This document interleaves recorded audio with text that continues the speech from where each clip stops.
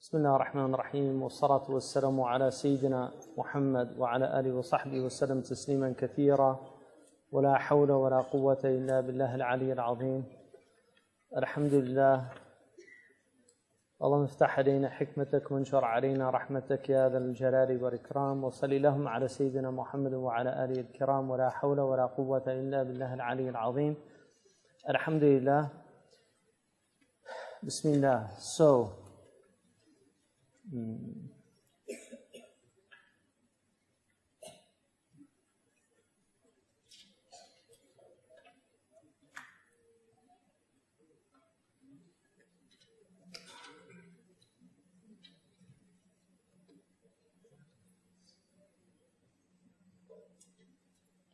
وقد أكثرت من هذه المثل المنصوص على أنها جائزة، ومنها ما التزم دبر كل صلاة كالغناء الذي ذكره الشاطبي، ومنها ما التزم 40 مرة في كل يوم لرؤيا ريئت في النوم كما ذكره الشاطبي أيضا، ومنها ما فعل عمر عند الخروج من الخلاء على غير وضوء، ومنها ما هو من الراحات أو العادات، تنبيها على أن من وقف عندها وعند ما يشبهها قصار ما أقول إنه ظالم لنفسي، إن لم أقل إنه مقتصد، ولا أقول إنه مبتدع أو ضال، بل إن فعل شيئا من هذا قبل تسليمه التحليل من الفرض صحت صلاته عند أبي حنيفة، وإن فعلها بعد السلام وقبل تسليمة الرد صحت صلاته وفعل بدعة مذمومة، إذ حقيقة البدعة المذمومة حسب ما يأتي هي التي تميت السنة أو تكاد تفضي إلى إماتتها،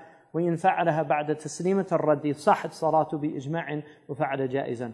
So he says that he mentioned a lot of these examples, like the example of the Imam who sang after the prayer, and that Imam Shatibi mentioned, or the Imam al-Kattani who saw in a dream that the Prophet ﷺ said, if you say 40 times every day, Ya Hayyu Ya Qayyum, La ilaha illa anta, subhanaka, la ilaha illa anta. If you say that 40 times, Ya Hayyu Ya Qayyum, La ilaha illa anta, if you say that, he said your heart won't die. So he said that people, and this is a problem because there are dhikrs that people have received in dreams.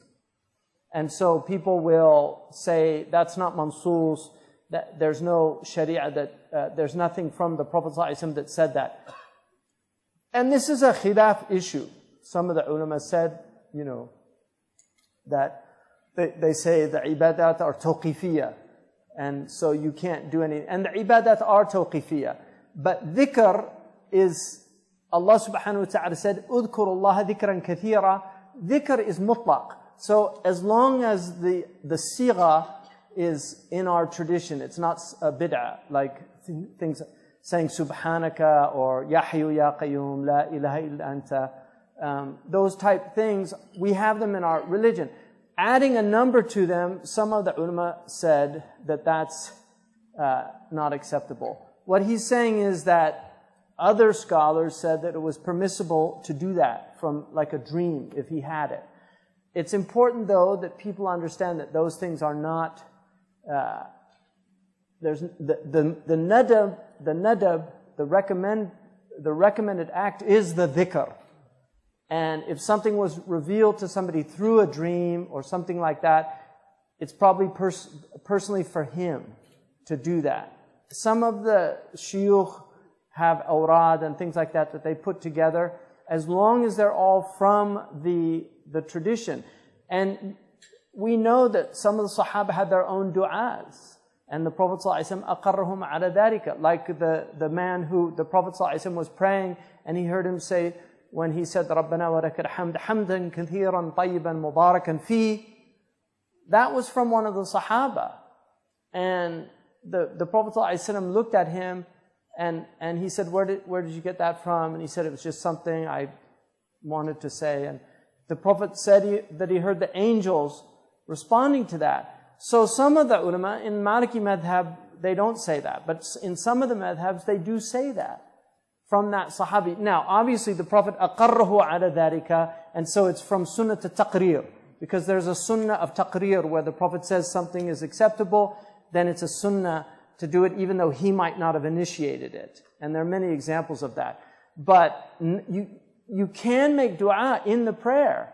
Like when you're in sajda, you can say your du'as. The best ones to say are the ones the Prophet ﷺ said. But you can say, Allahumma wafiqni lima tuhibbu. You know, there's different things. So this is the point that he's making. As long as it's from the acceptable dhikrs, then there are ways that these have been transmitted, and people should not get troubled by those things. And then there are things that are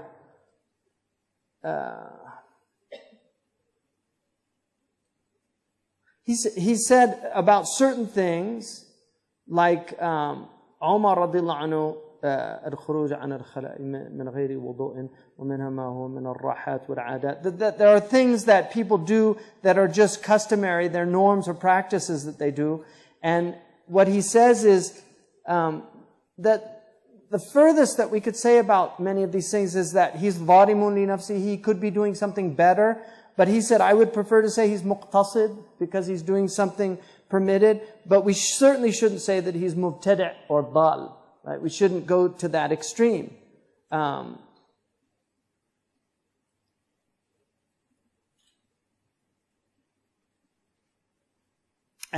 he makes mention about certain things that people would do before they got out of their prayer, that they added or something like that. And again, he says that some of these things are bid'ah madhmuma, because the reality of a bid'ah is, and this is important, the reality of a bid'ah madhmuma is what causes the sunnah to die. So if you're leaving something of the sunnah and doing something that's not of the sunnah, and that by doing that thing, you're actually causing the sunnah to die, that's a bid'ah madhmuma.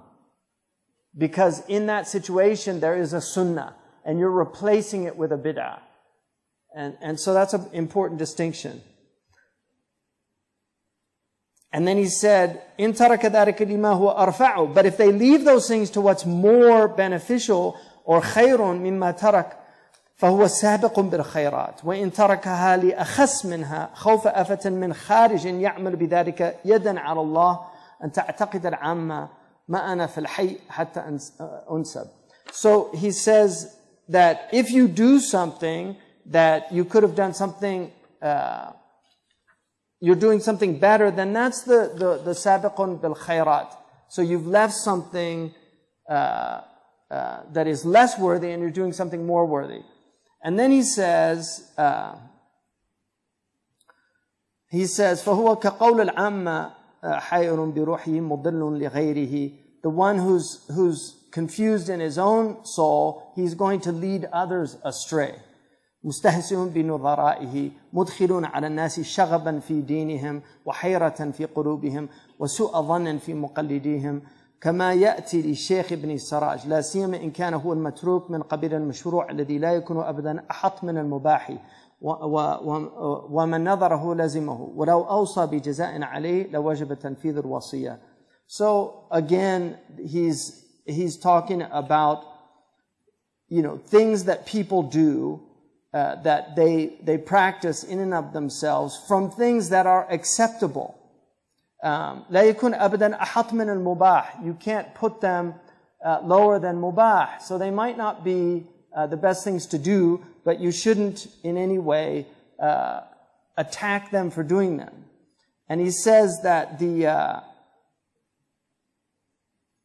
سيأتي أيضا للأئمة الذين لا ينعقد للمسلمين إجماع بدونهم من شافعية ومالكية أن ما اختلف في مشروعيته فقال بعض الأئمة إنه مكروه وقال بعضهم إنه مستحب إن فعل ذلك أفضل. وقال عز ابن عبد السلام وذلك كرفع اليدين. وقال إنما قلنا هذا لأن الشرع يحتاط لفعل المندوبات كما يحتاط لفعل الواجبات. So he's saying that if there's a difference of its permissibility or not, then some of the imams, for instance, said it was makruh, not encouraged, and others said it was mustahab, it was encouraged. He said, "Inna fi'la dhalika afdal." To do it is actually better in that type of situation, because it's an area of difference of opinion. I'll give you an example. Reading Quran for dead people. That's a khilaf issue. The majority of ulama say it's permissible. Some say that it's not. In that situation, what Ibn Rushd said, this is an ikhtilaf in the rahmah of Allah. The difference here is about the rahmah of Allah. Can you help the dead with your recitation and give it to them or not? He's saying it's better to err on the side of rahmah. That yes, that will benefit that person. So here's an example where the imams differed, but they said, this is a difference about Allah's mercy. And we should encourage people to help the dead. Because one of the things of our ummah, and Martin Links has a beautiful poem about religions and remembering the dead. Because this is something that we do. We remember the dead. And this is why Muslims always say, when they mention dead people, Rahimahu Allah. Because those things help those people. And so we don't forget that we're going to hope that people will, yatarahmu alayna, after we die, they'll actually say those things. Because these are dua for these people. The Prophet ﷺ said, if somebody dies and you get enough people to do shafa'ah for him, 40 people with good hearts, and they pray over him, he'll be forgiven. And this is why for janazah, it's encouraged to have a lot of people to come and pray janazah, because it's going to help these people. So we should think about the dead and remember the dead. And when we do, we say rahimahullah, especially our parents or our, and others. The righteous. Like people, if you mention the Prophet ﷺ's name, you should say Sallallahu Alaihi Wasallam. He said, it's enough to call a man a miser who hears my name and doesn't give me the benedictions. Because, and it's not him boasting, it's not like, look at all I've done for you, but look at all he's done for us. Right? He's not saying that to us. He's saying that person who can mention my name without saying, Sallallahu Alaihi Wasallam, this man has not contemplated what I did for him. And the same is true for the great ulama. Radiyallahu anhu, qaddasallahu sirruhu, rahimuhu Allah. We say these things as an act of gratitude. Man lam yashkur nas lam yashkurillah. If you haven't shown gratitude towards people, you certainly haven't shown gratitude towards Allah, because those people are the asbab by which Allah has given you good. And so it's really important to keep that in mind. And so he said, like raising the hands, for instance, in the dua, the mawlid is an example of that. Ikhtilaf issue, the majority said it was permissible, a minority said that it was a bid'ah. That's fine. If people don't want to do it, they don't do it. There's certainly those people, and to be fair, those people are not doing it because they want to follow the Prophet ﷺ. So what's the impulse behind them not doing the mawlid is not because they don't love the Prophet or don't want to celebrate the Prophet. It's because they want to follow the Prophet, and they said, he didn't tell us to do this. And the mas'alatu tark is a khilaf issue. If he didn't do something, some of the ulama said you shouldn't do it. But other ulama said, no, it just meant that he left it up to you. So these are masail that are related to what's called tark. They're issues related to tark. And Shaykh Abdullah bin Bayy wrote an extraordinary book called Al-Mashahid min al-Maqasid about this very issue. That many things have been left to us. You can't add 5 rakats to dhuhr. That is bid'ah muharrama. But if you want to pray 20 rakats before dhuhr, it's nafilah. The Prophet's practice was 4 before and 4 after. But there's nothing that says you can't pray 20 if you want to pray 20 and you have the time. So there's things that you can do as long as you understand the Prophet prayed 4. There's things that you can do that are left for us. You could pray 100 rakats at night. But the sunnah is 8 rakats or 10 rakats. But you could pray 100 if you want. You can add more. Those things are left to you. That's tark. The same with the Quran. The Prophet ﷺ recited the Quran. He said, don't recite it in more than 3 days. Right? So, but some of the great scholars recited the Quran in one night. And that's warid, even on some of the Sahaba. But the Prophet ﷺ said, don't do it because you won't understand it that way. And part of the purpose of the Quran is tadabbur. The best is to do it every month, once a month. That's the tradition. That's why there's 30 hizb, 1 hizb a day. That was the tradition of many Muslims around the Muslim world, was to do a hizb. And then they did 60 juz. So you do a juz in the morning, a juz in the evening, a juz at Fajr, a juz at Asr. They used to do it after Asr because they often did it in the masjid in group recitation like they do in Morocco. That's also masaratu tark. The Prophet ﷺ did not do it in group recitation, but there's no dalil that it's prohibited to do it in group recitation. What Ibn Mas'ud said in that tradition is something different. Because the hadith in Sahih Muslim says, مَجْتَمَعَ قَوْمًا فِي بَيْتٍ مِّن بِيُوتِ اللَّهِ يَتْلُونَ كِتَابَ اللَّهِ. That if a group gets together in a house from the houses of Allah and recites the Quran together, then the Prophet ﷺ said that the sakina will come down on them. Right? نزلت عليهم السكينة وغشيتهم الرحمة وحفتهم الملائكة وذكرهم الله في من عندهم. So that's the blessing of doing that. And so traditionally they would gather and recite. And Imam al-Nawawi, one of the great muttabi'in, I mean he's one of the great followers of the Sunnah, Imam Nawawi said in his book on the Quran that gathering together to recite the Quran in a group is fadila. وَفَاضِلٌ مَنْ دَعَ إِلَيْهَا. It's a virtuous act, and he is virtuous who calls people to do that. You know, these things, traditionally, people did these things because much of it, when we gather together, if there's no dhikr, there's no real barakah in the gathering. There should be some dhikr in the gathering when you get together to talk about God, to remind each other. Many people, when they get together, it's ghiba, it's namima, it's zur, it's kidhib, it's all these horrible, bad qualities of the tongue. And so this is what he's saying. And then he says, Imam al-Qarafi said, وَلِيَنَا الْقَائِلْ بِالشَّرْعِيَّةِ مُثْبِتٌ لِأَمْرٍ وَلَمْ يَطَّلِعْ عَلَيَهِ النَّافِي وَالْمُثْبِتْ مُقَدَّمْ قَالَ كَتَعَارَضَ الْبَيِّنَاتِ. So, this is from Imam al-Qarafi, who wrote a very important book called Furuq. And he said, the one who's saying that this is from the Sharia is called a muthbit. He's asserting that an act is from the Sharia. And the one, لِأَمْرٍ لَمْ يَطَّلِعْ عَلَيْهِ النَّافِي. And he's saying it often because of something that the one negating it is unaware of. So for instance, if somebody says, you can't sit in a circle and do dhikr together, because he knows the hadith, the athar on Ibn Mas'ud, from Ibn Mas'ud. But the other one looked at the hadith, مَجْتَمَعَ قَوْمٌ فِي بَيْتٍ مِّن بِيُوتِ اللَّهِ. And so he says, this is a dalil that you can do it. It's a proof that you can do it.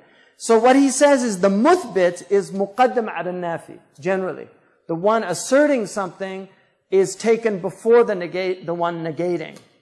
Unless obviously the dalil is very strong. But generally when the adillah when there's ta'arud, then, you know, you look at the muthbit before the nafi. So he's muqaddam. قال الشيخ ابن لب إذا كان عمل الناس على قول لبعض العلماء فلا ينبغي إنكاره. So that one of these great, Ibn Lubbin was one of the great shuyukh of Granata. In the Dibaj al-Mudahib, he said, كان شيخا فاضلا عالما متفننا انفرد برياسة العلم وإليه كان المفزع في الفتوى وكان إماما في أصول الدين وأصول الفقه وتخرج به جماعة من الفضلاء وله تآليف مفيدة. So this is what in Ibn Farhun's Tabaqat, the biographical literature of the Malikis, he said about Ibn Lubbin that he was well-versed, a great scholar, well-versed. He was unique in his leadership of knowledge at his time, and he was the one that people referred to for the fatwa at his time. He was an imam in usul al-din, aqidah, usul al-fiqh, and also juristic reasoning. And many great scholars, virtuous, came from him. He also has many good writings. So Ibn Lubbin said إذا كان عمل الناس على قول لبعض العلماء فلا ينبغي إنكاره. If people would just follow this one qaida, we would eliminate so much of the problems that are in our community. He said, if people are doing an act based upon a valid scholar's opinion, then it should not be rejected. It shouldn't be rejected. So if you have ulama that say you can do this thing, and other ulama that say you can't do it, leave people alone. They have their dalil, and leave them alone. لا سيما إن كان الخلاف في كراهية, especially if the difference of opinion is in whether or not it's makruh or not. والأفضل القيام بالمشروع والمسارعة إلى فعله, and the best is to see that it's a good thing and you should hasten to do good things. ولا يعارض ذلك بما عسى أن يعتقده جاهل بسبب جهله, and this does not contradict what sometimes an ignorant person, because of his ignorance, believes. ففي الوضوء والصلاة والصيام وسائر الوظائف المشروعة فضائل يقام بها ويثابر عليها ولم يقل أحد بتركها مخافة اعتقاد الوجوب بها. قال وقد أشكل على الناس كلام مالك في مخالفة هذا الأصل في صيام 6 من شوال، واختلفوا في توجيه قوله وكيف يستقيم لأحد أن يقيس على هذا غيره. So he said that, you know, there are things that we do in wudu, for instance. In wudu, you're supposed to put the ina on the right side, right? And I learned that, right? But then I was with Murabba al-Hajj, and he put it on the left side. So I was like, you know, aren't you supposed to put it on the right side? This is ignorance. Instead of saying, oh, he put it on the right side. What's the wisdom in that? Well, I found out later that if it's a closed ina and you have to pour, then you put it on your left side. So if it's open, you put it on your right side. If it's closed, you put it on your left side. These are the adab of wudu. And that's what he's saying. You have certain things that are from the adab, also in prayer, in fasting, in doing other, you know, breaking your fast in Egypt. It's wajib to have amruddin. By urf. You know, it's like you haven't broken your fast if you don't have this. Right? That's just the urf of the people. I'm exaggerating. Obviously, it's not wajib. But that's their urf. There's certain things that people do that become part of their culture. And people see it as it's just part of the culture. So there's certain things that you do. And then he says, these are things like, for instance, doing Inna anzalnahu fi laylatul qadr after finishing wudu 3 times. That's a practice that some of the righteous do. And I found it in more than one book. Murabba al-Hajj did it. I haven't seen it like a hadith or a dalil for it. So I don't know where that came from, right? But that's something that the righteous have done. And that's what he's saying. There's nothing wrong with that. Now, he said, وَلَمْ يَقُلْ أَحَدٌ بِتَرْكِهَا, nobody said to stop it, مَخَافَةَ اعْتِقَادِ الْوُجُوبِ, out of fear that people will think it's an obligation. And then he said, now some people find it a little problematic what Malik said about going against this principle in fasting the 6 days of Shawwal. Imam Malik radiallahu anhu said about the 6 days of Shawwal, he considered it makruh to do it immediately after Ramadan. So you do Ramadan, you have the Eid, which is prohibited to fast on the Eid, and then you have these 6 days. The hadith says, "Man atba'a Ramadan bi sittin min Shawwal, faka'annama sama dahr." Whoever follows Ramadan with 6 days from Shawwal, it's as if he's fasted all of the year. Obviously, because 30 days and then 6, 360. The year is 354 lunar, 365 solar. 360 is like fasting the whole year, right? So each being 10 times so it's as if he fasted the whole year. So Imam Shafi'i said the min here is the min of tab'id. It's a partitive min. And so it means you have to fast it in Shawwal. And the best is to follow it up immediately. So Imam Shafi'i said you should do it right there. In Yemen, it's almost part of Ramadan in some places in Yemen. For people who have been in Yemen, if you go to Yemen, it's like Ramadan continues for 6 days after the Eid. And they do it as a group, and they break the fast as a group. Imam Malik has something in his madhab in which sometimes he will leave something that's good out of fear that people will think it's an obligation. And so he said this is a problem, considering these things. And so this is an ishkat. Imam Malik said the 6 days of Shawwal, that min is called min al-ibtida, because you have different types of min. You have min al-bayan, وَنُنَزِّلُ مِنَ الْقُرْآنِ مَا هُوَ شِفَاءٌ وَرَحْمَةٌ. Min al-Quran, all of the Quran. Min there, yubayyin jins, yubayyin al-jins. So it's min al-bayan. And then you have akaltu min al-khubzi. That's a partitive min, tab'id. I ate from the bread. I didn't eat the whole bread, I ate a portion of it. That's min al-tab'id. So min Shawwal means to fast 6 days from Shawwal. Then you have min al-ibtida. Ataytu min Mekkata. I came from Mecca, beginning in Mecca. So Imam Malik said that min in the hadith is the min of ibtida. Ibtida and min Shawwal.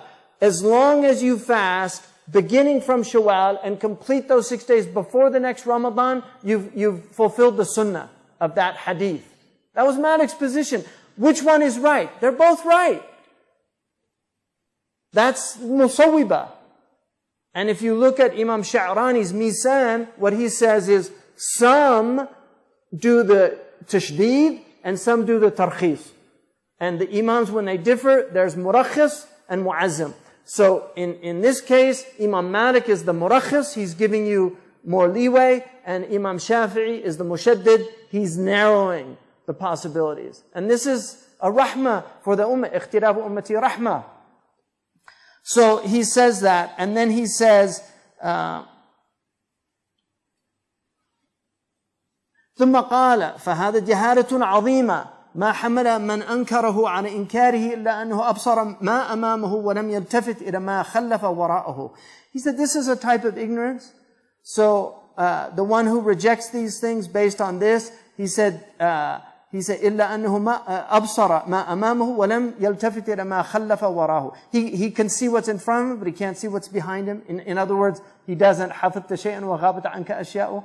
You know something, but a lot of things are hidden from you. وقف على بعض مسائل في المذهب ولم يهتدي لواضح سبيله ولا شعر بوجهها ودليلها ولا علم اختلاف العلماء في أصلها ولم يعطيها من الفهم وتأمل حقها ورأى أن العمل بخلاف ما انتهى إليه فهمه فيها فظن أن لا علم إلا ما علم ولا فهم إلا دون ما فهم استحقر العامة وجهل الخاصة ورأى أنه وحده على الجادة وصار في قيامه على الناس بالنكير كما قيل إنباض بغير توتير وحد ليس له بعير. It's an amazing statement. Really beautiful. He said, look at this ignoramus. He said, he thinks that he's got the only understanding, he's got the only dalil, that all this ikhtilaf is just from this ignorance. He didn't give it proper understanding. He didn't reflect on the haqq. He sees that anybody that goes against him, it's obviously because they have no understanding. He thinks that there's no knowledge except his knowledge. There's no understanding except his understanding. He considers the amma idiots. He considers the khassa ignoramuses. He thinks that the common people are stupid, and he thinks that the elect are ignorant. He thinks he's the only one on the road to God. So he's just criticizing everybody, condemning everybody. Like it said, he's strumming without any strings. And he's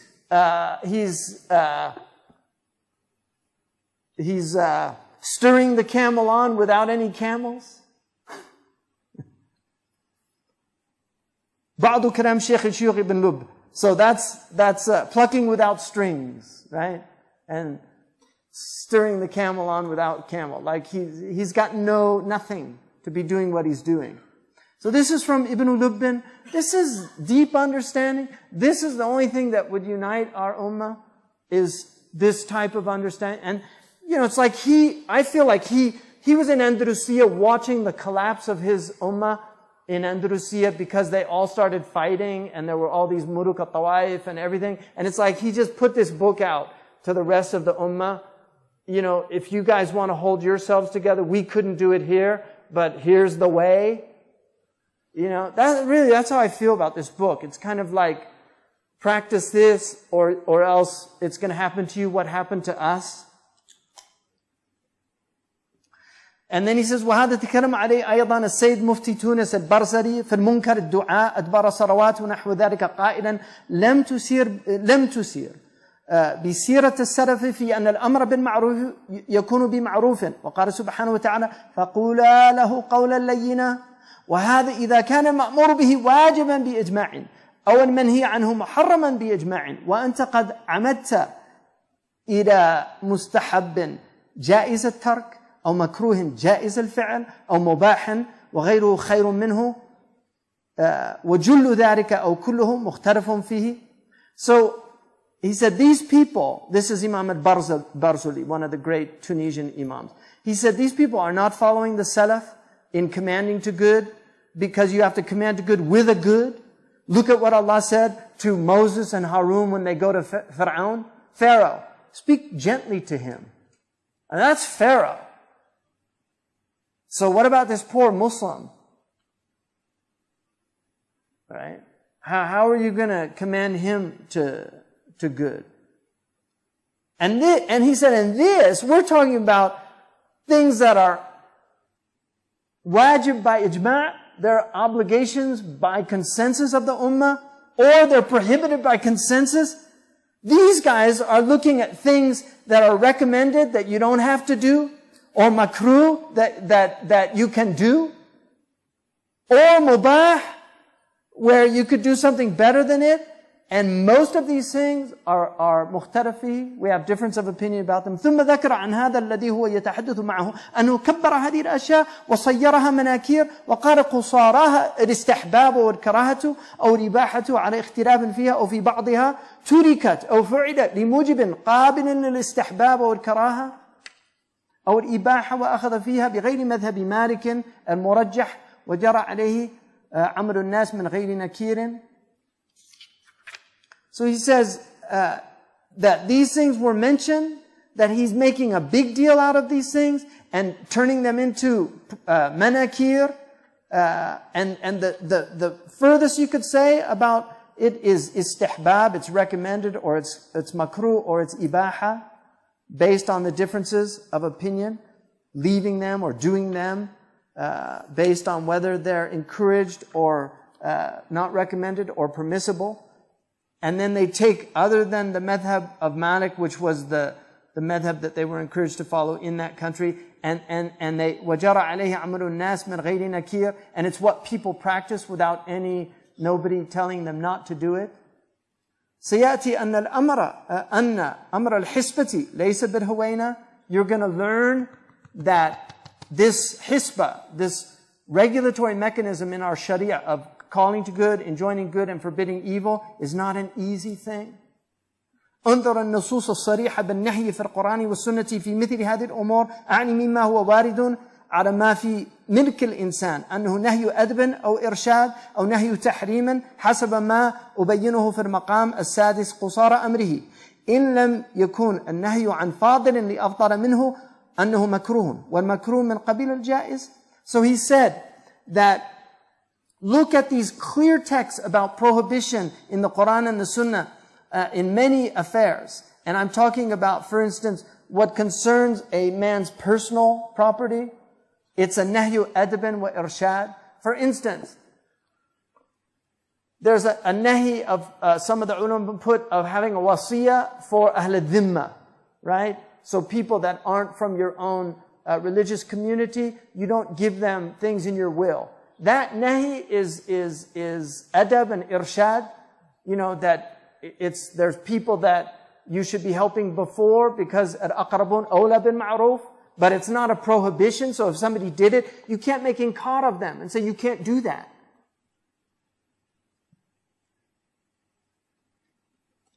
And then he said, وَانْظُرْ فِيمَا هُوَ أَعْظَمُ قول ابن شاس. Look at something even greater, what Ibn Shas said. لو رفع إرقادا نكاح امرأة زوجت نفسها بغير ولي فقال لا أجيزه أن هذا ليس بحكم. قال الإمام ابن عرفة مقتضى هذا أن لغيره بعده أن ينقضه، والظاهر أنه لا يجوز للثاني نقضه، لأن قول الأول لا أجيزه حكم منه بأنه مكروه، والكراهة أحد أقسام الشرع الخمسة يجب رعي كل حكم منها ولازمه، وحكم مكروه عدم نقضه بعد وقوعه. It's a really important point here. He said, look at something even bigger than these other things about marriage. If somebody comes to a judge and says this woman married herself without a wali, and he says, La ujizuhu, I don't permit it. This is not a legal ruling from him. قال الإمام Ibn Arafah said, the meaning of this is that it's not permitted for somebody to rescind that marriage after him saying that. Why? Because what he's saying is, it's not permitted in my madhab, right? And what he's saying is it's makruh. وَالْكَرَاهَةُ أَحَدُ أَقْسَامِ الشَّرْعِ الْخَمْسَةِ يَجِبُ رَعْيِ كُلِّ حُكْمٍ مِنْهَا وَلَازِمِ. So you have to follow every hukum and what follows from that legal ruling. And the hukum of makruh is عَدَمُ نَقْضِهِ بَعْدُ وُقُوعِهِ. You can't, if something's makruh, you can't rescind it after it's happened. So if you have a contract and there's something makruh in it, even though you did something that was better that you shouldn't have done, you don't rescind it. So a woman in the Hanafi madhab is permitted to marry herself without a wali. She's her own wali. تَتَوَلَّى أَمْرَهَا. She's her own wali. And the hadith that there's no valid marriage without a wali does not apply based on that understanding. And so even though Malik said she has to have a wali, Abu Hanifa said she can be her own wali. And so in that case, if the marriage happened, you don't rescind it. قال Ibn al-Arabi, التوبة من المكروه مستحبة. That it's encouraged to make tawbah from a makruh. Remember, he's talking about maqam al-jid. He's talking about the highest maqam still. So these people make tawbah from the makruh. I mean, one of them said, you don't have ma'rifah of Allah until you make tawbah from your khawatir. Because these are people that they don't allow bad thoughts into their minds. They control their thoughts. انظر إذا كانت الكراهة بترك فاضل لأفضل وربما يحتسب المحتسب فيترك المحتسب عليه ما فيه فضل ولا يترقى لأفضل. So look at, if it's makruh, if they should have left it for something better, the muhtasib, the regulator, the one calling to good and forbidding evil, he can leave that person in what he's doing and consider it better. Like Ibn Taymiyyah, Ibn Qayyim al-Jawziyah mentions in I'lam al-Muwaqqi'een that he was with Ibn Taymiyyah and they passed by some of the Mongols and they were drinking alcohol. And he said, shouldn't we condemn them? He said, listen, leave them doing this because they'll be out raping and pillaging. It's better they're doing this than doing that. This is it. Imam Ibn Qayyim al-Jawziyah saw this himself. And he said this is from his fiqh. Because قِلَّةُ الْإِثْمِ خَيْرٌ مِّن كَثْرَتِهِ.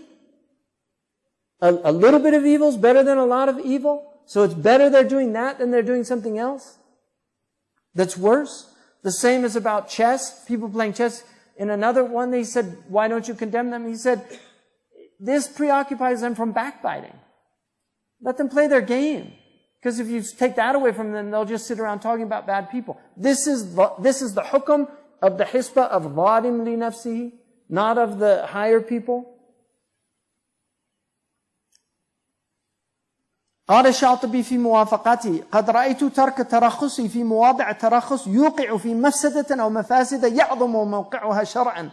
Imam Shatibi said that I've seen leaving these licenses for people in many places where the license is acceptable leads to a greater mafsada, a greater harm.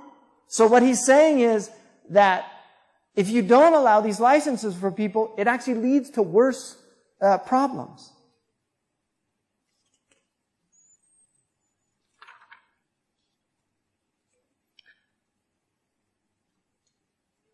So, قال Ibn al-Arabi, the great Qadi, قِلَّةُ الْإِثْمِ بِنِسْبَةِ إِلَى كَثْرَتِهِ خَيْرٌ كَثِيرٌ. I didn't know that was coming. It gets back. This is the qa'idah. This is the rule. A little bit of evil in relation to a lot of evil is a great good. Right? قِلَّةُ الْإِثْمِ بِنِسْبَةِ إِلَى كَثْرَتِهِ خَيْرٌ كَثِيرٌ. وقال في الإحياء هكذا ينبغي أن تفهم حمد ما يحمد وذم ما يذم. وإلا جهلت قول القائل الصادق حسنات الأبرار سيئات المقربين. You have to understand this of what's praiseworthy and why it's praiseworthy, and what's blameworthy and why it's blameworthy. And if you don't understand this, you will be misunderstand what this truthful statement is, that the good deeds of righteous people are the bad deeds of people in the highest station. حسنات الأبرار سيئات المقربين. وقال في موضع آخر مباحات العوام سيئات الأبرار. What is permissible for the common people are bad deeds of righteous people. Everything's relative, even sinfulness. I mean, this is something that our ummah, we need to understand with each other.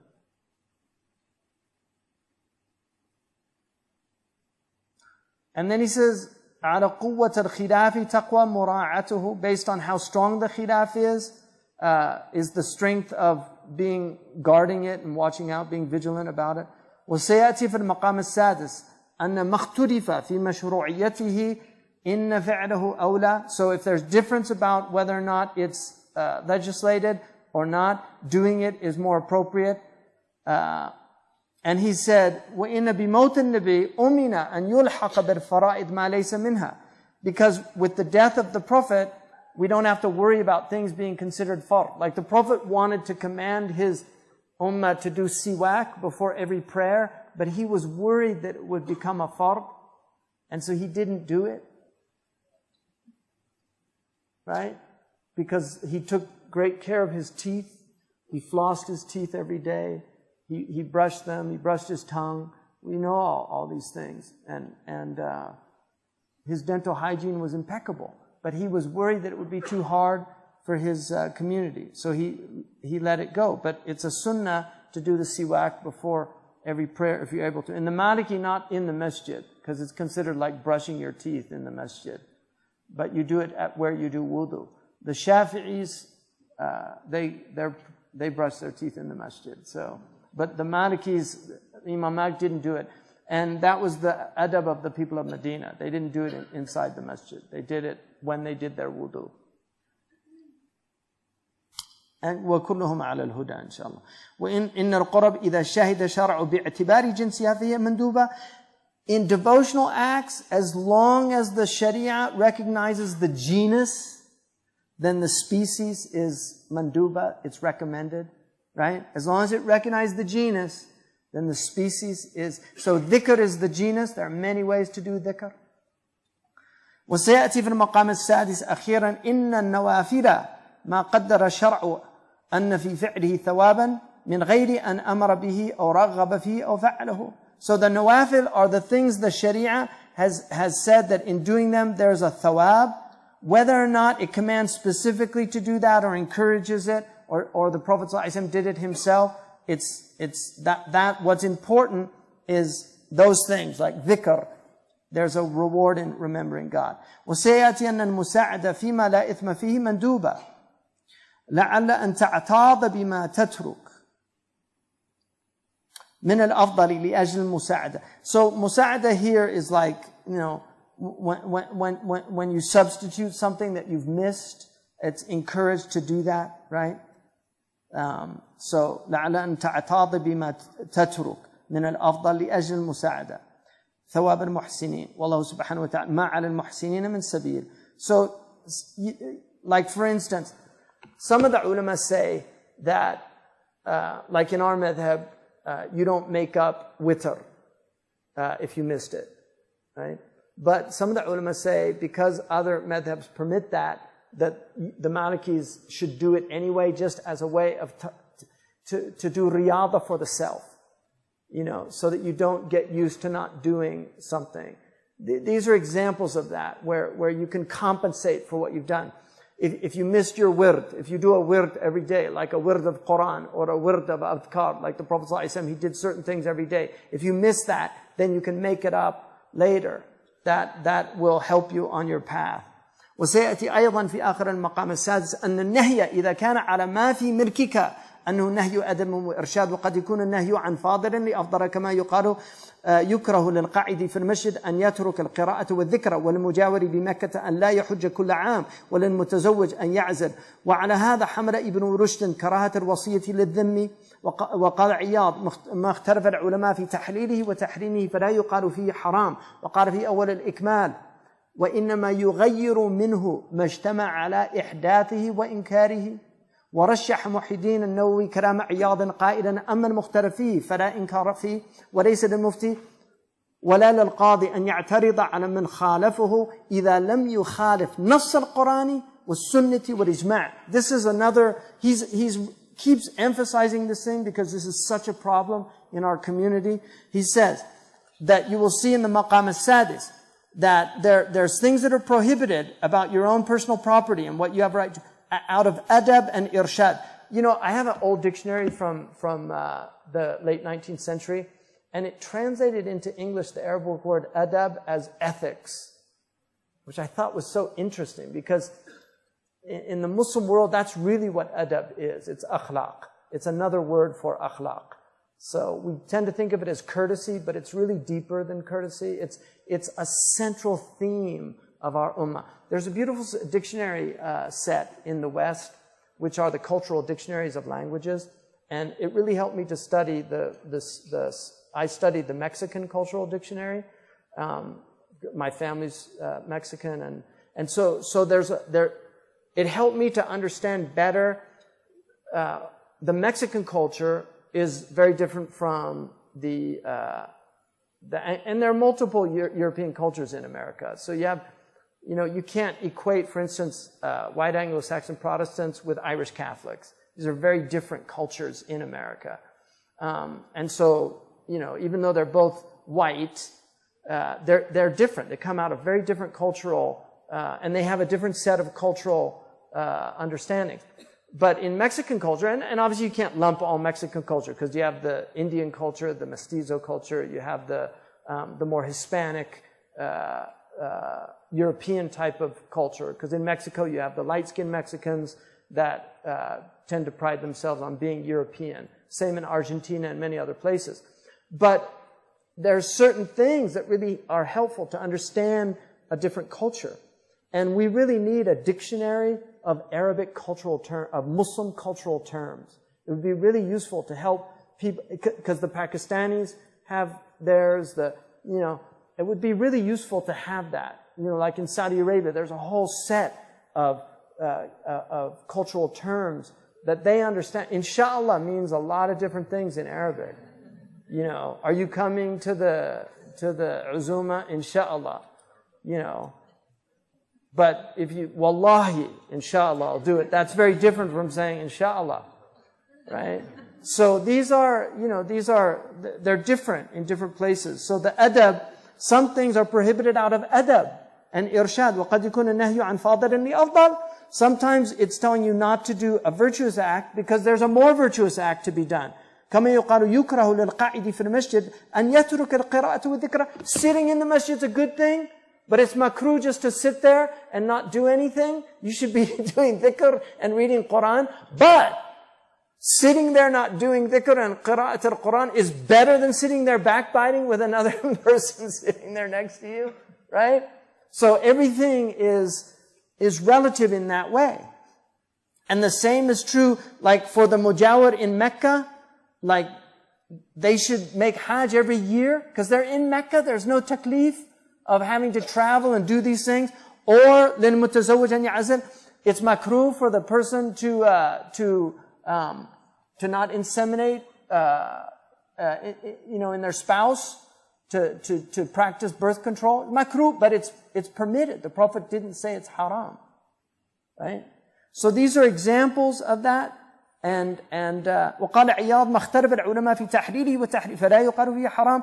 قاضي عياض, these are our great ulama. قاضي عياض said, if the ulama differed on something, you cannot say it's haram.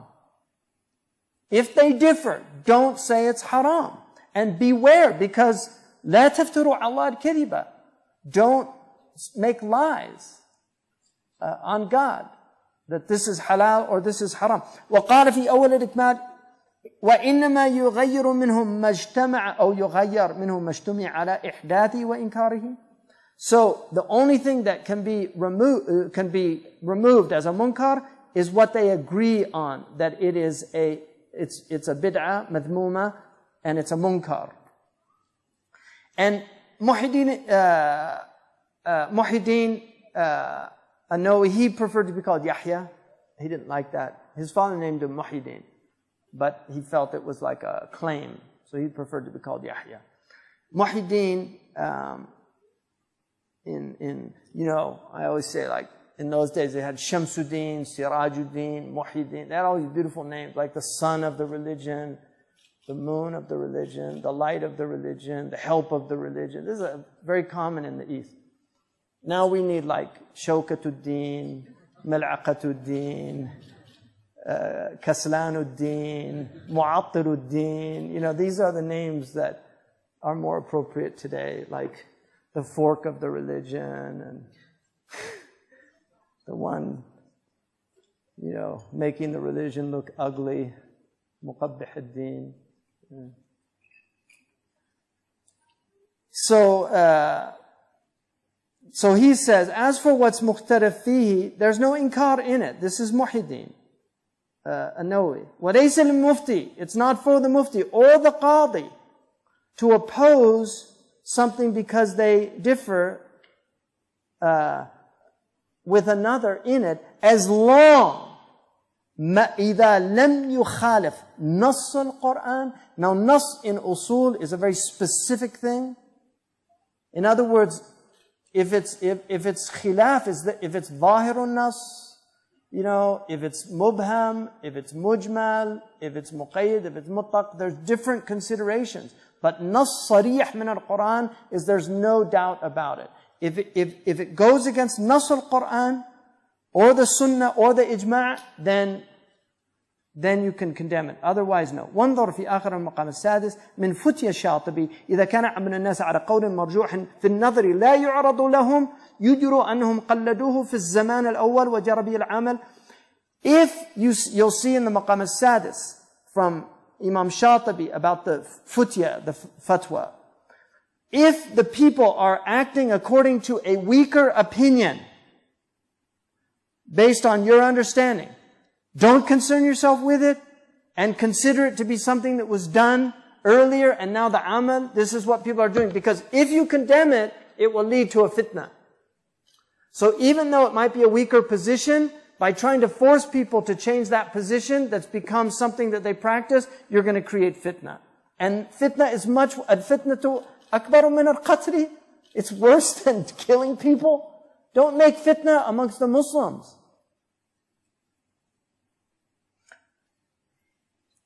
ومن مقدمات ابن رشد. So Ibn Rushd's مقدمات ما اختلف العلماء في تحريره وتحريمه فهو مكروه ومن تركه أجر ومن فعل به لا يأثم. Whatever the ulama have differed about its permissibility or its prohibition, it's makruh. If you leave it, you'll get a reward, and if you do it, you're not sinful. وقال القرافي وعز الدين من أتى شيئا مختلفا فيه يعتقد تحريمه أنكر عليه لانتهاكه الحرمة وإن اعتقد تحليله لم ينكر عليه إلا أن يكون مدرك المحلل ضعيفا ينقض الحكم بمثله في الشرع Imam al-Qarafi and Izzuddin ibn al-Salam said, whoever does something in which there's difference of opinion about, believing that it's haram, it should be condemned if he does it, because it's sacrilegious. What he's doing is intihak al-hurma, that he's violating the sanctity of that act. But if he believes that it's permissible, he should not be condemned for it.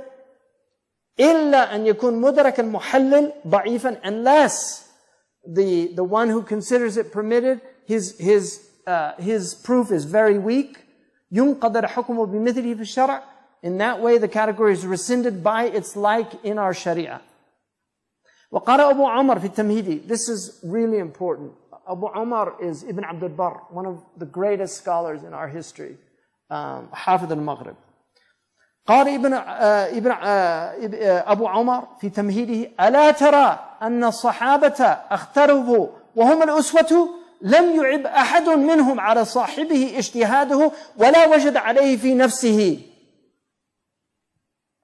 إلى الله الشكوى وهو المستعان على أمة نحن بين أظهرها تستحل العراض إذا خلفت. He said, look at these Sahaba. They differed. And they're our example. And yet when they differed, one didn't fault the other. And he didn't even find something in himself that made him dislike the other.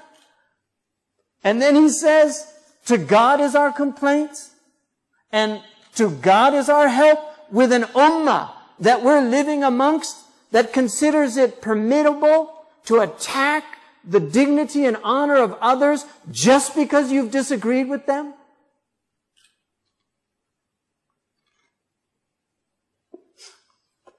SubhanAllah.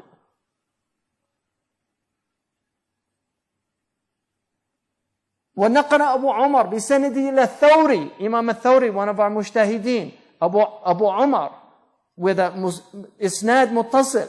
So Ibn Abdul Barr says, قال إذا رأيت الرجل يعمل بالعمل الذي اختلف فيه وأنت ترى غيره فلا تنهاه. This is the early Salaf. Imam al-Thawri is like Imam Malik or Abu Hanifa. He said, if you see a man doing something in which there's a difference of opinion and you believe that it's wrong, don't tell him not to do it. وقد أمر المهدي مالكا أن يجمع مذهبه في كتاب يحمل الناس عليه. فقال مالك: أصحاب رسول الله تفرقوا في البلاد وأخذ أهل كل ناحية عمن وصل إليهم فدع الناس وما هم عليه. Imam Malik was asked by the Caliph Mahdi, let's gather your school, put it in a book, and force everybody to follow it. Look what Malik said, radiallahu anhu. The companions of the Prophet dispersed in the lands, and each group took their understanding with them and what had come to them.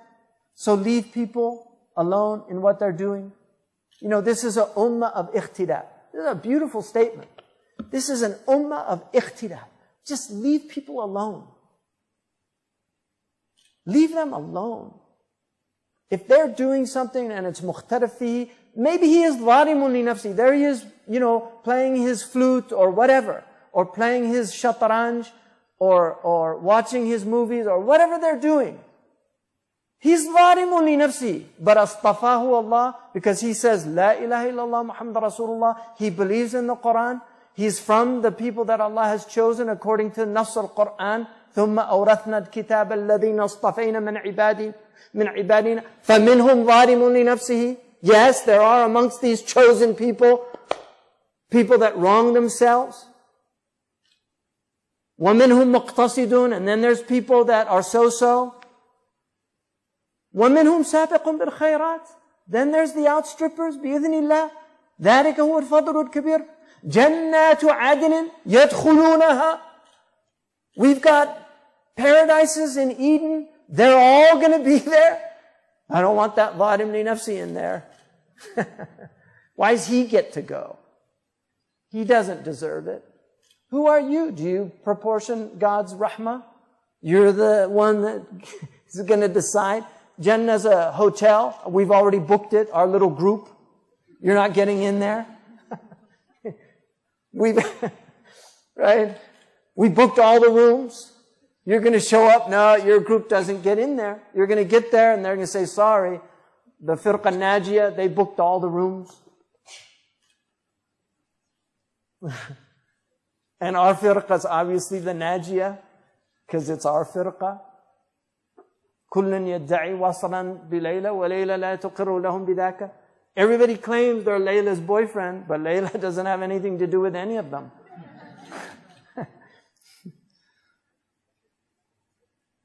وكان سيدي بن السراج يرشح هذا ويقول إذا ظهر للمرء خلاف ما يظهر لغيره فيمتنع في ذاته ولا يحمل الناس على مذهبه فإنه يدخل عليهم شغبا في أنفسهم وحيرة في دينهم. Listen to this wisdom. He keeps repeating this stuff over and over again because he's trying to get this through to us. Listen to this wisdom. This is what Sidi ibn Siraj considered to be the appropriate position. If it appears to somebody the opposite of what he sees another doing, he shouldn't do it for himself, but he shouldn't force others to follow his opinion, because this will cause shaghab. This is going to cause, it's going to disrupt society, it's going to cause unrest, it's going to cause tumult in the society. This is what's going to happen in their own selves. They're going to have shaghab fi anfusihim. Wahayratan fi dinihim. They're going to get confused about this religion. What is this religion? He says it's this. He says it's that. He says it's this. I'm confused. You turn one channel on television in the Arab world, and you've got a mufti saying, A'udhu billah, this, that, and the other. And then you turn the next channel, and they're saying exactly the opposite. What's going to happen to people? Just the comment, if this is what the ulama are saying, you've got one alim saying, A'udhu billah, hadha mubtadi'un, mudallun, shaitan. And he's talking about another scholar, and then the other scholar says, A'udhu billah, hadha andu Zamheimer's, Allah ya'fu anhu. This guy, he's got Alzheimer's disease, and may Allah forgive him. This is our ummah. This is what we're reduced to. Just our ulama. This is how our ulama sound. How's the common person going to sound? If this is the ulama attacking one another on public television for millions to see, how can and then the Almani comes along and says, and then Iblis is saying to God, like, you chose these guys, over me. Look at them. Look how pathetic they are.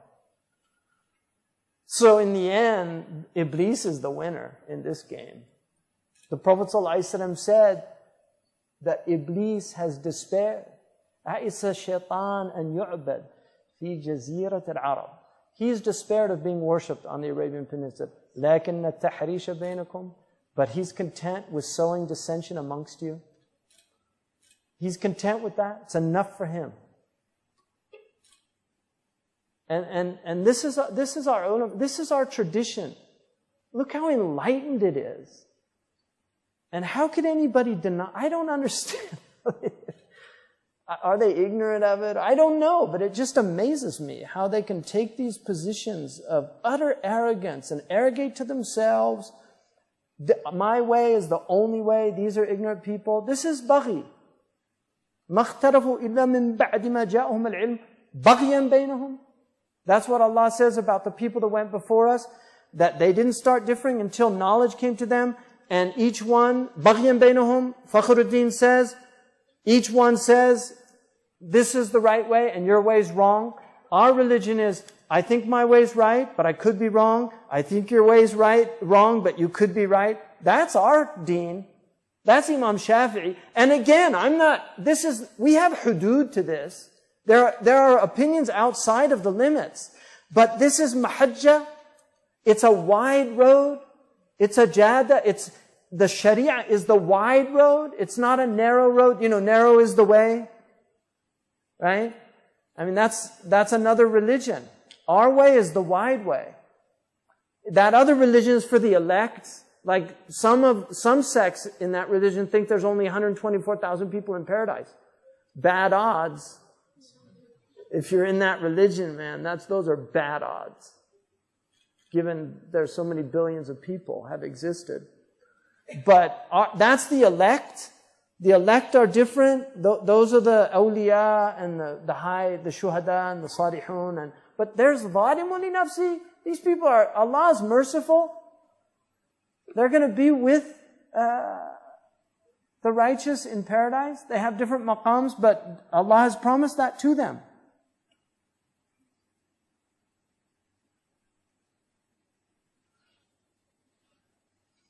And then and then he says,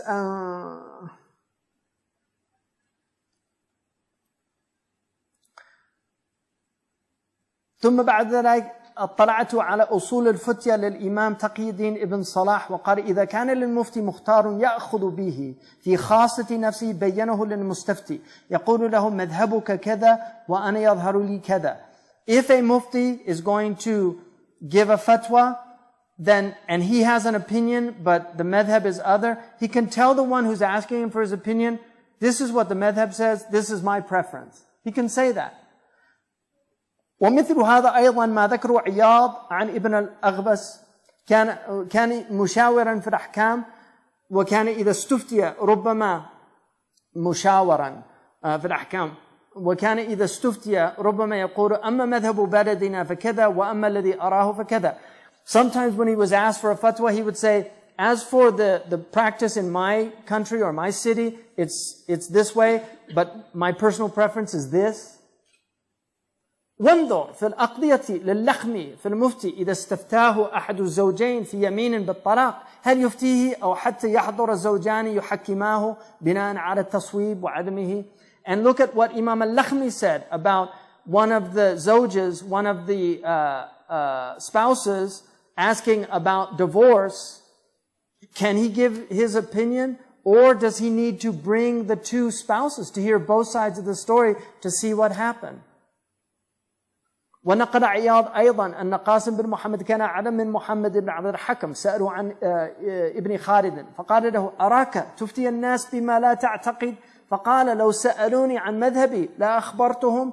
قال القاسم بن محمد نفعنا الله باختلاف أصحاب محمد صلى الله عليه وسلم في أعمالهم لا يعمل العامل بعمل رجل منهم إلا رأى أنه في ساعة ورأى أن خيرا منه قد عمله. Iyad also mentions from Qasim bin Muhammad, and he was more knowledgeable than Muhammad bin Abd al-Hakam, who asked Sa'aru ibn Khalid. Ibn Khalid asked him and said to him, I see that you give fatwa to people with things you don't actually believe yourself. And he said, if they ask me about my personal opinion, I would tell them. In other words, he would do what he thought was the best for them, even though he might have thought something else. And then he said that Qasim ibn Muhammad said, Allah has benefited us with the differences of opinion amongst the Sahaba of the Prophet, the companions of the Prophet, in their actions. وَلَا يَعْمَلُ الْعَمْرُ بِعَمْرِ رَجُلٍ مِّنْهُمْ إِلَّا رَأَى أَنَّهُ فِي سَاعَةٍ. And these people used to do things that they saw that there was room, and they would see that other people did different things that were better than them. So this is the difference of opinion. أَيُّ ذَلِكَ أَخَذْتَ بِهِ لَمْ يَكُنْ فِي نَفْسِكَ مِنْهُ شَيْءٍ. So whatever you take, you shouldn't be upset about other things. You follow what is appropriate for you. وقال عياض ومحي الدين النووي ومذهب المحققين أن كل مجتهد مصيب.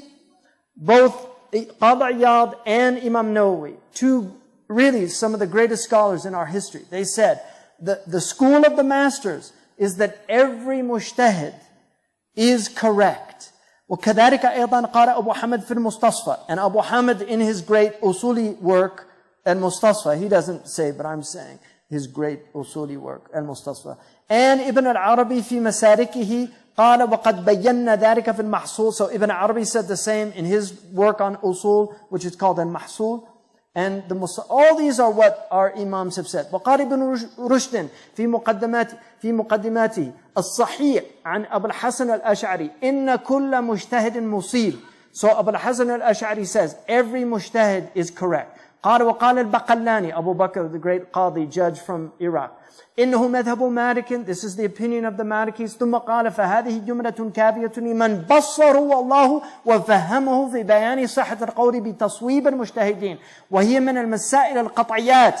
ثم قال فإذا صح ذلك واستحال أن الحق في واحد فليتأول الحديث. So Imam Baqlani said this is Malik's madhab, and then he said this suffices as a summation for the one who God has given inner sight to, the one who God has made to understand the opinion that all of the mujtahideen are correct. And وَهِيَ مِنَ الْمَسَائِلِ الْقَطْعِيَاتِ, this should be understood decisively in our community. And then he said, إِذَا صَحَ ذَلِكَ وَاسْتَحَالَ أَنَّ الْحَقَّ فِي وَاحِدٍ, if that is true, and it seems impossible that the truth, أَنَّ الْحَقَّ فِي وَاحِدٍ فَلْيُتَأَوَّلَ الْحَدِيثِ, then you have to make some type of interpretation of the hadith when it appears to be impossible. And this is based on the hadith, إِذَا اجْتَهَدَ الْمُجْتَهِدُ فَأَخْطَأَ, right? فَلَهُ أَجْرٌ, right? He has أجر. وَإِذَا أَصَابَ فَلَهُ أَجْران. إِذَا اجْتَهَدَ المجتهد وأصاب فله أجران, for his ijtihad and for his soundness. وإذا أخطأ فله أجر, right? So then they say, okay, well it says if he made a mistake, so how can you say they're all correct? If he made a mistake with Allah, we don't know, or else it wouldn't be ijtihad. Ijtihad is when you don't know. If we knew with certainty from a nas sarih, there's no ijtihad fi mawrid al-nas, la ijtihad fi mawrid al-nas. But when there is ambiguity, when there's difference of opinion, that's what ijtihad is. And in those cases, we don't have, the Prophet ﷺ is not here for us to ask. Unfortunately, he's not here for us to ask. If he was here, we could just say, Ya Rasulullah, what's the legal ruling of flying in a jet plane? Because we know it pollutes the atmosphere. He might say, A'udhu billah, don't fly in jet planes. They're evil things. There's more evil in them than good. He might have said that. I don't know. We don't know. He's not here to tell us. So we have to make ijtihad. And people say flying in jet planes people do it. The ulama do it. So they say it's okay. Now we might have to rethink it, given what we know about what's happening to the ozone and what's happening to, maybe these things are much more harmful than good. Maybe we do need, our ulama need to reassess all these things. We need mujtahidun to do that. That's not an easy thing.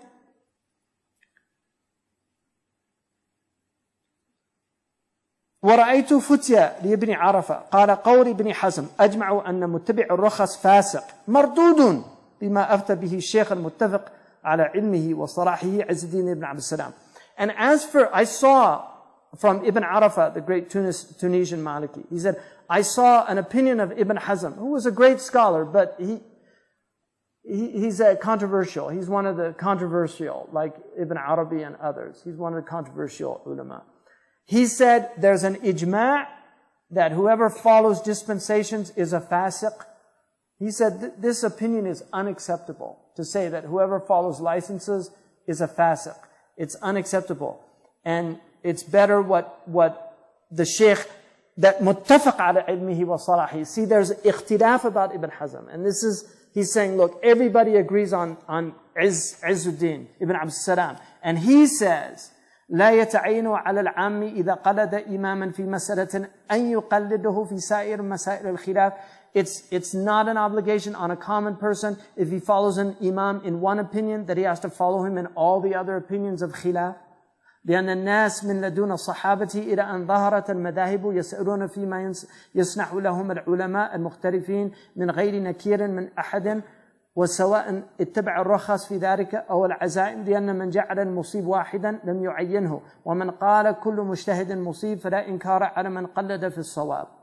So he says that people from the time of the Sahaba until these madhabs emerged, they would ask the ulama who differed about things, and they wouldn't say one was wrong and the other was right, whether they followed the rukhas or the azaim, because the ulama differ in the licenses and in the hard things. They're different. This is al-mizan. In the Mauritanian madrasa, This is what Shaykh Bayya bin Sadiq told me. He said in the Mauritanian madrasa, they studied the Maliki madhab until they got to the highest levels of, they would really master the madhab. The last book he said they read was the Mizan of Sha'rani. It's a book that he wrote to show all of the imams were guided, and they differed in rukhas and azaim. They differed in hardship and ease. When one's hard, the other's easy. When one's easy, the other's hard. And he called it the mizan. And he shows in all these different masail how this mizan is like a divinely guided. He shows how they really did create a balance in our ummah to allow people to take easy positions when they needed to, and to take hard positions when they wanted to. And this was the last book that they read in order to create tolerance for other schools and other opinions.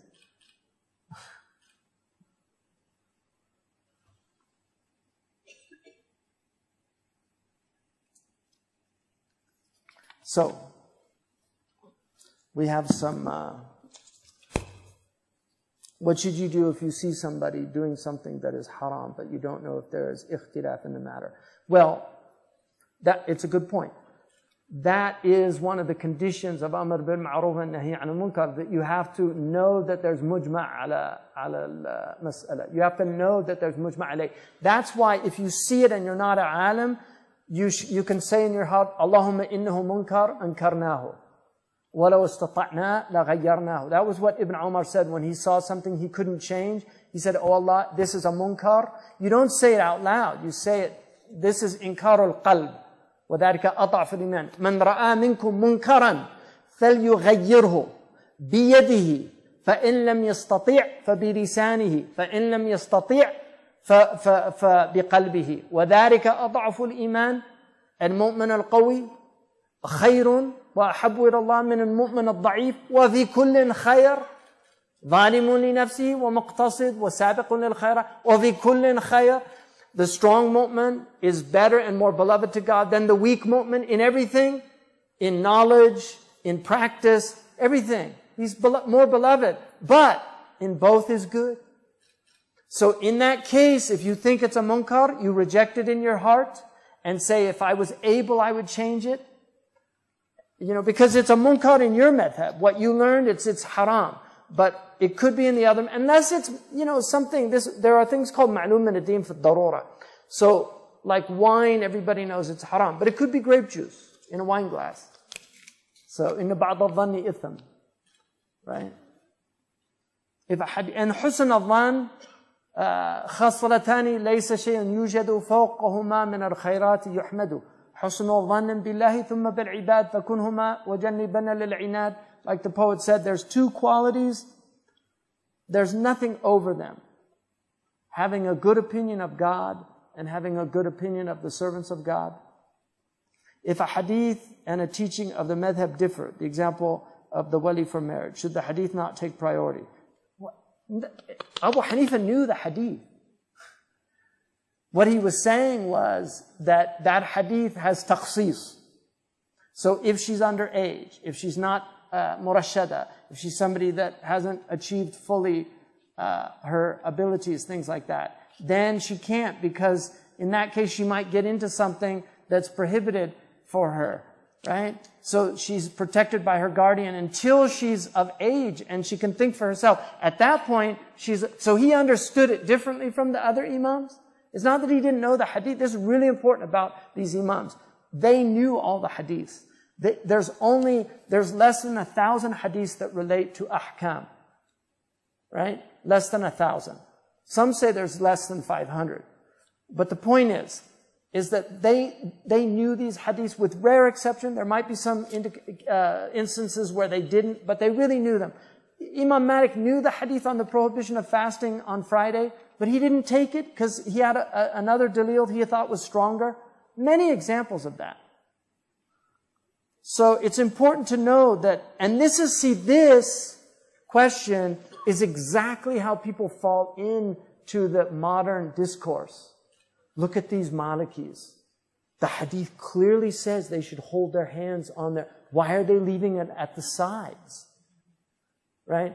And there's a book that was written years ago, which by an Azhari Imam. It was written at the request of Hassan al-Banna. It's called Fiqh al-Sunnah.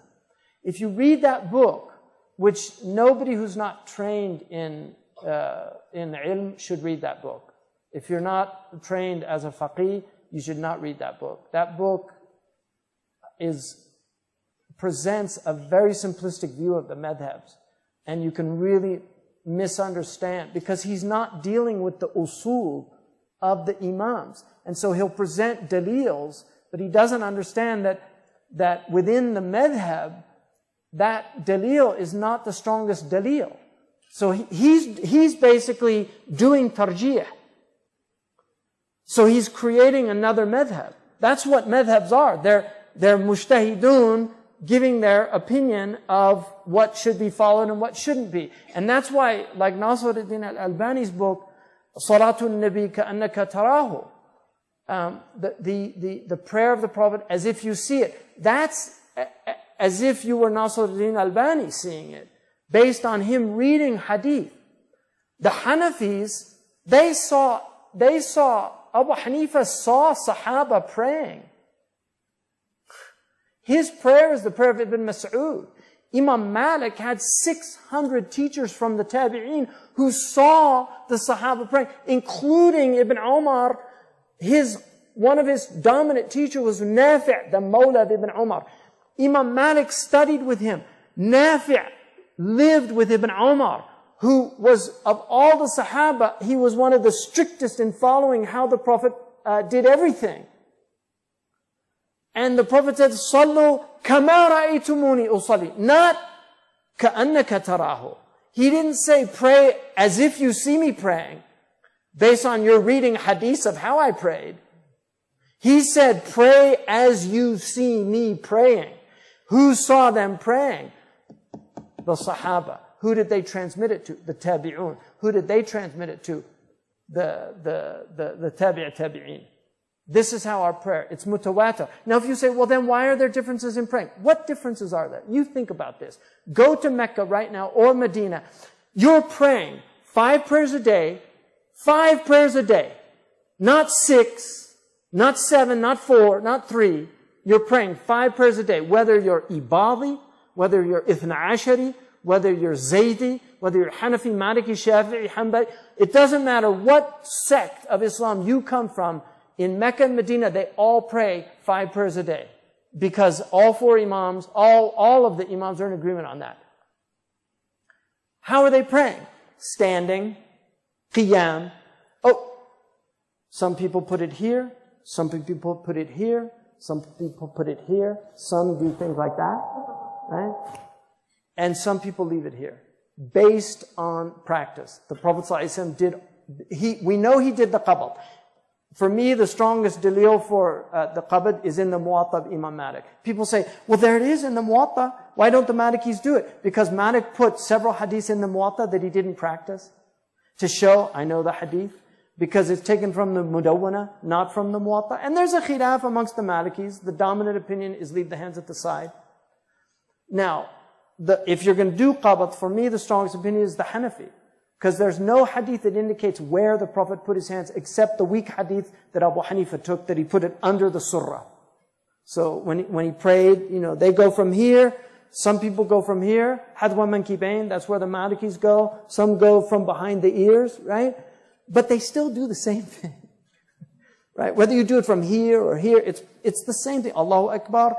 And then either there, the Shafi'is put it above the surah. فَصَلِّ لِرَبِّكَ وَانْحَرْ. Put it on the nahar, that's a weak tafsir, but that is an opinion. And then, so those aren't big differences. There's all standing, and then Fatiha, they all agree on Fatiha. And then they go into ruku', same ruku'. Then they come out of ruku', have to be istiqamah. Then they go into sajda, same sajda. Then they go into julus, same julus with a difference of iftirash, slight difference in where you put your feet. Then they go back into sajda, and then they go up again. That's 1 rak'ah. That's a miracle that our religion prays the same way. There's no other religion on earth in which all of the entire ummah is united in prayer. with slight differences, just relax. You know, look, I'm a Maliki. I'm bothered by Malikis that do it like that. It's distracting, even to me. I've got a guy next to me and he's going like that. That wasn't how I was taught. You know, it's a very slight movement. You know, even Ibn al-Arabi says, don't wave it like that. He said, إِنَّهَا بَلِيَّةٌ لَا تَتْبَعُ مَا فِي الْعُتْبِيَّةِ فَإِنَّهَا بَلِيَّةٌ. Don't do the thing that they say in the Utbi. So there's khilaf about that. But the Malikis, you know, they do the thing, or some put it like that and do it up and down. You know, that's the dominant opinion like that. Some do it that and then they just raise it when they do the Shahada. They put their hands same place. These are very slight differences. The prayer is amazingly unified. Really. And then tajweed to me is the great miracle of our ummah. Because nobody in the history of religion has preserved the recitation of their revelation like the Muslims. Nobody. The Greeks, if I studied Koine Greek, my teacher who was a master of New Testament Greek, she didn't know how certain things were sounded at the time of Jesus. Because they don't have tajweed. The Jews differ on how they pronounce things. They don't have the tajweed that we have in recitation of the Torah. They learned a lot of these things from us. How they recite now, they learn these from. This is fact in Jewish religion. Can you please clarify further how permitting some sinfulness, less sin, balanced with the idea of flexibility within the boundaries of Sharia? Yeah, I mean, they answered their own question. It has to do with degrees of transgression, avoiding greater harm. That's it. So, in other words, if by forbidding the sinfulness it's going to lead to a greater sin, you don't do it. Those are from the conditions of commanding to good and forbidding evil. And that takes hikmah, you know. وَمَنْ يُؤْتَ الْحِكْمَةَ فَقَدْ أُوتِيَ خَيْرًا كَثِيرًا. Whoever's given hikmah, they have a great good they've been given. The Prophet, لِيُعَلِّمُهُمُ الْكِتَابُ وَالْحِكْمَةِ, to teach them the book and the wisdom of how to apply the book, when to apply the book, when not to apply the book. What about differing between Ali and Muawiyah? They fought each other. Please explain. How do we reconcile this with what we are learning? That's a really good question. They made ijtihad and their ijtihad led to a fitna. It's called a fitna. So fitnas happen, undeniably. The proof that the Sahaba did it is a proof that even the best people fall into fitna. And this is part of, it's a learning lesson. But the amazing thing about those people is that they had great magnanimity in their character, and they displayed incredible displays of magnanimity. The Umayyad, unfortunately, did some terrible things. Thank God for Umar ibn Abdul Aziz, who came. He was from Bani Umayyah, and he rectified things. Some people call him the Khalif al-Khamis, the fifth rightly guided caliph, because he stopped a lot of the things that they were doing. But that it happens. Fitna happens. So it's a good question, and fitna does happen. What is the difference between the following position? You said if some ulama encourage something and others prohibit it, like reciting the Quran for the dead, we should side with the Rahmah, Ibn Rushd. But another opinion you mentioned, من اختلف العلماء على تحريره وتحريمه. Yeah, because halal and haram is different from ikhtilaf in karahiyah. If it's an ikhtilaf in karahiyah, then doing it is better than not doing it. If it's an ikhtilaf in prohibition, then not doing it is better than doing it. That's the difference. So maybe I wasn't clear on that. What is the name of the book you are reading from? This book is called Sanan al-Muhtadin. Sanan. Mistakenly sometimes called Sunan. It's Sanan.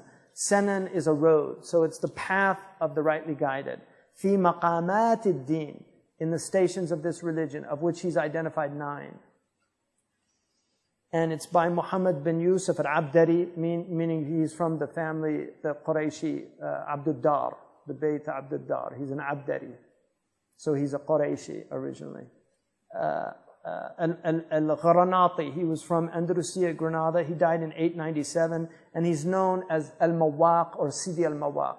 He's a famous Maliki scholar. He's still, to this day, his books are studied in the madhab. Tajul Iklil is a very important resource for Maliki fuqaha in fiqh that he wrote. He was a great usuli scholar, and he literally is Khatimat Ulama al-Andalus. He's the last great alim of Andalusia. There's nobody after him. He has a famous miracle that's mentioned in Ahmed Baba Timbuktu, I think mentions, or Ibn Farhoun, one of them, that when they surrendered Granada, he didn't want to go with the group to visit the Christians. So he stayed in his home. And they surrendered with 80 conditions. So it wasn't an unconditional surrender. One of their conditions, they would be left to practice their religion freely. The Pope later on rescinded that, saying that they were infidels and that we had no obligation to fulfill our treaty with them.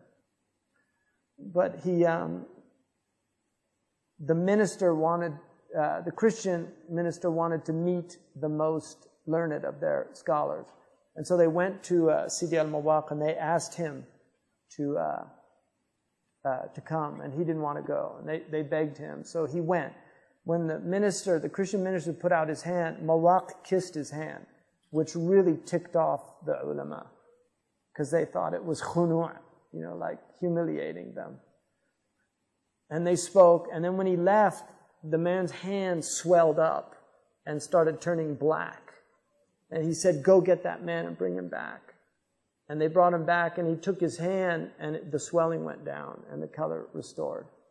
And many people saw that miracle. And they say, in interpreting it, that he was letting them know, that you've defeated us materially, but watch out, because there's still spiritual power in our community. So, wallahu a'lam. Alhamdulillah, subhanaka wa bihamdika, ashhadu an la ilaha illa anta, astaghfiruka wa atubu ilayk. I want to welcome Sifra Davud Alu, one of the notables of Turkey. Her father's a great man, and she's a great woman too, and her companions that are here as guests, inshallah. We're really their guests, but they're our guests also. So we welcome them, and inshallah, Allah yubarak fikum.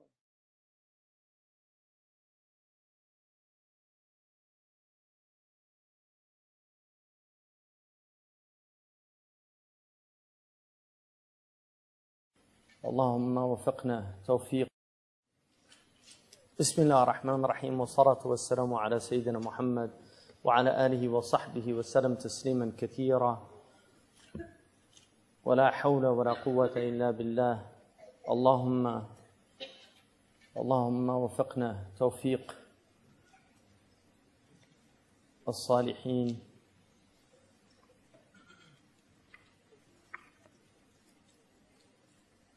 وارحمنا رحمة المرحومين وتقبل منا أعمالنا يا رب العالمين.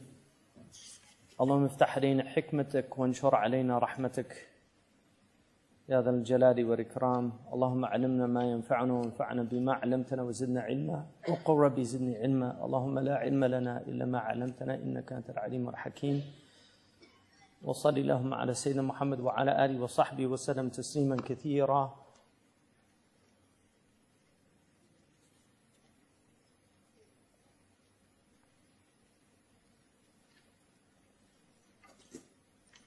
Bismillah. So,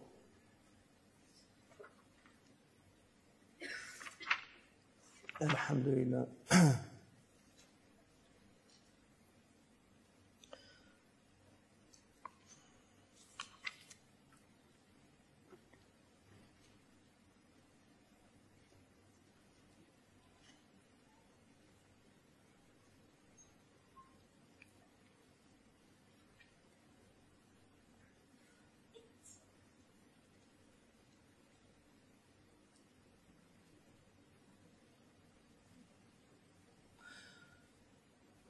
طيب. شهاب الدين القرافي he said, لا يحل للمفتي أن يفتي أحدا بالطلاق حتى يعلم أنه من برد ذلك العرف الذي ترتبت الفتية عليه. فإن كان من برد آخر أفتاه باعتبار حال برده.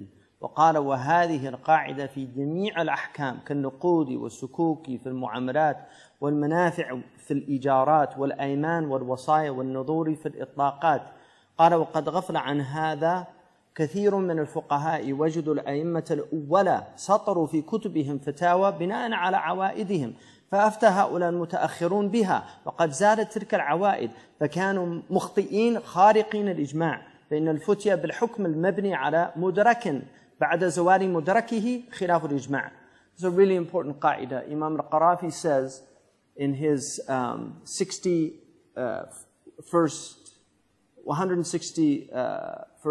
farq, he wrote a book called Furuq, which is one of the most important books written in the area of usul and al-Qawa'id al-Fiqhiyya, because what he does, he clarifies that there are many things that one of the things that in logic you build on premises and you move to a conclusion.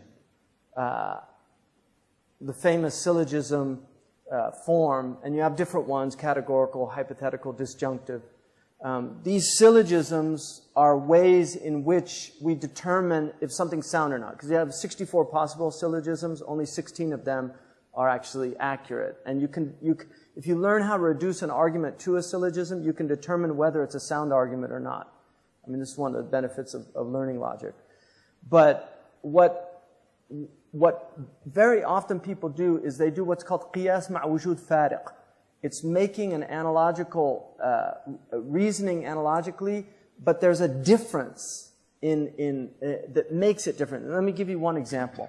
Many people say, why is it that we can determine the prayer times by calendar and we can't determine the moon by calendar, right?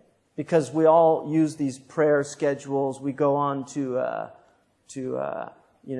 iPray.com or something, and we look the city we're in, and we click it on, and which is a bid'ah, clearly. No Sahabi did that. And yet people say, well, if we do that with the prayer time and nobody seems to have an objection, why can't we do that with the moon times? Well, part of the reason is because first of all, لا اجتهاد مع وجود النص. There's no ijtihad with the wujud al-nas. So there's a fariq. The Quran says, إِنَّ الصَّلَاةَ كَانَتْ عَلَى الْمُؤْمِنِينَ كِتَابًا مَوْقُوتًا. Like the prayer is fixed times, and they don't change.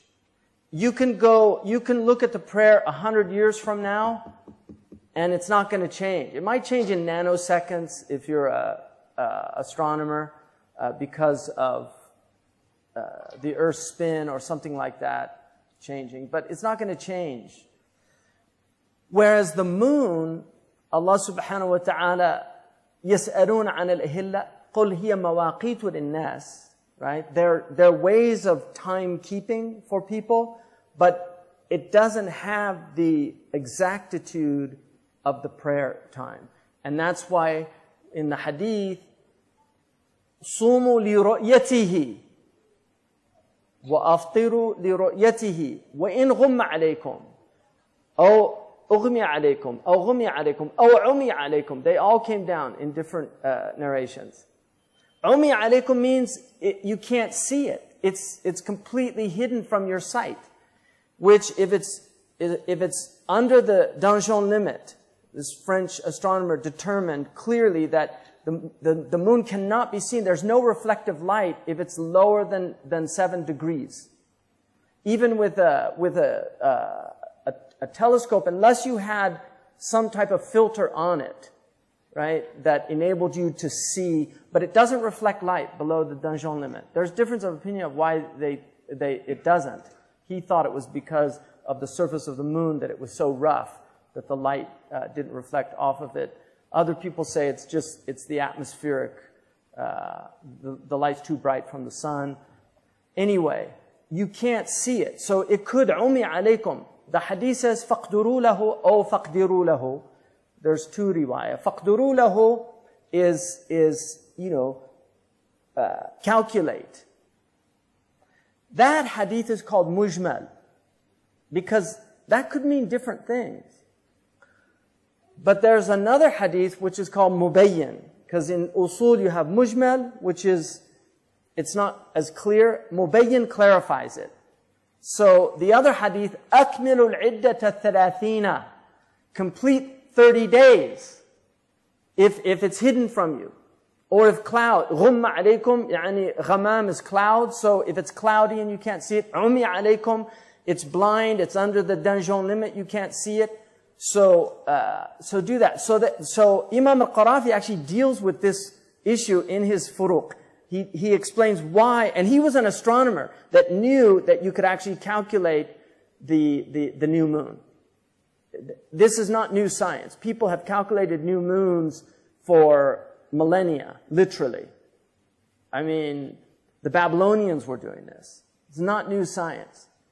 The Fatimids actually believe, they during the Fatimid rule in Egypt and Tunis and Libya, the Fatimids moon began scientifically, because they believed that you should use science, mathematics enables us to do this, and therefore we do it. So there is a period of time when a deviant sect actually did use calculations, and all of the ulama were against it. And it wasn't that they didn't think that it was possible. They knew it was possible to calculate the new moon.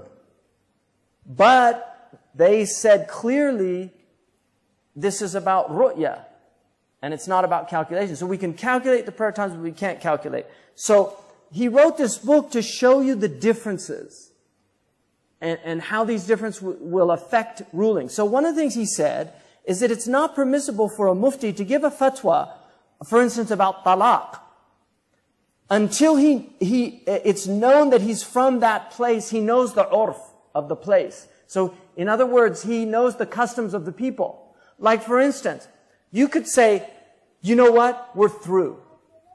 It's over. And you mean divorce. If that's your intention, that's actually a type of divorce by urf. You don't have to say, anti taliq. You are divorced. You can just say, it's over. It's over, baby. You're out of here. You know, call your parents. So that's a type of divorce if that was the intention. So he has to know what the urf is, because he can't give a fatwa unless he knows that. If he's in another land, he can only give a fatwa based on what happens in his land. This is really important, because we get people coming from, for instance, Arabia. They come to the United States and people ask them questions. They don't know anything about the urf of the country. They don't know the problems of the people in that country. It has to be somebody that really understands that. They should at least know a foreign language. You know, they should know a European language, be reading in that area so they can understand the issues. And then he says, وَهَذِي قَاعِدَةٌ فِي جَمِيعِ الْأَحْكَامِ. This applies to all legal rulings, whether they're monetary rulings, whether they're related to rental problems and the benefits of that, or oaths, whether they're related to bequests or vows, right? All of these. And he says, this is something many fuqaha, many jurists are ignorant of. They neglect this meaning. This is one of our greatest usuli scholars. And he's saying the fuqaha get this wrong. So just because somebody is a faqih or an alim doesn't mean that they've always got it right.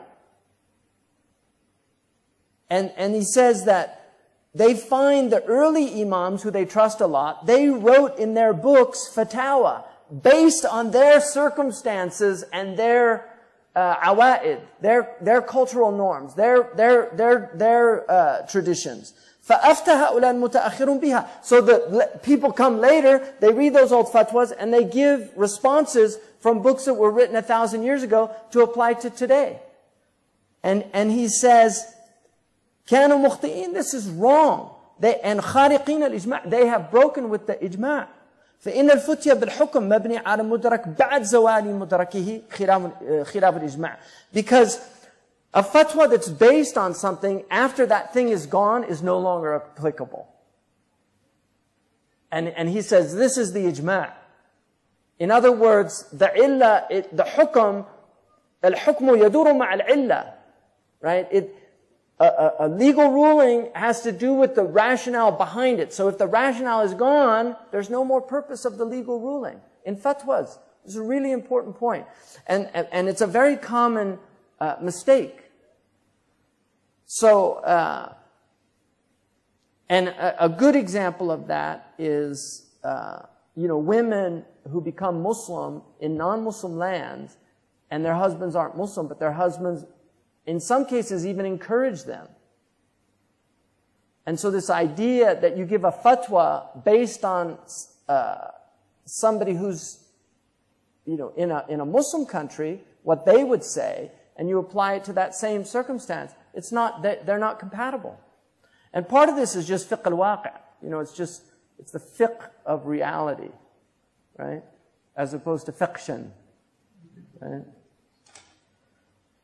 So, he says وَمِنْ ذَلِكَ اللَّفْظُ الْحَرَامُ وَالْخَلِيَّةُ وَالْبَرِيَّةُ وَنَحْوُهُمَا مِمَّا هُوَ مَسْطُورٌ لِمَالِكَ أَنَّهُ يَلْزَمُهُ بِهِ الطَّلَاقُ الثَّلَاثِ بِنَاءً عَلَى عَادَةٍ كَانَتْ فِي زَمَانِهِ. Like, for instance, in the books of the Malikiya, they used to use these words like, the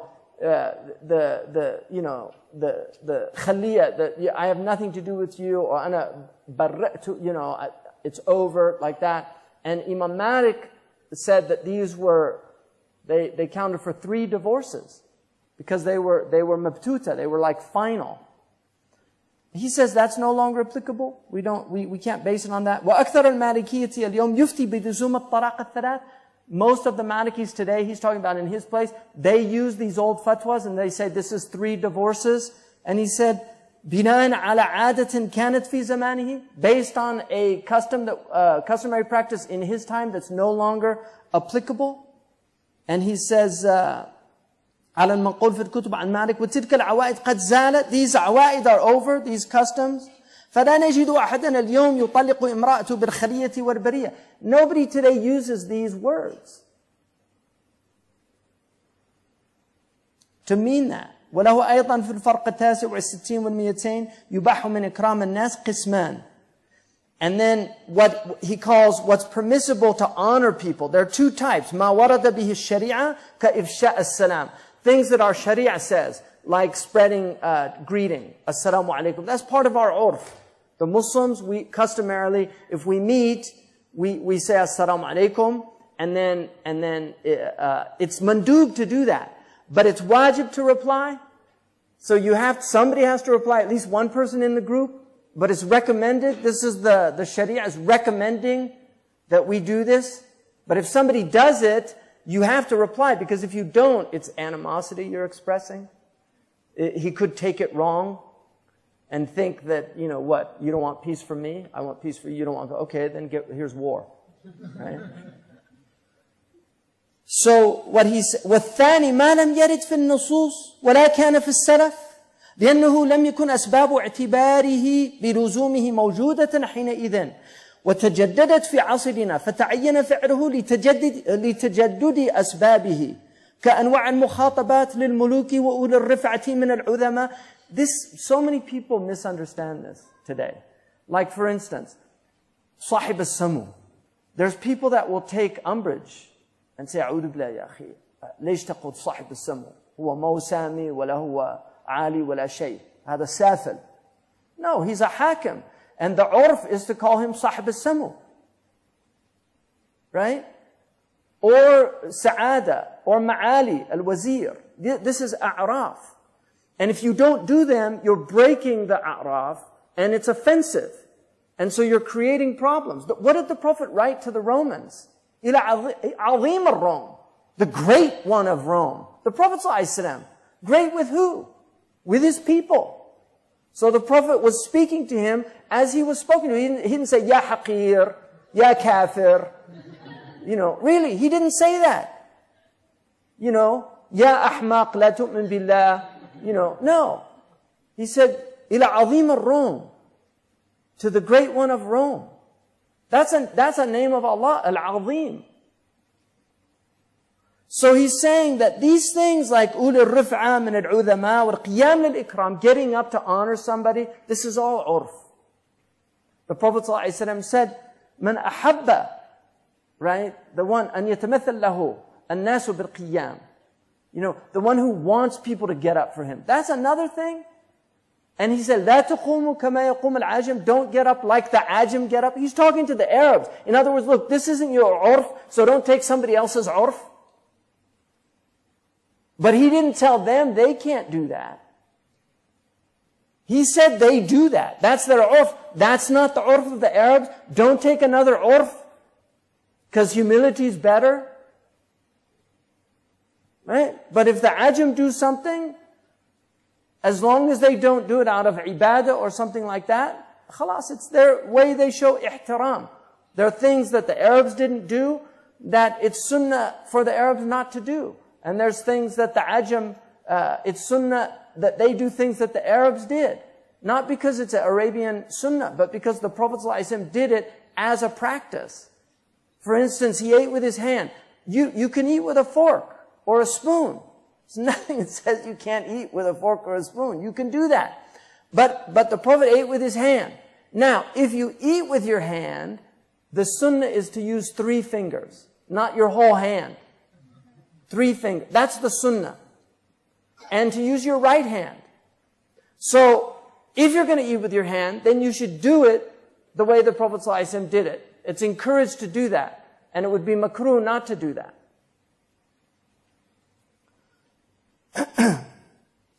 وهذا كله ونحو من الأمور العادية. These are customary affairs, matters.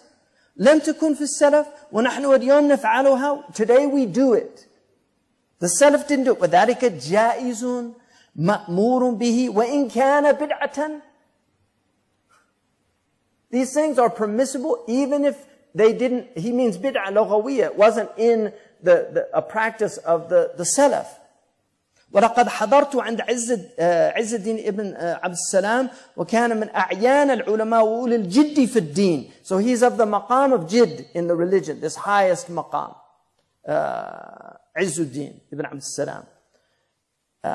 And this is Imam al-Qarafi speaking, right? He's writing this.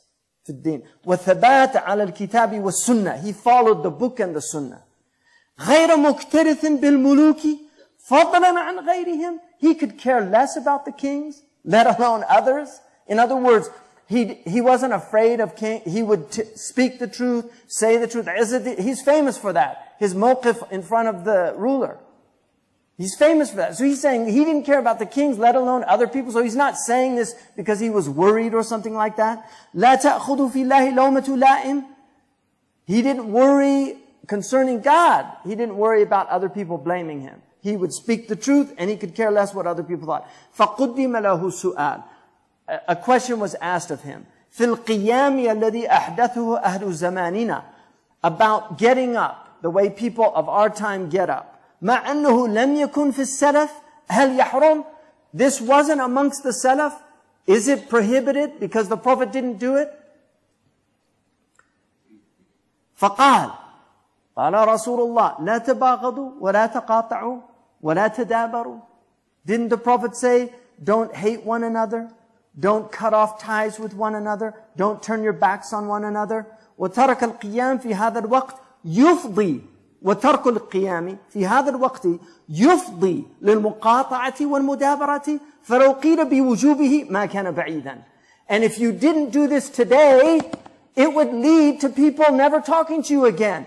And so, it's not far-fetched to say it's an obligation to stand. This is Izzuddin ibn Abd salam. It's not far-fetched to say it's an obligation to stand. Because the ulfa and the unity of the Muslims is much more important. And this is why he said that sometimes leaving a sunnah, if it's going to lead to something worse, would be the sunnah in that situation. هذا نص ما كتب وهو معنى قول عمر بن عبد العزيز تحدث للناس أقضية. So things happen with people and then the responses come based on that. And this is one of the reasons why the Prophet said, my death is good for you. Because تحدثون فيحدث لكم. You do things and then Allah responds. So when I die, wahy's cut off. So this doesn't get too overwhelming for you. Right? Because it's a rahmah to have أصل الأشياء الإباحة. If there were too many rules, we would get overwhelmed.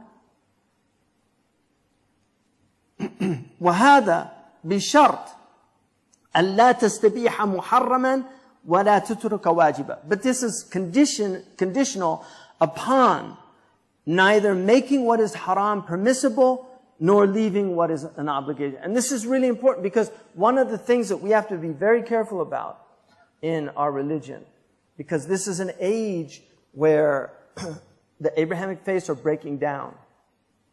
What the occultists call the age of Horus, the one-eyed one.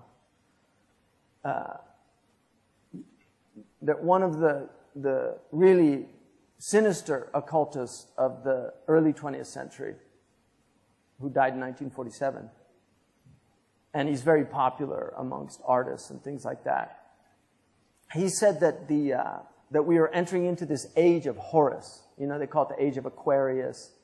And what preceded us was the age of Pisces.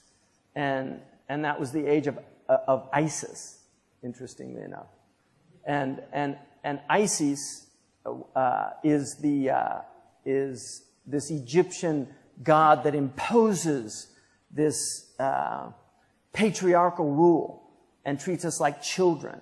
And we have to follow them and follow these rules. And if we break these rules, we go outside of this patriarchal father god. But now the age of Horus is coming, who's the son. So it's the age of the child. And the child is free to do what it wants. So the only real law now is do whatever you want. Right? Do whatever you want. And as long as you don't hurt anybody. You can hurt yourself. And obviously you can hurt somebody else if it's consensual. But you don't hurt anybody intentionally, right? So this is the idea. So we have to be very careful that we do not change our religion because of the zeitgeist. So there's people that will say, what's wrong with this? Love wins, right? No, there's certain things our religion is very clear about. And one of the most important things one of my teachers told me, Shaykh Bashir al-Shaqfa, he's a great scholar from Syria, Allah yahfaduhu, a really brilliant faqih. One of the things that he told me, he said, in America, just tell them, the Muslims there, whatever they do, don't make the haram halal. He said, because as long as, he said, in this religion, no matter what you do, the door of tawbah is open to you. But once you make the haram halal, the door closes. It closes.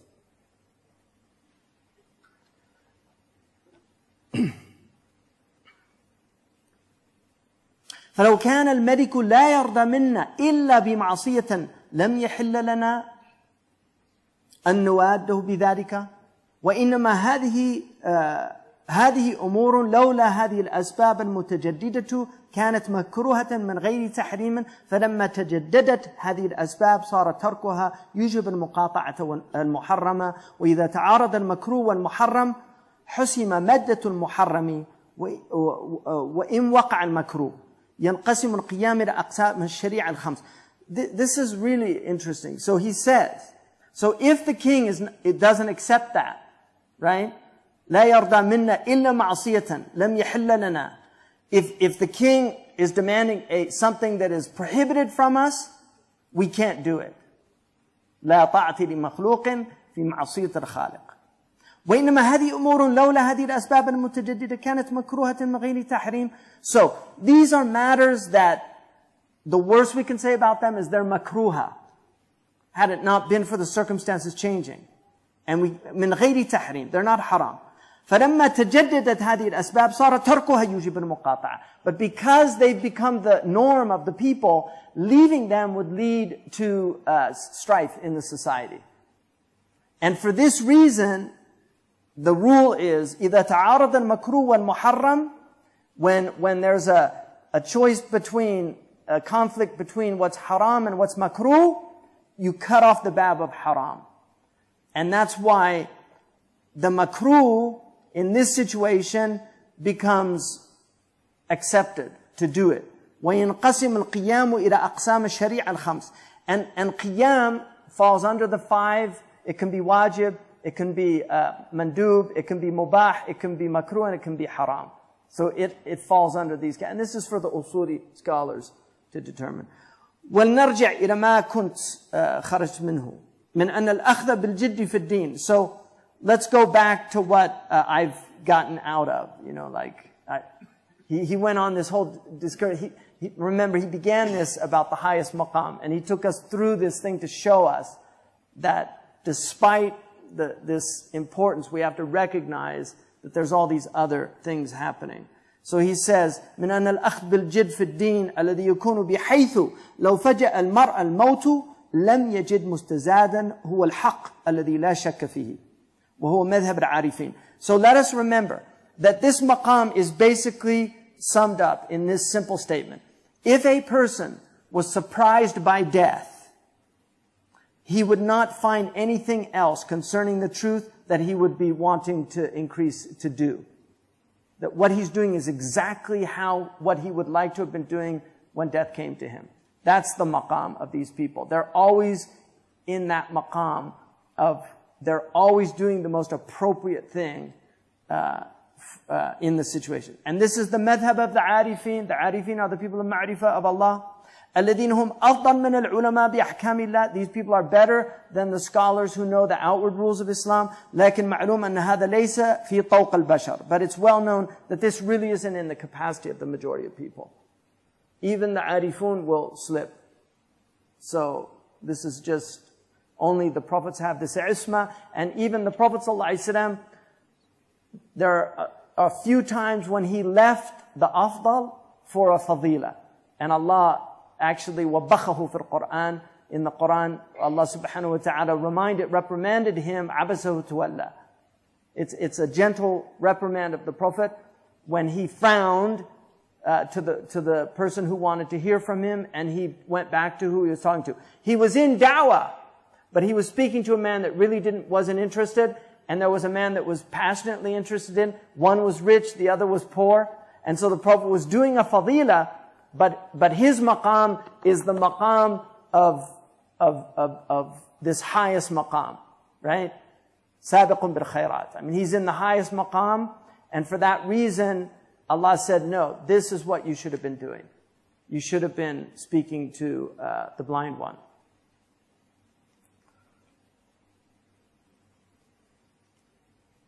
And then he says, فَدُونَ هَذَا الْمَقَامِ مَقَامٌ آخَرُ وَهُوَ مَقَامُ الثَّانِي. So the next maqam is the maqam of, well, here's an interesting, he mentions that Imam al-Nawawi, وصف الإمام النووي الصوفية في أذكاره. So in the famous book Al-Adhkar, Imam al-Nawawi spoke about the Sufis. السادة الأجلة من صفوة هذه الأمة أهل تربية السالكين وتأديب المربين. So he said that they were the sada of this ummah. You know, they're the highest group. Al-Ajilla, these majestic masters. من صفوة هذه الأمة, from the best of this ummah. Ahli tarbiyat as-sadiqeen, they're the people that help people on the path to God by getting better. With ta'deeb al-murabbin, and they discipline the souls of others with their insight. Now this has to be understood in the context because this is a contested term. Sufism, tasawwuf, is a contested term. Sufism is not what you see in many countries in the Muslim world today. In fact, the Sufis would be the first people to reject them. Imam al-Ghazali, in his book, At-Tabyin, he wrote a small treatise called At-Tabyin, elucidating the fact that the vast majority of creation is completely deluded. And when he gets to the last section, he says, the Sufis. And he said, and how great is their delusion. He said they're deluded in their dress. They're deluded in the way they talk. They're deluded in their thinking that they're the elite of God and the elect. So remember that many of the people that were part of this tradition, they were great critics. And they also, some of them say that the Sufiya and the Mutasawwifa are different. Some use these terms technically. The Mutasawwifa are the people that pretend to be Sufis. And in fact, they have a term in the tradition called the Mutamawit. The Mutamawit is somebody who's like he's acting like a spiritual person because he thinks this is how a spiritual person should be.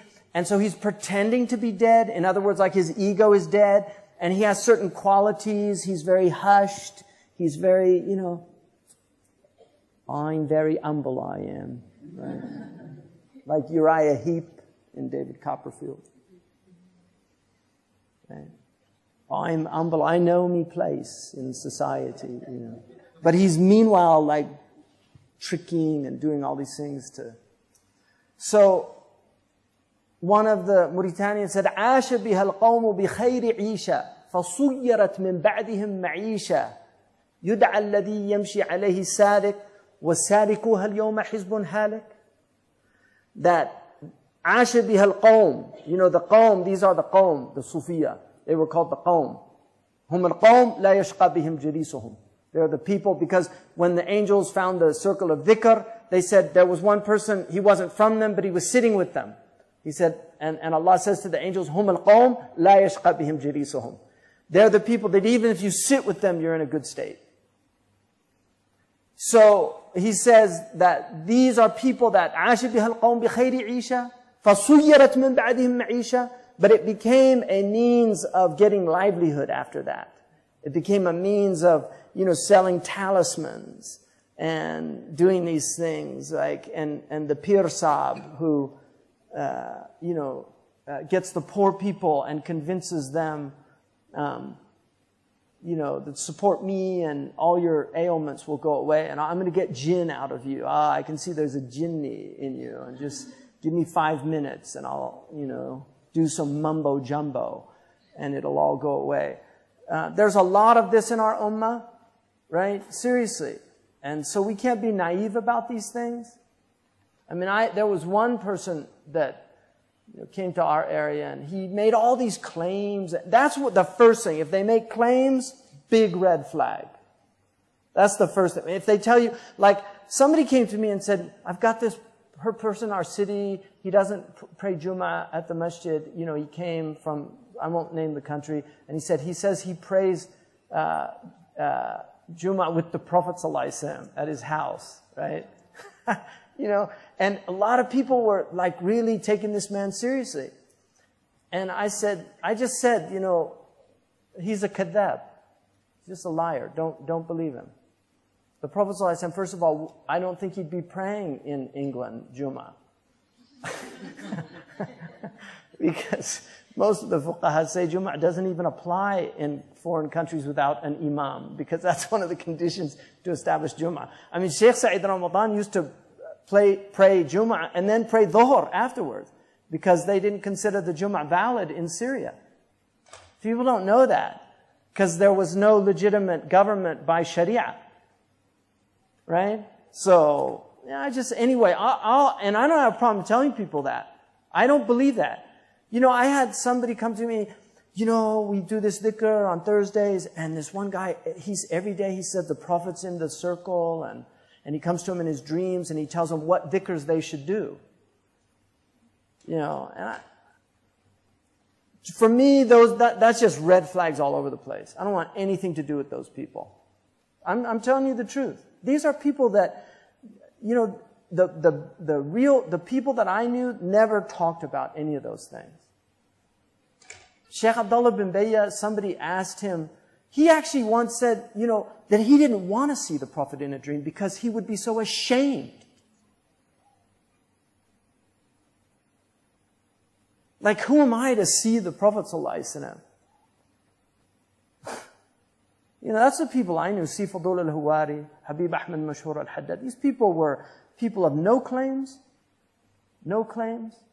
So people that do that, that tell you, oh, I saw the Prophet and I saw this and that. Now, people can genuinely see the Prophet, and we're going to get to that, inshallah, I think.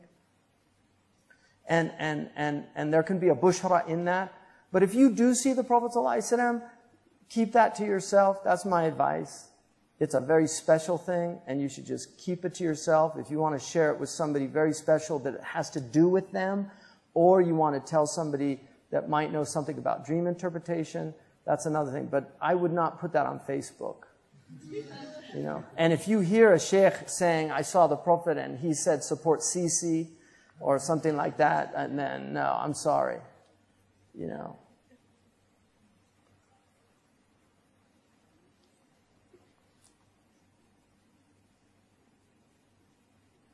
I mean, these are things that destroy our religion, you know, and make people really dislike the religion and turn away from the religion. Is charlatans, religious charlatans. And I'm not saying they're all charlatans, but they're certainly not practicing the sunnah. You know, one of the books that I read when I was starting out, I mean, I wasn't starting out, I was already pretty adept at reading Arabic, but I read Badi'u Zaman al-Hamadani. I was reading, I went through a period where I read the maqamat, I really liked them. Zamakhsharis were beautiful because they were all spiritual maqamat. But Badi'u Zaman, really, I was conflicted reading it initially. And it took me a while to understand what he was doing, because he wrote about a religious charlatan that he was very eloquent and he knew the book and the sunnah, and he used to go to villages and he would trick people. And he would tell them things like, I saw the Prophet in a dream, and he told me to go to this village, and he said, I'm supposed to pray the rain prayer because you need rain, but he told me I have to do an extremely long sajda or it won't get answered. And so they're all like, Allahu Akbar. And he's very eloquent. He's got this brilliant eloquence. They're all, Allahu Akbar. And so they go out and they pray, and he goes into sajda, and then he gets up. They're all in sajda. He gets up and robs all the houses, and then he leaves. You know, and I thought, that's such a weird, why is he doing, this is, you know, 800 years ago. And he's talking about characters. He's warning people about religious charlatanry. That there are mountebanks, there are these people that are dajajila, you know, to use Imam Malik's term, because he was asked about him and he said, Hada dajjalun min ad-dajajila. He's an imposter. He was a scholarly imposter. He was pretending to be something he wasn't. And this has happened many times in our history, that people have been fooled by these people. And so this is why it's very important to learn the religion for yourself, so that you don't become victim to these people, because we have so many people in our community that have been victims. And then what happens? They get scandalized when they find out the truth. The person ended up, you know, having sexual improprieties with people or something. This happens in our community. And then they have their loss of faith, or they get confused, or then they don't want to have anything to do with religion because this charlatan has given religion such a bad name.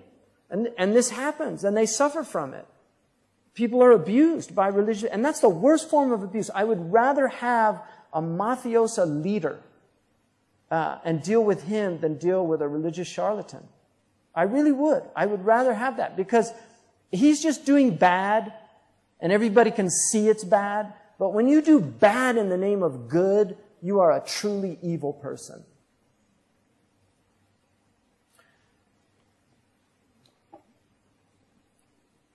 So now we're gonna go to the next maqam, maqam al-thamin. This is the 8th maqam. They get shorter, so don't worry, we'll get there. Maqam khawas al-ulama bi ahkamillah. This is the maqam of the khawas. So the first one, these are ahl al-jidd. These are people that, the arifun billah. Now you're in so those were khasatul khasa. Now we're with the khasa.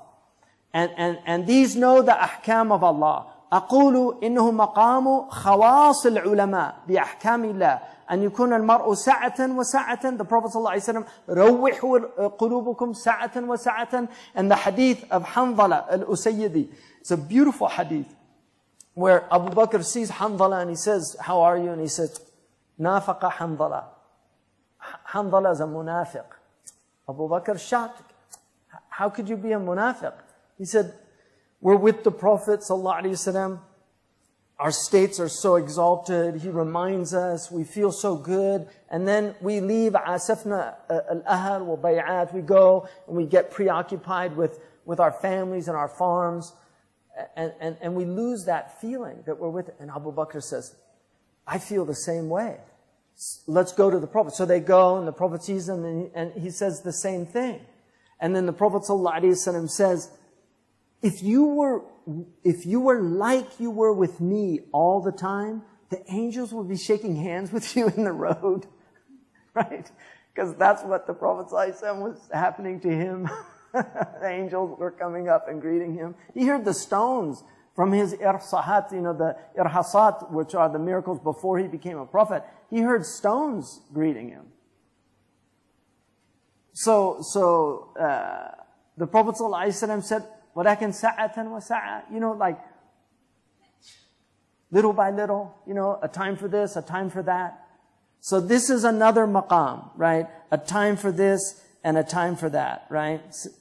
لكن يا حنظلة سعة وسعة سعة وسعة. He said it 3 times. So he's saying, this is the maqam of سعة وسعة. ساعة في مهم وسعة في أهم. A sa'a in what's important, like your family and your farms and your livelihood, that's important. But more important is your ibadah and your relationship with Allah. So a time for this, a time for that. So, and this is this يشهد لهذا حديث حنظلة. ثم من دون هذا المقام مقام آخر دونه وهو المقام السابع. So now we go to the 7th. So that's the 8th maqam. ساعة وساعة.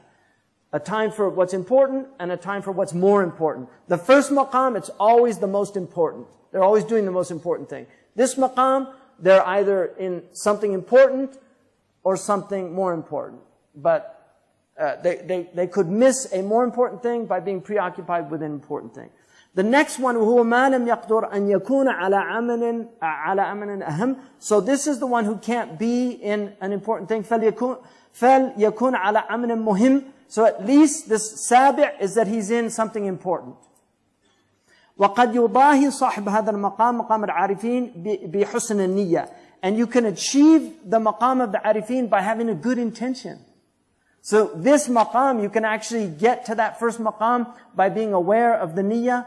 وهكذا كما قاله مالك وأحمد بن حنبل والشافعي والسفيان والزهري وغيرهم. فقد قال مالك لابن وهب لما جمع كتبه وقام يتنفل ما الذي قمت إليه بأفضل مما كنت فيه إذا حسنت النية. So Ibn Wahb, the great muhaddith and faqih, was studying with Malik, and he has an opinion in the Maliki madhab. He was studying with Malik, and he got up to pray nafila from the circle. And Malik said, what you're going to is not more important than what you're in if the niyyah is sound. Right? Don't think that this is ibadah if your intention is for Allah and you're studying this knowledge. ونقل أيضا عن أحمد ابن حنبل أن رجلا قال له هذا العلم فمتى العمل؟ فقال أحمد ألسنا نحن في عمل؟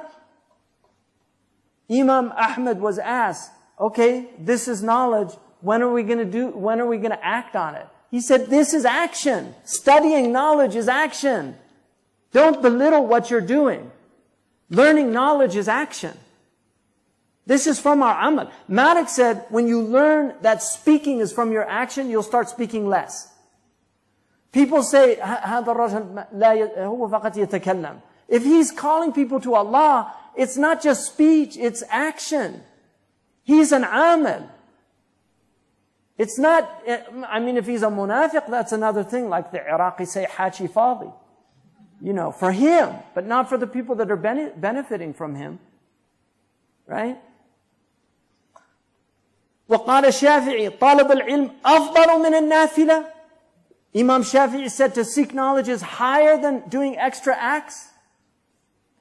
وقال سفيان ما أعلم عملا أفضل من طلب العلم. The great Sufyan said, I know of no action higher than seeking knowledge. This is something that I've tried to instill into the Zaytuna students. That you're not here to do inshad of qasa'id. You're not here to do mawlid, right? You're here to study. If you want to do extra acts, memorize Quran, get up at night, do tahajjud, those are the things those are the awrad of the student of knowledge. If you want to be like the amma, then go and do those other things. But that's actually the good amma that are doing dhikr. Those are the ubad, and they're important people, and you should never belittle them. And they may be better than the students of knowledge. So you should, but what the students of knowledge are doing is better than what they're doing. They might be better with Allah. Their maqam as an individual might be better than some student of knowledge because he's got kibr and arrogance in his heart because he's a student of knowledge. So he might be better, so you can't belittle them.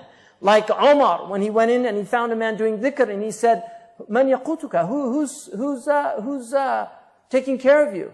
He said, my brother. He said, Akhuka khayru minka? Your brother's better than you? He didn't say, get out of here and go earn your livelihood. What he was reminding him was, your brother who's out there working so that you can be in here doing dhikr, he gets all the reward of your dhikr as well as his work. So he's better than you. Don't get arrogant and think, I'm in here doing dhikr and my brother's out there working to support me to do dhikr, so I'm obviously better than him. No, he's better than you. And this is why the shuyukh have always honored wealthy people that support knowledge. It's not nifaq. It's not nifaq. Because those people, they're not doing what, if they're supporting a madrasa or if they're supporting a place where students of knowledge can learn, or a hospital that's giving free, like the Ummah Free Clinic or something like that we have in America where people are treated for free. There's people supporting that. When they come, you have to treat them well. And it's not nifaq. It's recognizing these are the people that are enabling you to do the good that you're doing, and without them you couldn't do that good, and so show gratitude to them. That's not nifaq.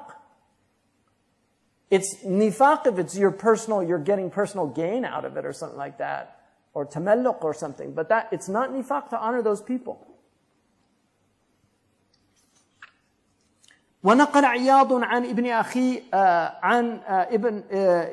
أخي ابن وهب قال كنت مع عمي بالإسكندرية مرابطا فاجتمع علي الناس يسألونه فقال لي هذه بلد عبادة وقلما أمهد لنفسي فيه مع شغل الناس فترك الجلوس لهم في الأوقات التي كان يجلس وأقبل على العبادة والحراسة فبعد يومين أتاه إنسان فأخبره أنه رأى نفسه في مسجد عظيم نحو المسجد الحرام والنبي صلى الله عليه وسلم فيه وأبو بكر عن يمينه وعمر عن شماله وأنت بين يديه وفي المسجد قناديل تزهر أحسن شيء وأشدها بياضا وإذا إذ خفت منها قنديل فانطفأ فقال لك رسول الله صلى الله عليه وسلم يا عبد الله أوقده فأوقدته ثم آخر كذلك ثم أقمنا مليا فرأيت القناديل كلها همت تطفأ فقال أبو بكر يا رسول الله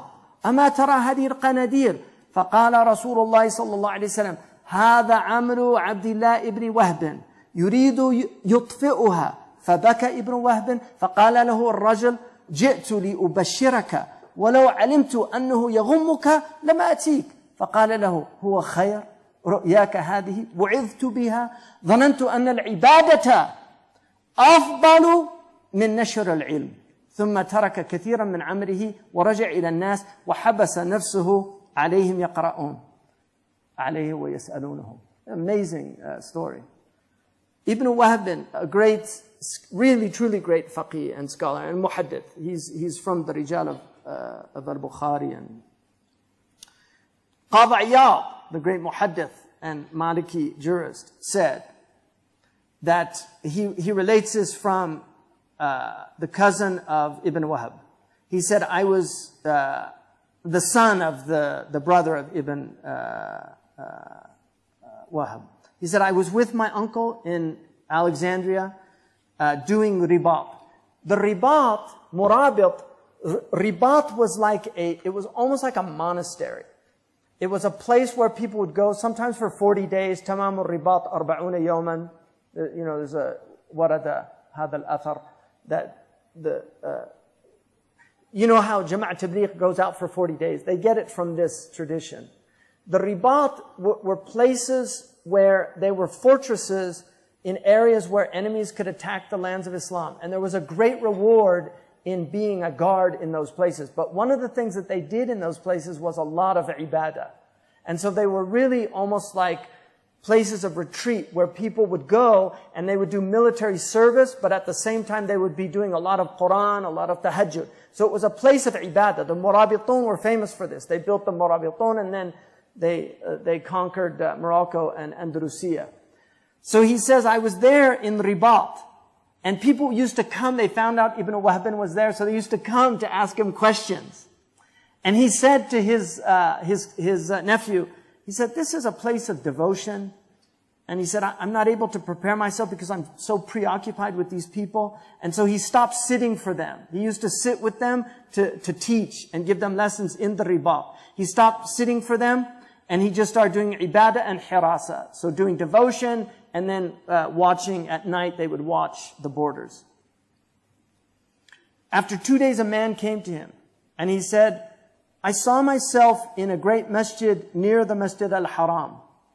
And the Prophet ﷺ was in it. And Abu Bakr was on his right and Umar was on his left. This is tafdil. So Abu Bakr is better than Umar. So right, left. And you were sitting in front of them.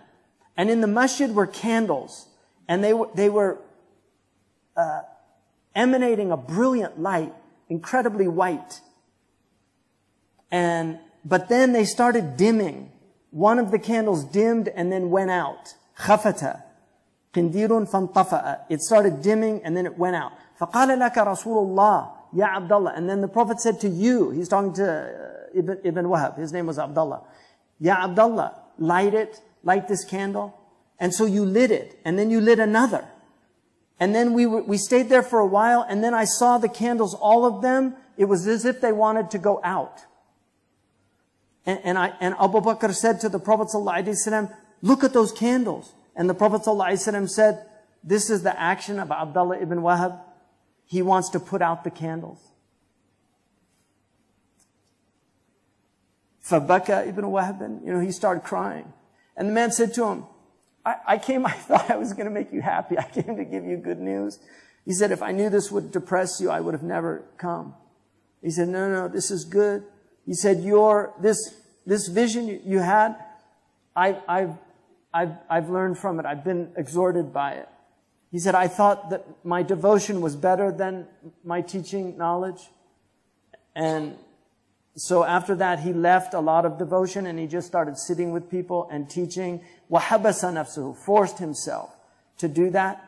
And they would read with him and ask him questions. It's an amazing story. قال الزهري العالم إذا لم يخل بواجب ولم يقصر في فرض أفضل من العابد. A scholar, if he does not stint in some obligation and he doesn't shortchange any obligation, he's better than the devotee, the abid. You have alim and abid. The Prophet ﷺ said the preference of one scholar over the abid is like the preference of me over the least of you. And he said, فَقِيهٌ وَاحِدٌ أَشَدُّ عَلَى الشَّيْطَانِ مِنْ أَلْفِ عَابِدٍ. One faqih is harder on shaitan than 1,000 devotees. This is the maqam of knowledge in our ummah. وَسُئِلَ عِزُّ الدِّينِ أَقِرَاءَةُ الْقُرْآنِ أَفْضَلُ أَمَ النَّظْرُ فِي الْعِلْمِ. Is it better to recite the Quran or to study knowledge? فقال معرفة الأحكام الشرعية أفضل لعموم الحاجة إليها في الفتاوي والأقضية والولايات العامة والخاصة ومصلحة القرآن مقصورة على القارئ وما عمت مصلحته ومست الضرورة والحاجة إليه أفضل مما كانت مصلحته مقصورة على فاعله. So he said the rules of Sharia, that knowing the rules of Sharia is better because of the general need for people that they have it in terms of fatwa and judgments and rulings. Also wilaya al-amma, political power, and then wilaya al-khassa. So wilaya al-amma, those things that you're personally responsible for and those things that have the public trust. And he said, as for the benefit of the Quran, that it's maqsuratun ala al-qari, that it's limited to the one reciting it. So to learn knowledge in order to help people is better. وَمَا عَمَّتْ مَصْلَحَتُهُ. So if the benefit is general and the darura is touched by this thing and the need, then it's better than what is simply for the individual. And this is why we forget this. You know, a lot of people during Ramadan, the benefit of feeding poor people, the benefit of serving poor people, social services, much of our, and this is where the Christians often outdo us, if we were honest with ourselves. You will find Christian doctors who could be very wealthy if they were in the United States. You'll find them in the worst places. I met a physician in Mali when I was probably 19. I met a physician in Mali who'd been there like 10 years. He's from Montana. He went through a period where they had to eat leaves because there was no food, and he wanted to be with the people. And he was spreading the gospel amongst the Tuareg. He told me in 20 years he didn't get one conversion. Like, alhamdulillah. But I was really amazed at that man's devotion to do that. You know, it's amazing. You know, we have all these doctors that they've got their giant houses and their cars, which is all fine and good, but serve people too. Take some time, go do some service to people. You know, take 2 weeks out of the year. Take your vacation. You know, take your vacation, because half the time they're in those offices letting people wait outside. I know that, because you wait so long. You have an appointment at 3, you get in at 4, right? I'm just kidding. I have lots of friends that are doctors. So. But, you know, take 2 weeks and go and treat people somewhere or do something for people. Or get people to donate, you know, ambulances. Like, there should be a kickstart to get ambulances. You know, Mauritania does not have an emergency system for people. There's no 911 in Mauritania. If you have a car accident, they put you in the back of a truck or something, or in a Jeep, and they drive you to the hospital. There's no ambulance like that, you know. I mean, it's changing, but, you know, there's a lot of help that we can do for many parts of the Muslim world. Instead of allowing the Christians to take these challenges, you know, and a lot of them are very sincere, you know, these Christian people. They're really, truly sincere people. They go and they serve poor people because their book tells them that this is, you know, this is a blessed thing to sit, that Jesus sat amongst the poor, that he was with the wine bibbers, the prostitutes, he was helping the least of the community. And that's a high thing.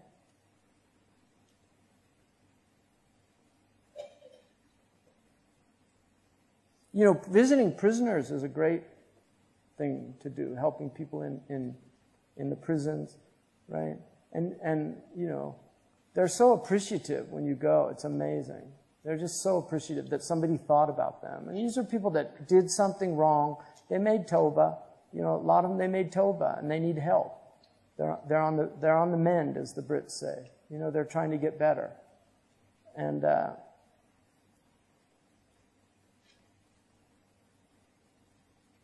so, وقال في الإحياء, Imam Ghazali, he said, now this is really very, very important.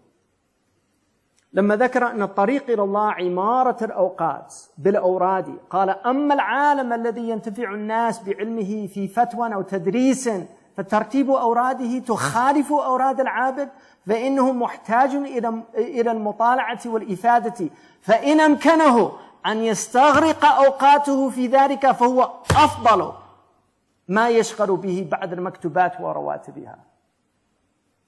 And this is really important for students of knowledge to understand this.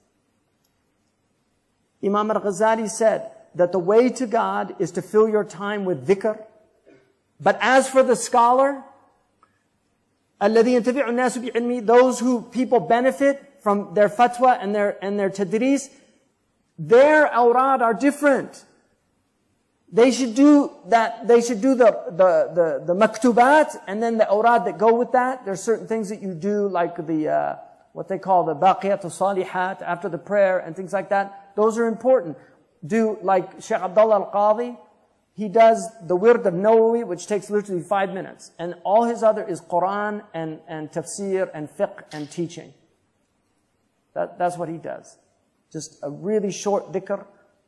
And so, now, listen to what he says. That's better for him to fill his time with reading, other than the maktubat and the rawatib that go with them. Those dhikrs that go with the maktubat. قال وكذلك المتعلم. He said, and then he says, and like that, the student, الاشتغال بالتعلم أفضل من النوافل. قال فحكمه حكم العالم. The student has the same category as the scholar in this situation. It's better for him to be studying. We need scholars. We need scholarship. We need more women scholars. I would love to have women scholars teach. It's hard to find traditionally trained women scholars. You know, we need more women scholars. We had great female scholars in our history. Hani, she knew the 4 madhabs. She had 4 sons. She taught each one a madhab. You know, Imam al-Sakhawi said that he got the musalsal of Suratal Fatir from her. She read, that's the best of all the hadiths of musalsal, where every alim does something in the hadith. She read Saf to him, and he said in a beautiful voice. Right? So, we need scholars, but it's a path. Scholarship is a path. Devotion is another path. Salah ala Nabi sallallahu alayhi wa sallam is a path. That's a path. And the Prophet actually said, if you did only Salah ala Nabi, then it's a good thing. Other than the maktubat. Just prayer on the Prophet. Leave everything else and just do prayer on the Prophet. Hence the Dalail Khairat in our ummah, because that's a sahih hadith, and the Prophet aqarra, he said, if you make all of your extra acts prayer on me, it'll suffice you and take care of all your anxiety. All your needs will be taken care of. And I know people that do that. That's all they do. And they're amazing people, filled with light and love. You know, really, there's amazing people that do that. And that's a path. That's not the path of scholarship. That's the path of ibadah.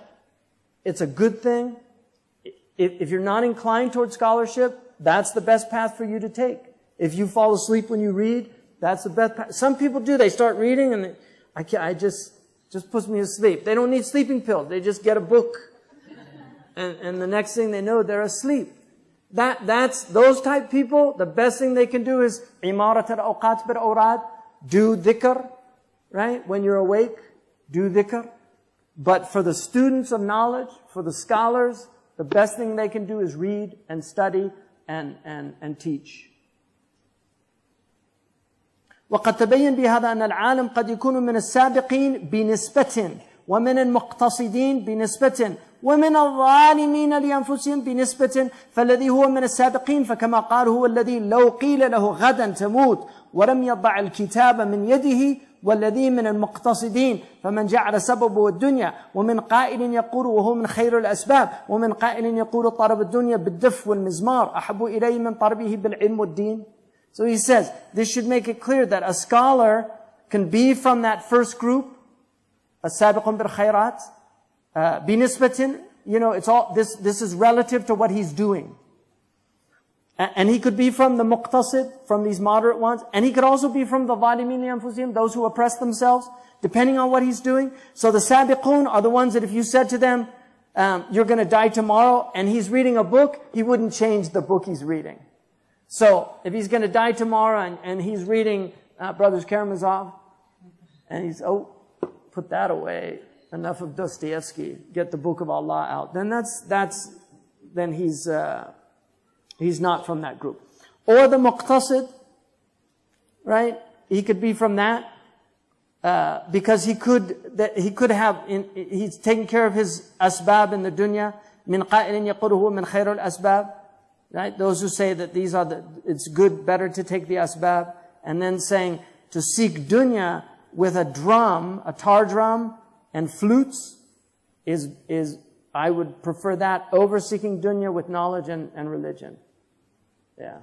Better you're a musician, entertaining people, than that you make, your knowledge a source of dunya.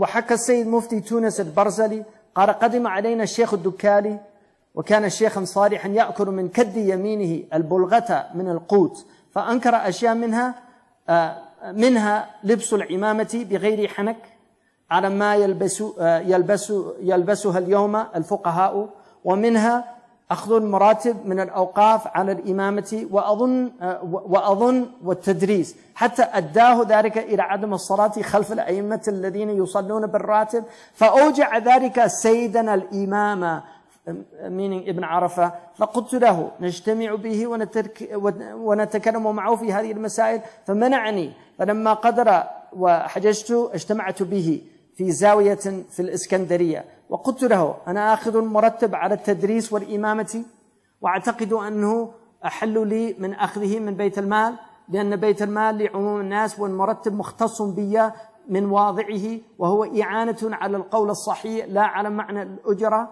فلم يكن له جواب، إلا أنه قال ما قلت ظاهر إلا أني لا أريد لك هذه السخسخة، ففهمت من كلامه أنه كان زاهدا من نوازله، أول النوازل وآخره. So he says, Dukali was a very pious zahid. And when he came to Tunis, he used to only eat from what he earned. The bulgha is kafaf. It's just enough to get you by. And he condemned certain things that he saw, like he didn't like the fact people wore the imama without the tahniq, right? Because the sunnah was to wear the hanak under your chin. The Prophet put, like the Sokoto people do. You know, if you look at the Amir of Sokoto, you know, the African Amir, they wear it like that. The Tuareg wear it like that. They sometimes veil, but the tahniq was the sunnah. And so early fuqaha didn't like it if they wore the turban. In fact, Uthman Danfodio, I mean, this is, take it for what it's worth. Uthman Danfodio said, this is imamatu shayateen. He said it's an imam of the demons that didn't, because they weren't following the sunnah. And what he meant was, this is what shaitan does. He changes things to get people out of the sunnah, right? So he said, and this is the way a lot of fuqaha wear it today. And he also rejected taking a murattab, a salary from the awqaf for being imam. And I think he also said for teaching. And that even led to him not praying behind the imams in Tunisia. Because he said they all get paid to pray. Why should I pray behind somebody getting paid to pray? فَأَوْجَعَ ذَلِكَ سَيْدَنَا الْإِمَامِ. This pained our master Imam Ibn Arafah, who was a great, great faqih, and certainly greater than Dukali in his knowledge. And so I said, we should meet with him and talk to him about these things. And so he said no. And then when I was able to go on Hajj, I met with him in a zawiya in Iskandariya. And I said to him, I take a salary for teaching and for being an imam, and I consider it that it's more halal for me than taking it from the Bayt al-Mal, because there were awqaf for the imams. So he wasn't taking it from the general the coffers of the state. He was taking it for awqaf made for the imam. So he said, I think that's better for me than taking it from the Bayt al-Mal. And he said that this was put for that purpose by the people that gave the endowment, and it helps to teach people, and it doesn't have the meaning of taking an ujra, like in the hadith, taking the Prophet ﷺ condemned taking some kind of money for teaching. He said he didn't think that it went under that category, which the fuqaha don't. He didn't have an answer to that, except that he said, what you said is zahir, it's clear. He said, I just don't like this kind of, like sophistry in your, he still saw it as kind of like, you're just trying to get around something. Still not a good thing. And I understood from his words that he was a zahid. فَنَقْرَأَ أَيْضًا مِنْ أَوَّلِ. So, that's an example of the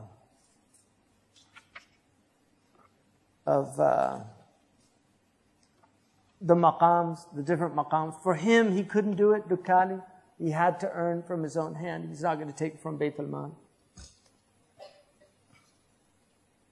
A lot of male shuyukh mentor male students of sacred knowledge. A lot of senior prominent scholars are males, many of whom have expressed the need for more female scholars. But whenever I inquire about mentorship, many say they won't teach women.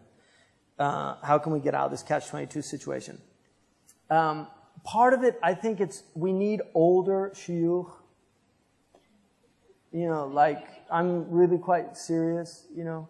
We need shuyukh that it's a more of a father-daughter relationship, because polarity, people can fall in love, you know, it happens. And it can be a fitna for both the teacher and for the student. And that happens. And especially with the younger scholars, you know, many of them are charismatic, and you know, it can be a fitna. I'm talking quite realistically, and this has happened in many occasions. And it's just, these are normal. This is reality. Look, in classical Freudian psychiatry, it's actually considered a part of the process for the patient to fall in love with the psychiatrist. And it's very sick, but that's legit, because it happens when you have a close relationship with somebody and they're guiding you. You know, the hearts are inclined towards those who do good to them, so they can actually fall in love. This is realistic, you know, it happens. And so that's one of the things. Some of these, you know, teachers are just trying to guard themselves, because they're human. They could be attracted to, if they have a really brilliant student, there can be a lot of compatibility. They feel, you know, attracted. That happens. It's just human nature. And Islam is very realistic about these things. And so even in tasawwuf, you know, young shuyukh were never the norm in tasawwuf. It's very, very tricky to have young shuyukh. You know, traditionally they were older. Their nafs, Ibn al-Munkadir said it took him 50 years to get his nafs under control. You know, so to be guiding other people and helping other people, and you're still struggling with your nafs, that's a little tricky. So it's a problem. It is a type of catch-22 situation.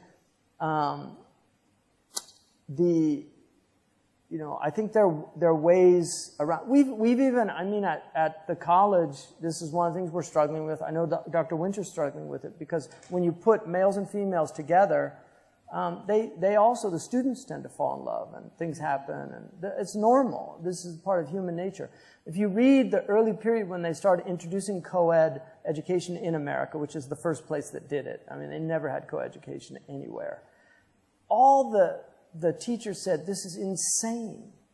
You can't put young men and women together to study and not think they're going to be distracted. You know, so this is human nature. Islam is a very practical, realistic religion. So I know it's a problem, and I know it's frustrating for the women, because the Prophet gave one day out of the week just for the women, and that was with the understanding that the men were going home and teaching the women. But they came and complained. They said, no, we don't want to hear it from our husbands. We want to hear it directly. He gave them a day out of the week just for them. And so that is a sunnah, to teach the women. And it's important.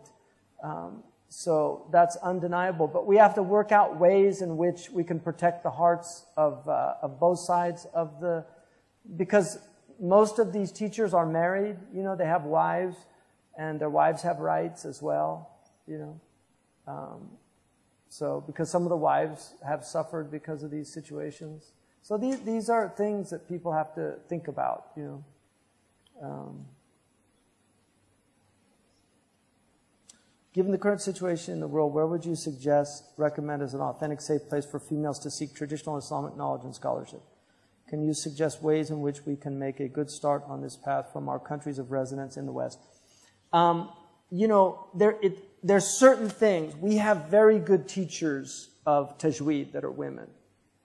And it's much better for you to learn the Quran from women. Because tajweed is actually a kind of intimate thing, because you have to look at the lips and make sure they're like the ishmam it's something seen. And so those type things are very, and then Arabic, we have a lot of women that know Arabic to a very good level. So the foundational knowledges are definitely to be done. When you get into hadith, fiqh, and things like that, then there are less, certainly. This was not always the case. In our autobiographical literature, on average, there were about 10 to 15% of the notable scholars of any given period of time were women. And we're talking not about just scholars. We're talking about the a'yan, the notable scholars in Islamic tradition. Ibn Sa'd, if you read his tabaqat, the women are very, very well placed in that early period. Many great female scholars. Women did not tend to write, which is why we don't have a lot of books from the women. There are some books, but they did not tend to write, partially because there were opinions that women should be taught to read and not to write. And the reason for that was like what we call texting today. Pre-modern texting existed, where you wrote notes and could turn them. And so they saw it as a source of fitna. My own teacher, Marab Tarhad, said in the early period he did not teach his wife to write because of that, and later he realized that it wasn't a correct fatwa. But his wife never learned how to write very well. But she was a scholar in her own right. Maryam was amazing. She had a phenomenal memory. She memorized an incredible amount of poetry. She knew the Quran by heart. She knew fiqh very well. Amazing scholar. So she didn't teach, but she sat listening for 60 years to her husband teach, and she had a photographic memory as far as I can tell.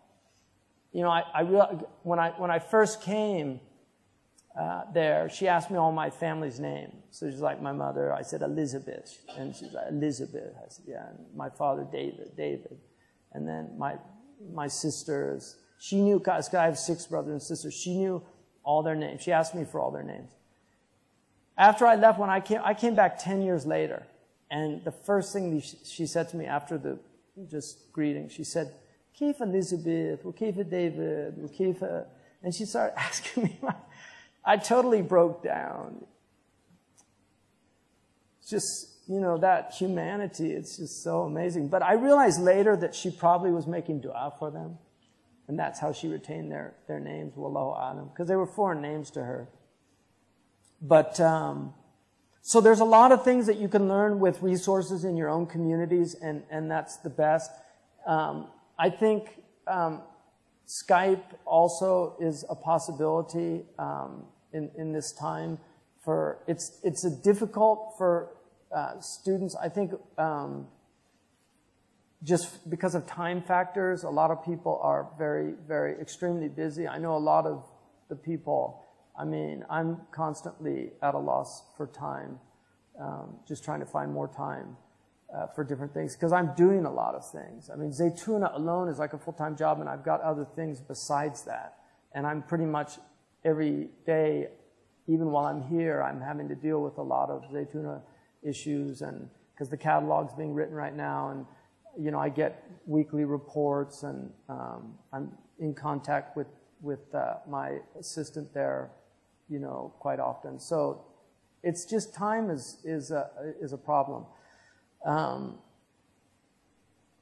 But yeah, we need to do that. Right now, the Muslim world's in a lot of turmoil.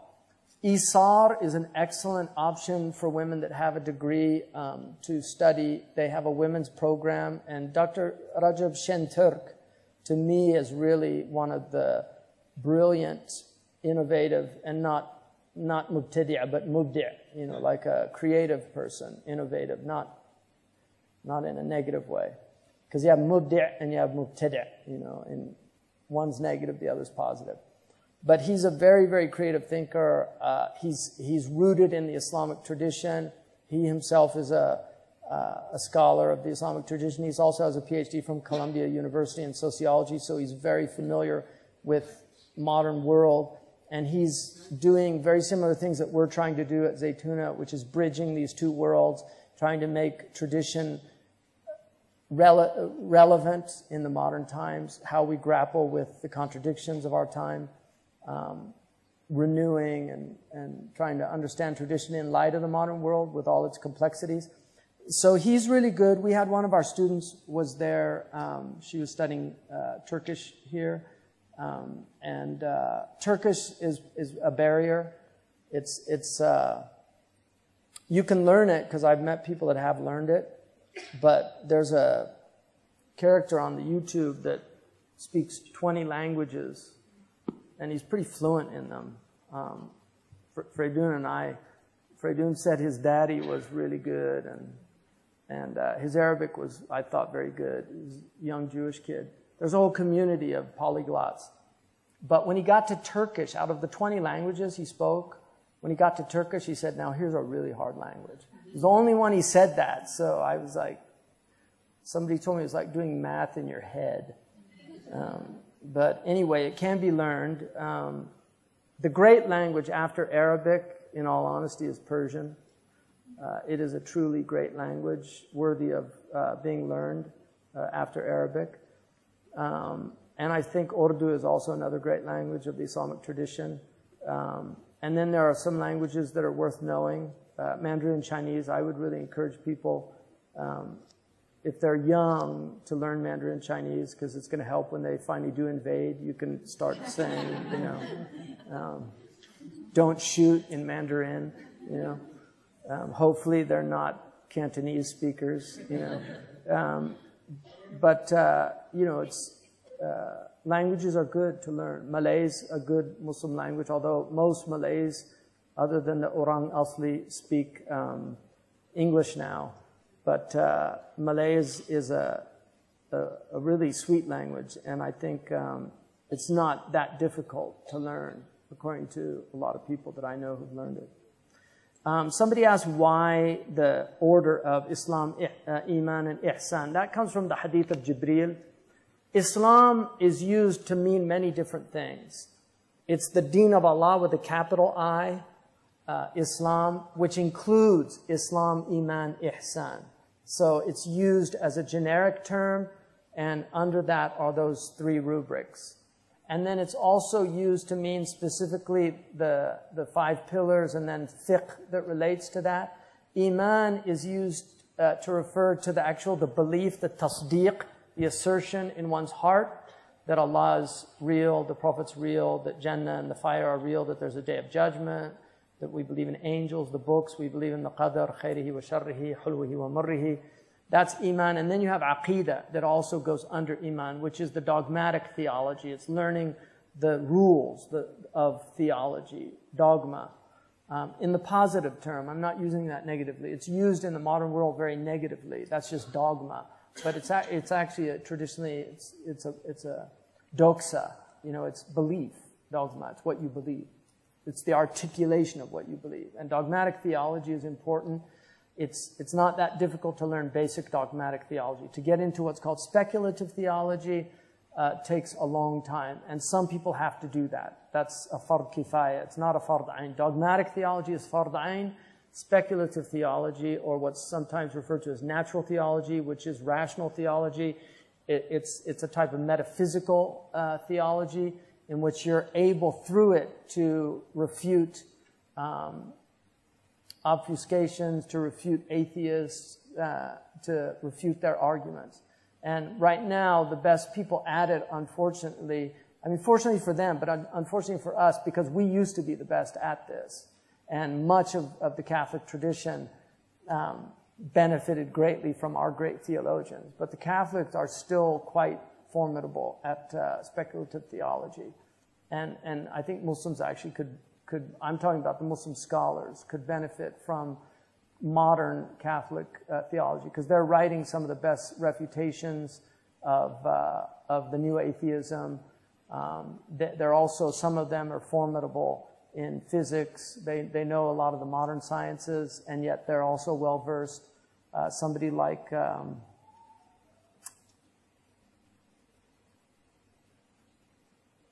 quantum enigma, Wolfgang Smith. Somebody like Wolfgang Smith is a very, very formidable intellect because he's an acknowledged scientist, but he's also a brilliant metaphysician. And so and this is why, you know, atheists are very glib, and their attitudes are very facile and really not strong. They, you know, a friend of mine he lived in England. He died, Allah yarhamu, but he said that, you know, he had a neighbor who was He was cutting the hedges, and his neighbor, they started talking. And he asked him what he did. He said he was a theologian.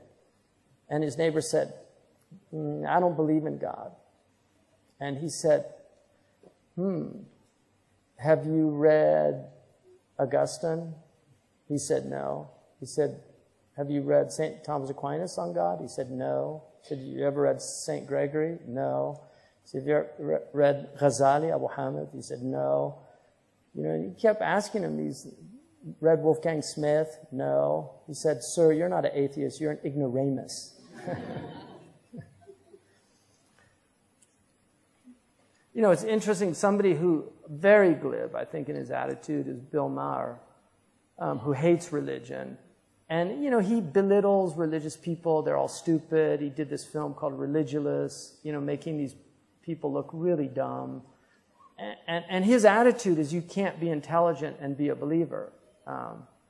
And first of all, the arrogance is palpable. But the reality of it is that religion has always, the great religions have always been profoundly intellectual.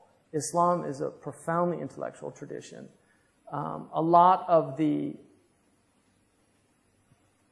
metaphysics of the great Abrahamic faith has been undermined because of modern philosophy.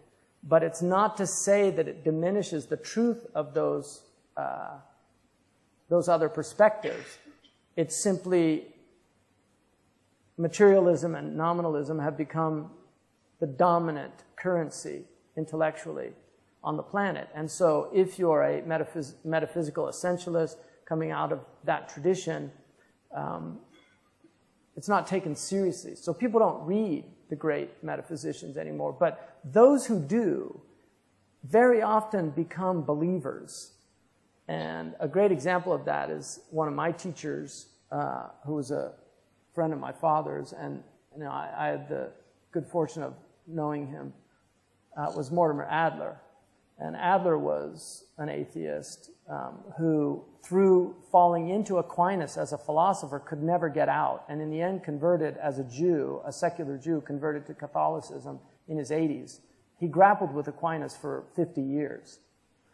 Another example is C.S. Lewis, the famous Christian apologist. A lot of people don't know that C.S. Lewis was an atheist that thought that believing in God was just a pre-modern fallacy, until he met G.K. Chesterton, who was the most brilliant human being he'd ever met. And he said it forced him to reassess his beliefs, because he said, if a man that intelligent could believe in God, there must be something here that I'm missing. And that got him into studying theology, and ended up, he became one of the great Christian apologists of the 20th century, whose books are incredibly rich. So unfortunately, our tradition has fallen on hard times, but we're trying to do our best. I mean, we're a pretty pathetic, pale imitation of the people that went before us, but we're trying to do our best, and maybe Allah will inspire some people that normally might have gone into engineering and become brilliant engineers, or medicine and become brilliant doctors, to reconsider studying theology and jurisprudence. We need legal minds. You know, we need, the Americans still have some great legal minds in their legal tradition, but it's very hard to find them in the Muslim world. Most of our scholars come out of mediocre training now. So this is a crisis that's happened that we need to remedy. There's a lot of ignorance. Anyway, enough said. سبحانك اللهم وبحمدك أشهد أن لا إله إلا أنت أستغفرك وأتوب إليك.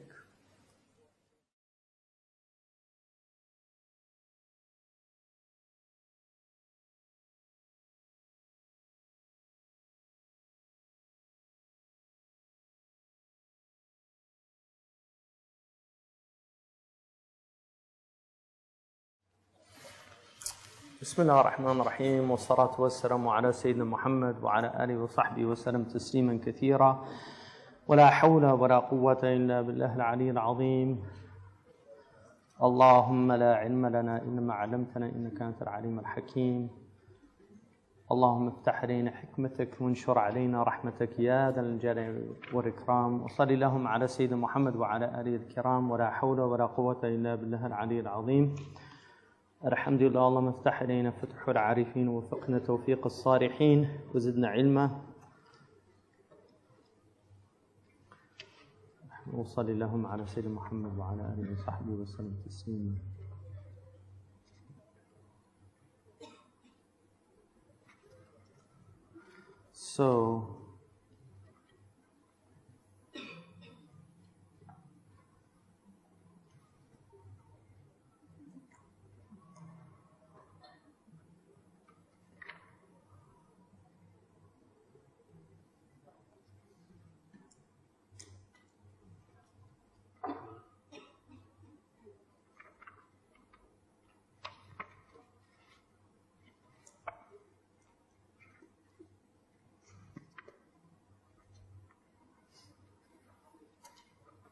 So we're on the 8th maqam. And the way he structured this book is that he does what he called tadalli, and then he has taraqi.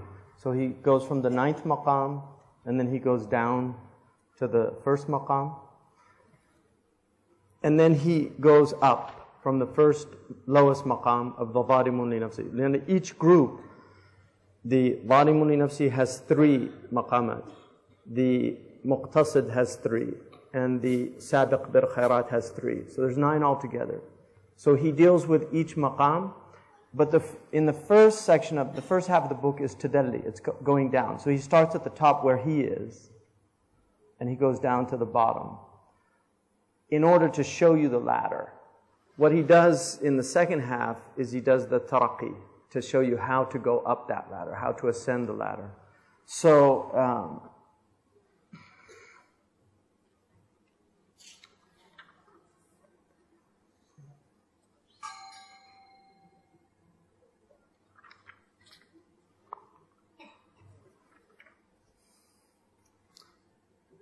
we're on the 8th maqam, and we did that, the maqam of the khawas al-ulama bi ahkamillah.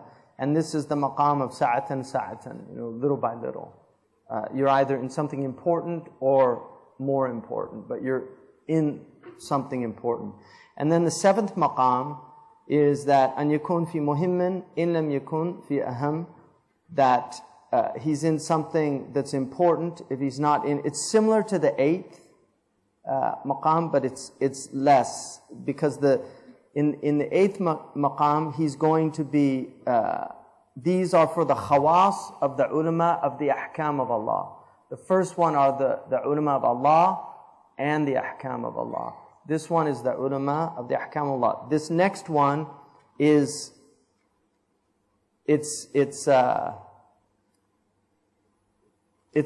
less, it's similar, but it's less than the 8th. And he mentions the importance of studying knowledge, which we went over yesterday, and Ibn Wahbin's experience that he had. So, he talks also about taking a reward for prayer, and he goes into that because it was a very important issue in the early period of Islam, and that's where we left off yesterday. So he says, وَإِلَى هَذَا كَانَ يَذْهَبُ سَيْدَ الْمُفْتِي سَرَقُسْطِي rahimahullah wa nassuhu. So he's quoting the Mufti Saraqusti, in which he says, ما يأخذه الإمام على الإمامة من أحباسه أو من أقوالهم إجارة له على عمله. So to take a reward for praying is a type of ijara. It's like you're renting him for the action. So it's like you're hiring him to do a particular thing, which is the imama. And he says, min al-wara' al-khuruj min al-khilaf. To get out of khilaf is good, because the ulama differed on this. Some of them said the imam could not take a ratib. Others said the mu'adhin could, because he has to go early. So not everybody has to. But for the imama, you have to have a group praying in the masjid. So somebody has to be there. So he has to be there anyway. So why should he take a ratib on it? These were the debates of the early Islam.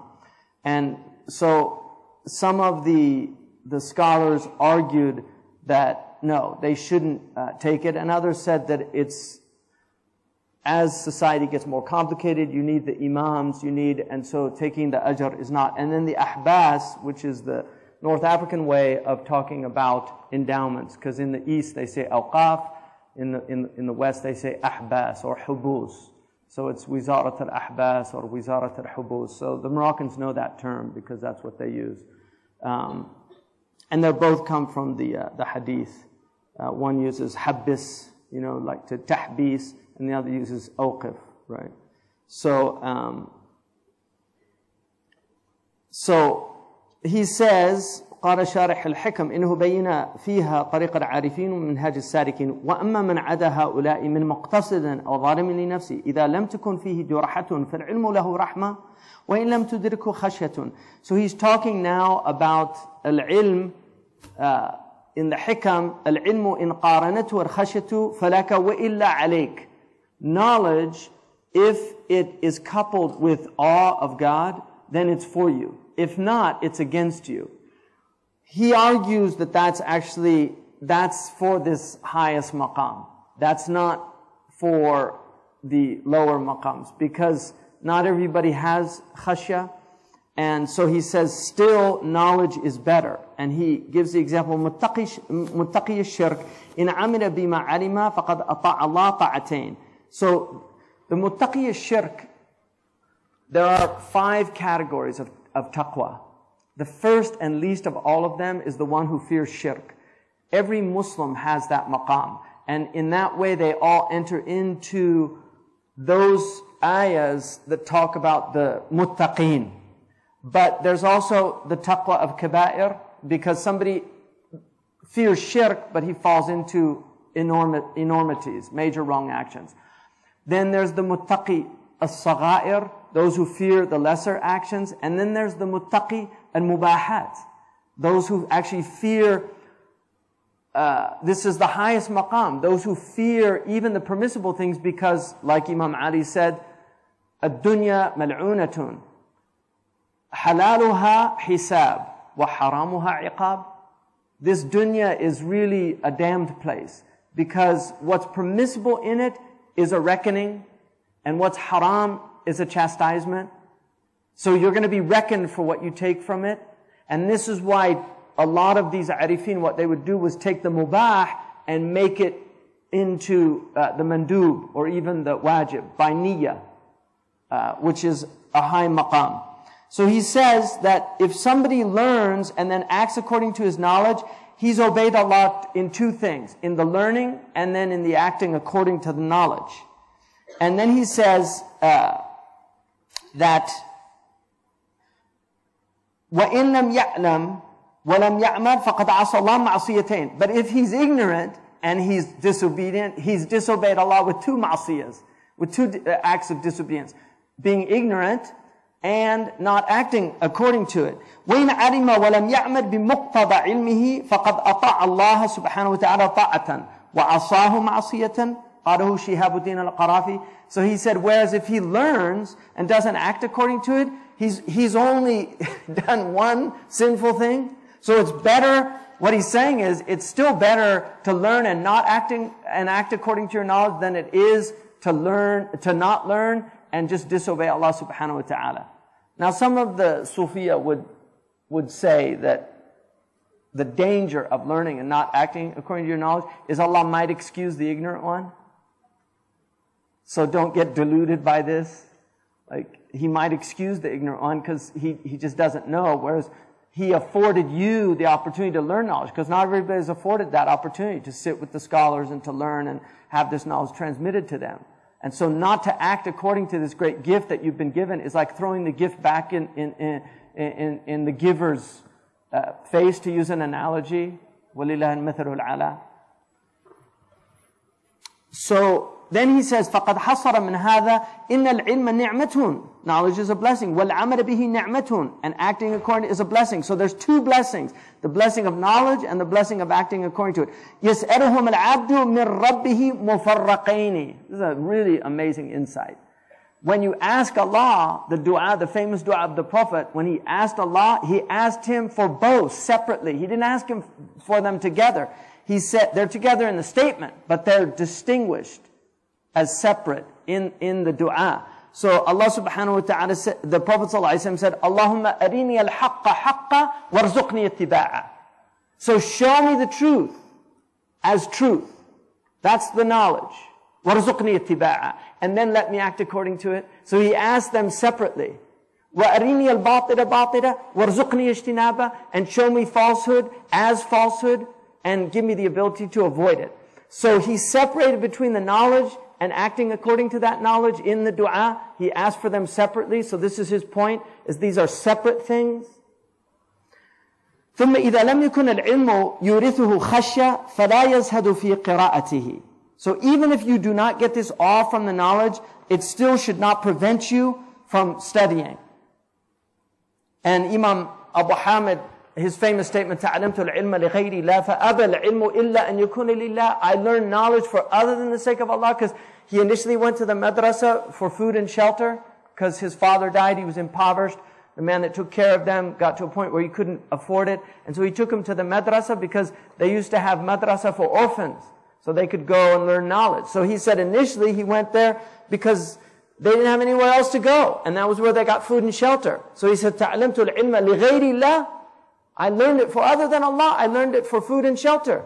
فَأَبَى الْعِلْمُ إِلَّا أَنْ يَكُونَ لِلَّهِ. But through learning it, the knowledge that I acquired refused to be for other than the sake of Allah. So as he grew in his knowledge, he grew closer to Allah subhanahu wa ta'ala. And so he said, لأنه كما تقدم نعمة لكن ينبغي أن يكون في قراءته متأدبا بآداب الشرع. So he should learn it with the comportment of the Sharia, with the ethics of the Sharia. وحينئذ تسوغ له الجراية عليه والأجر.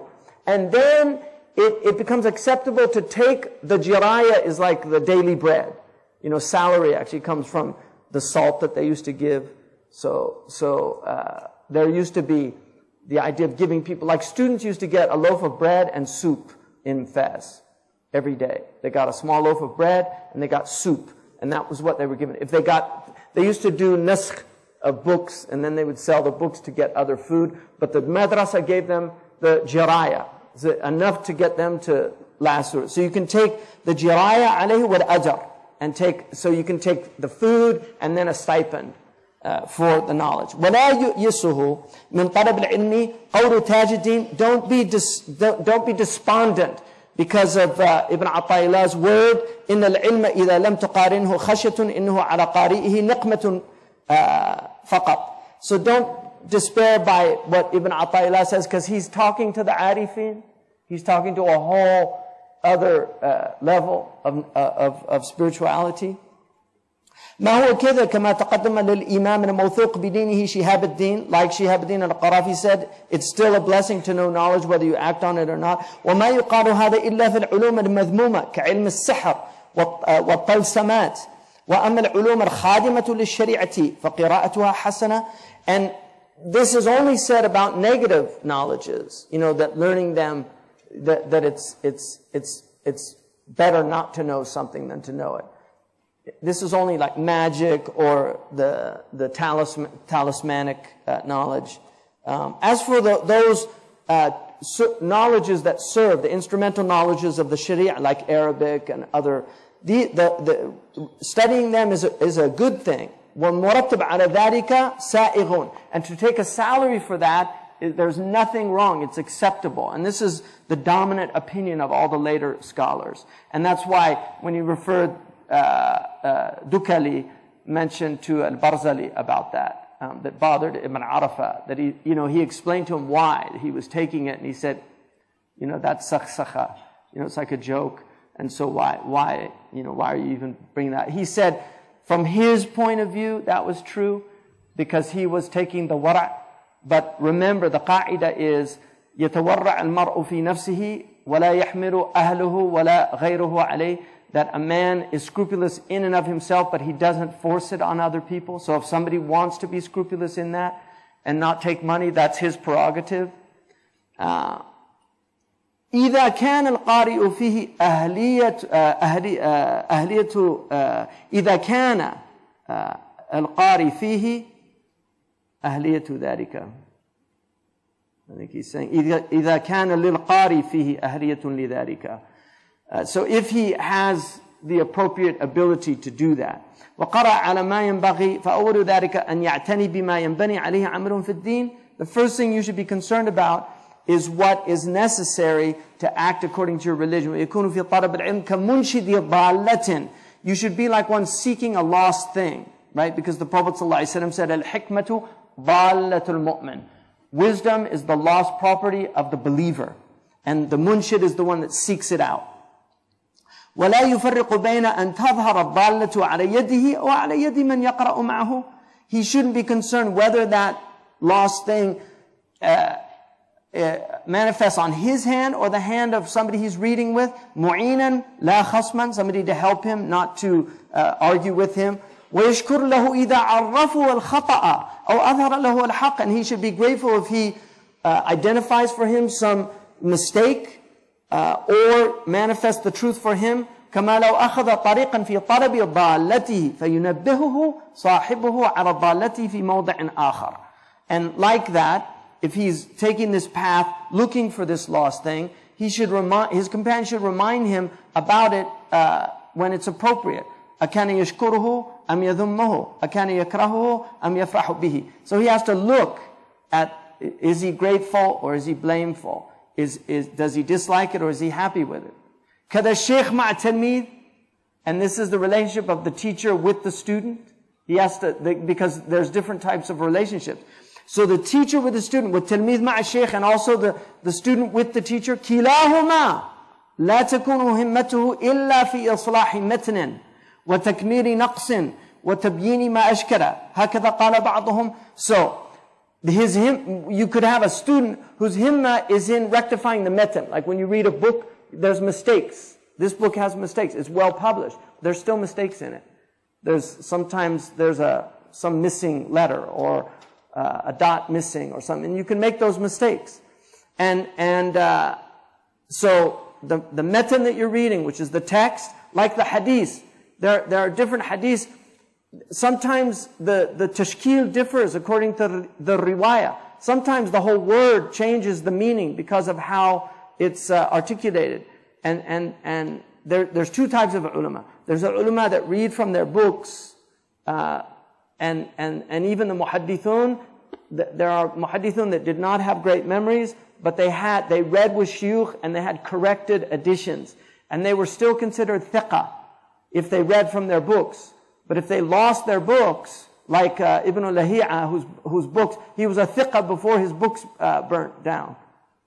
His house burnt down, he lost all his books. He was a thiqah before that. But then after that, he was considered weak in hadith, because he didn't have his books to rely on. And then there's the ulama that they don't need the books, like Shaykh Abdullah bin Bayyah. He carries his library with him. Like Imam Shafi'i said, علمي معي حيثما يممت يتبعني قلبي وعونه لا بطن صندوقي فإن كنت في البيت كان العلم فيه معي أو كنت في السوق كان العلم في السوق. Imam Shafi'i said, my knowledge is with me wherever I go. My sunduq, the chest of knowledge, is in my heart. And he said, so if I'm in my house, my knowledge is in my house with me. And if I'm in the marketplace, my knowledge is in the marketplace. So wherever he went, that's the real alim, is the one that fi sudur alladhina utul ilm. Allah says it's in the breast of people given knowledge. And then there's other people that learn the tools of knowledge and they're able to work with their books.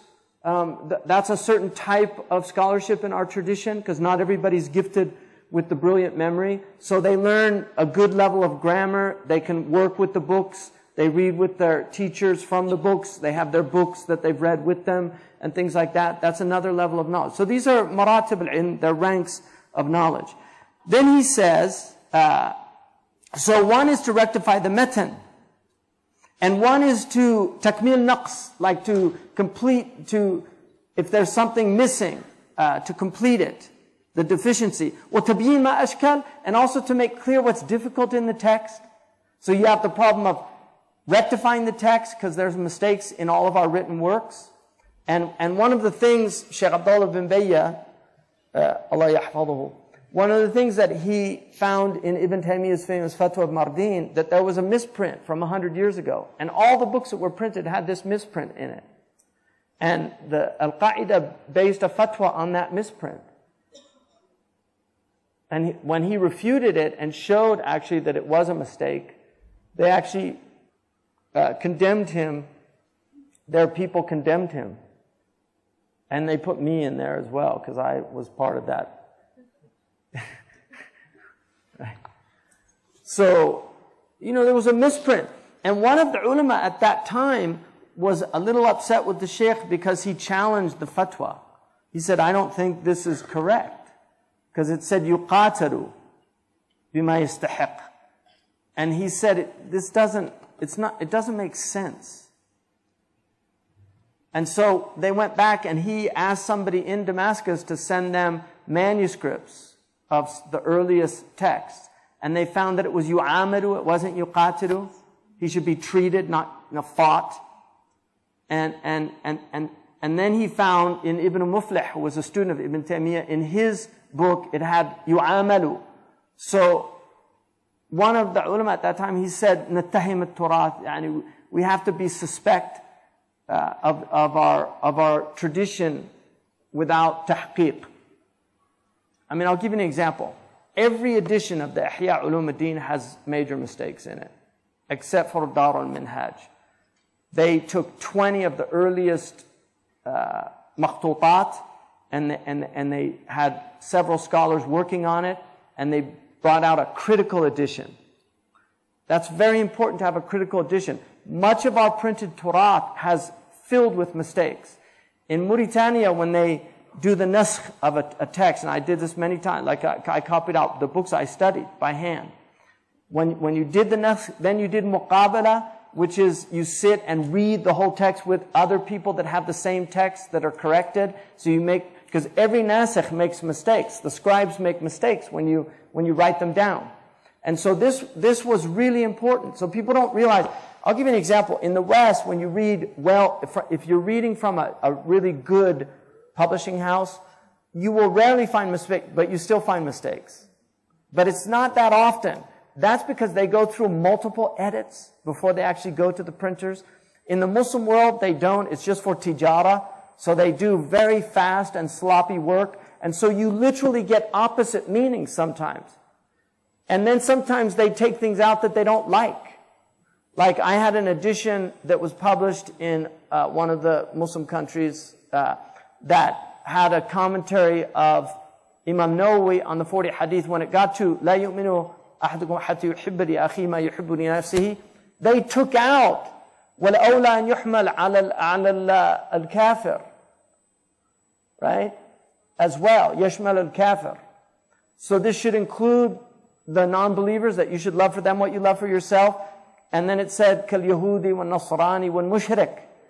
And he says, because this is the angelic nature, Allah is challenging us to rise above our vengeful nature to an angelic nature of forgiveness. And so Imam Nawawi wrote that. They just took it out. They didn't like it, because when you're fighting the Israelis, you don't want people to, right? That they just took it out. Because it was politically, they didn't like it. That's called khiyana. This treachery, it's treachery with people's words. Shabrakhiti said the same thing. Ibn Rajab al-Hanbali. This is what the great Imam said, that it includes everybody. You should love for everybody what you love for yourself. The Prophet was not hashahu. He wasn't a miser with his love. He had love for all of humanity. And I wrote in the translation of Dua al-Nasiri, I wrote an essay on universal love.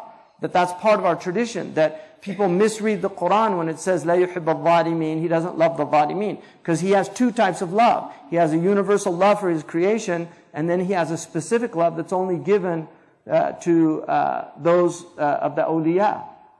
And Amir Abdul Qadir al-Jazairi made a beautiful distinction in his book al-Mawaqif about that.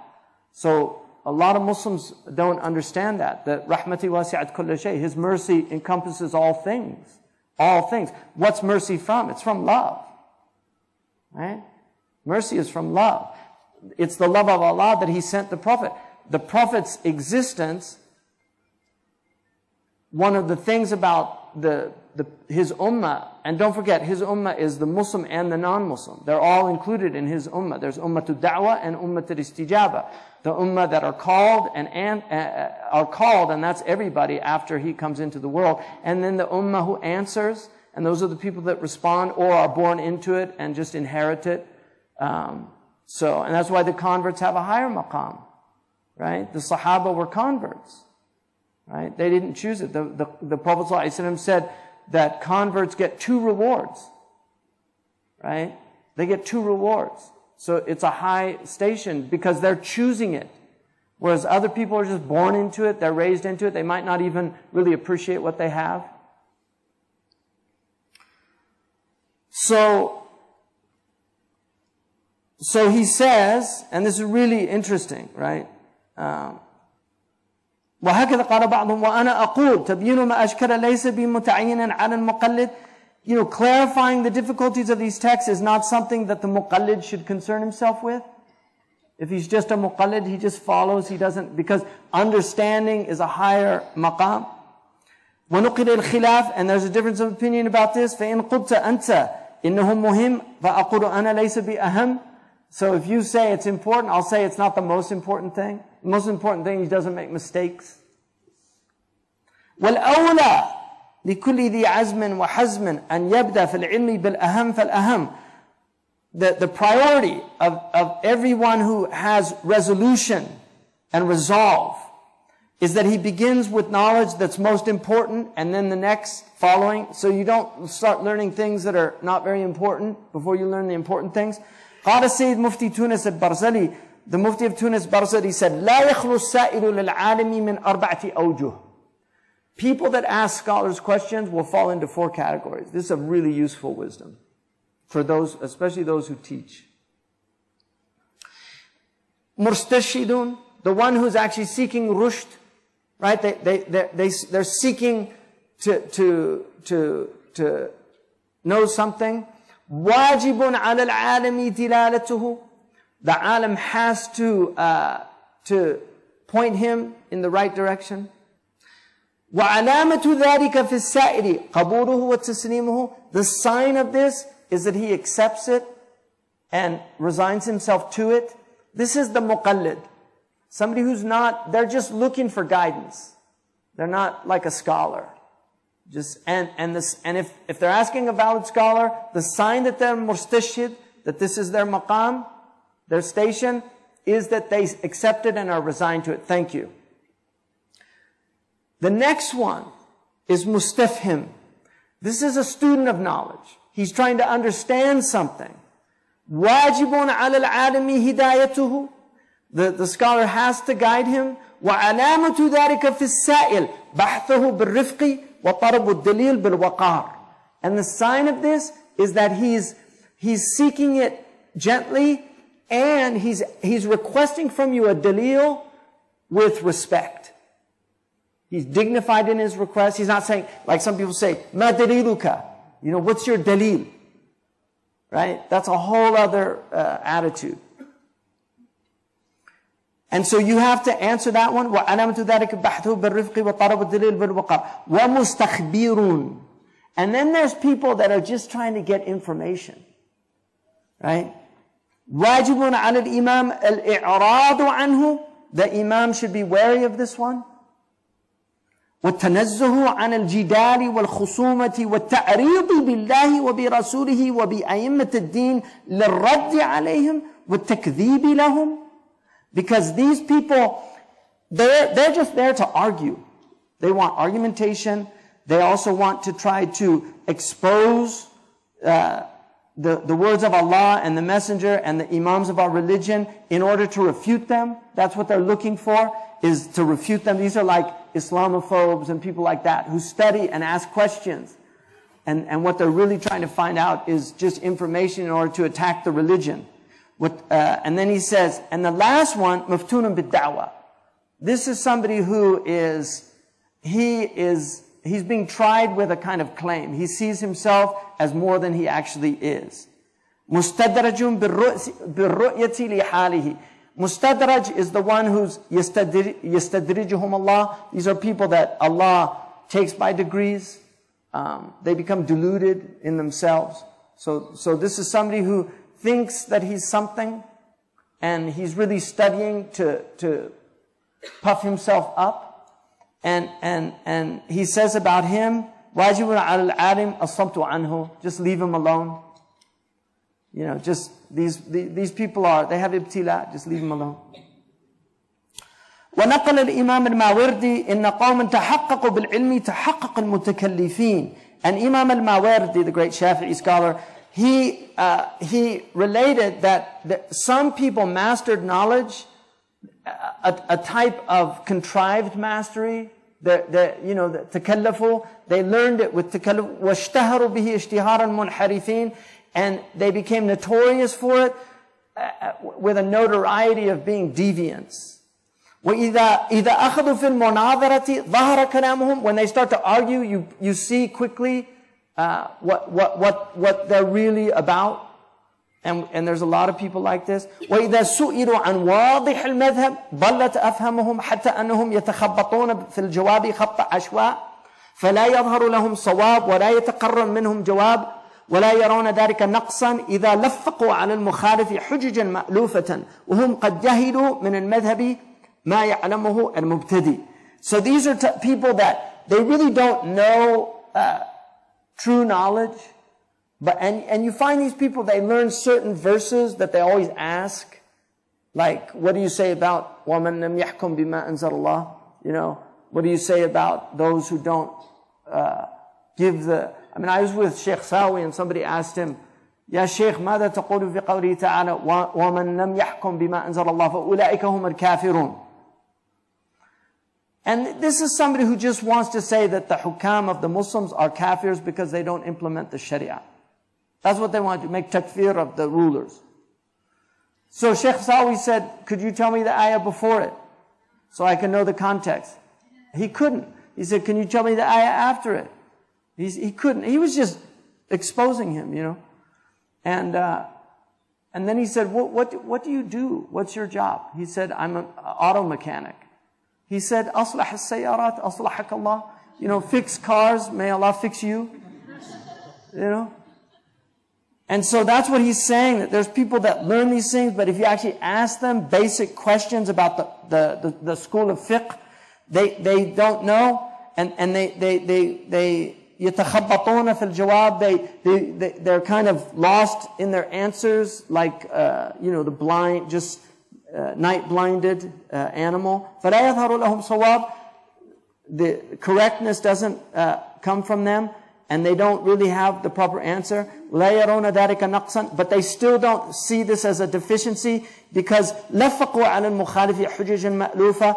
They contrive trite answer proofs, to kind of attack them. So they've got their little hackneyed proofs because they read their little book on the Khilafah or something like that, and this is and so they've got their responses, or some book on Aqidah to attack people that have an Aqidah that differs from them. And then he says, وَهُمْ قَدْ يَهِرُوا مِنَ الْمَذْهَبِ مَا يَعْلَمُونَ مُبْتَدِئ. They're ignorant of even the most basic things in a school of fiqh that even a tyro would know. وقالوا أبو درداء لا تتعلموا العلم لتتجملوا به فإنه يوشك إن طال بكم عمره أن يتجمل أحدكم بعلمه كما يتجمل ذو البزة ببزته. Abu Darda, the great Sahabi radiallahu anhu, said, do not learn this knowledge to adorn yourselves with it, because the time is coming soon. If you live long enough, you will see people learning this knowledge to adorn themselves with it, like somebody adorns himself with some fancy suit. Put it on. It's just an outward thing. It has no inward reality, like the suit adorns your body. But there's nothing under that suit other than nakedness.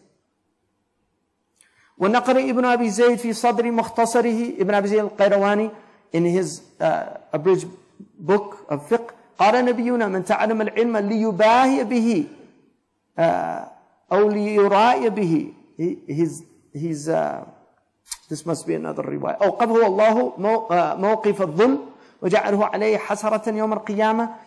It's ليباهي به العلماء أو ليرائي به السفهاء. Like just to show off to scholars and things like that. Allah will put him in a humiliated place and make this regret and remorse on the Day of Judgment. ولا يقال هذه الآفة من قراءة العلم. It should not be said that this is some fault in actually studying.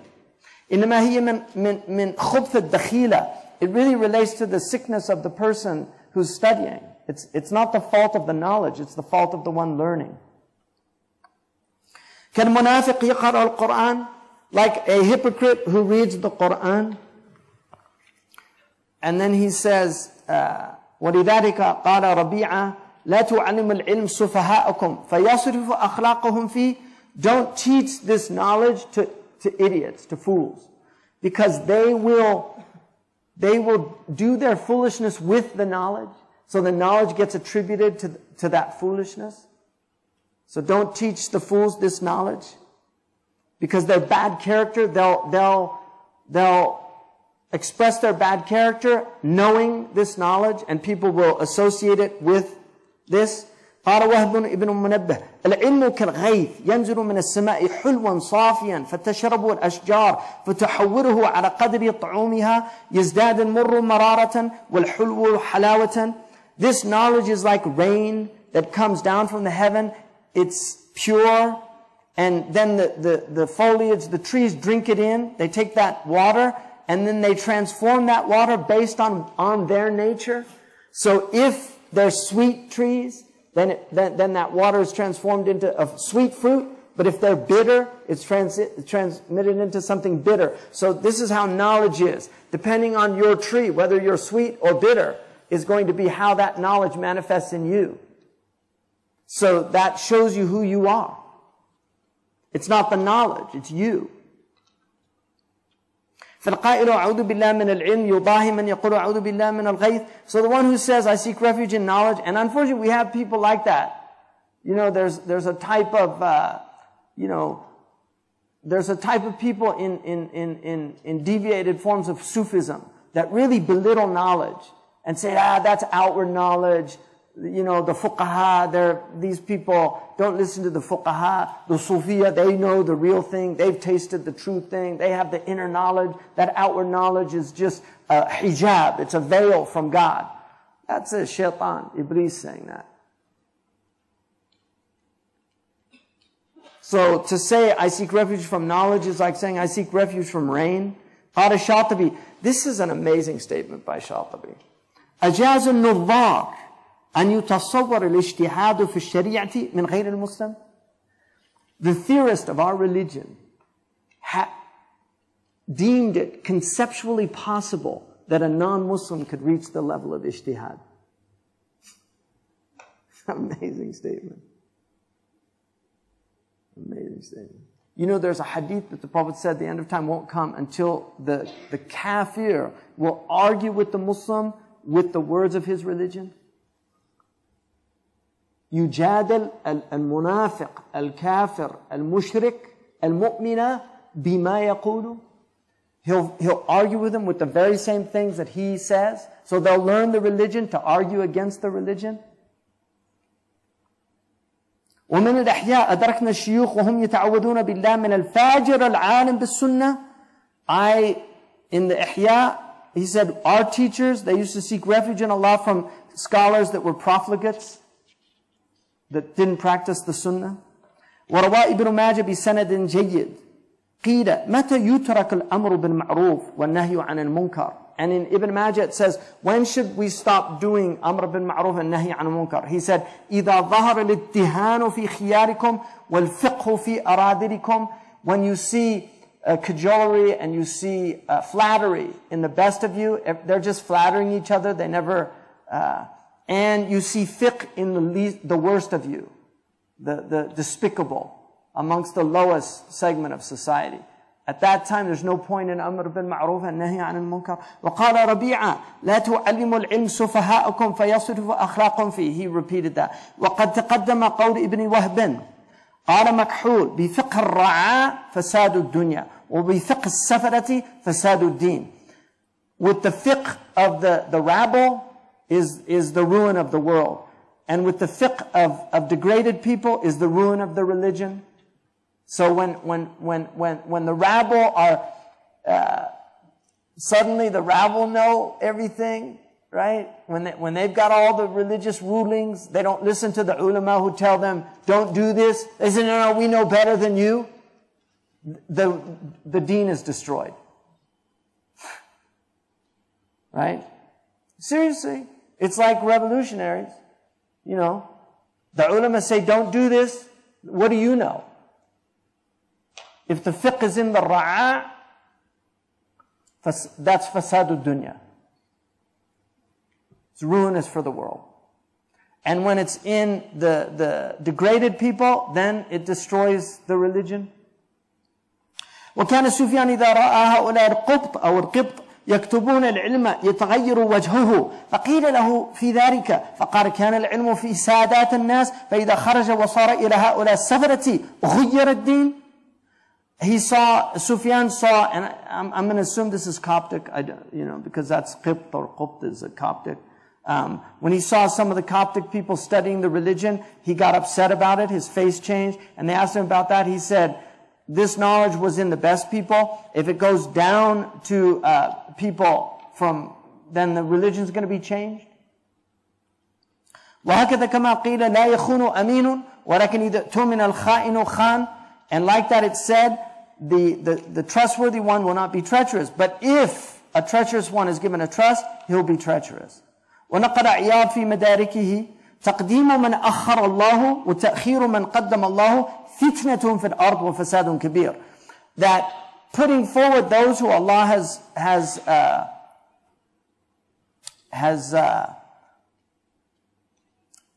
put behind or delayed, like when you have an imam and you put forward somebody who's got a good voice but they're not a faqih, and the faqih is not put forward, so that's like taqdeem and ta'khir. It's inappropriate, because the Prophet said the end of time won't come till people put forward imams just to hear a beautiful voice.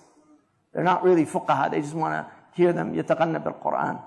And so he's saying, and Zamakhshari has very funny, it's not funny, it's actually quite tragic, but he says,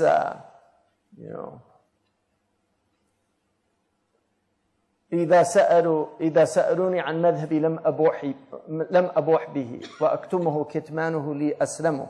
If they ask me about my school of thought, I don't reveal it. Concealing it is much safer for me. إن حنفيا قلت قالوا بأنني أبيح الطلاء وهو شراب المحرم. If I say I'm Hanafi, they say, oh, he permits wine. And everybody knows wine is haram.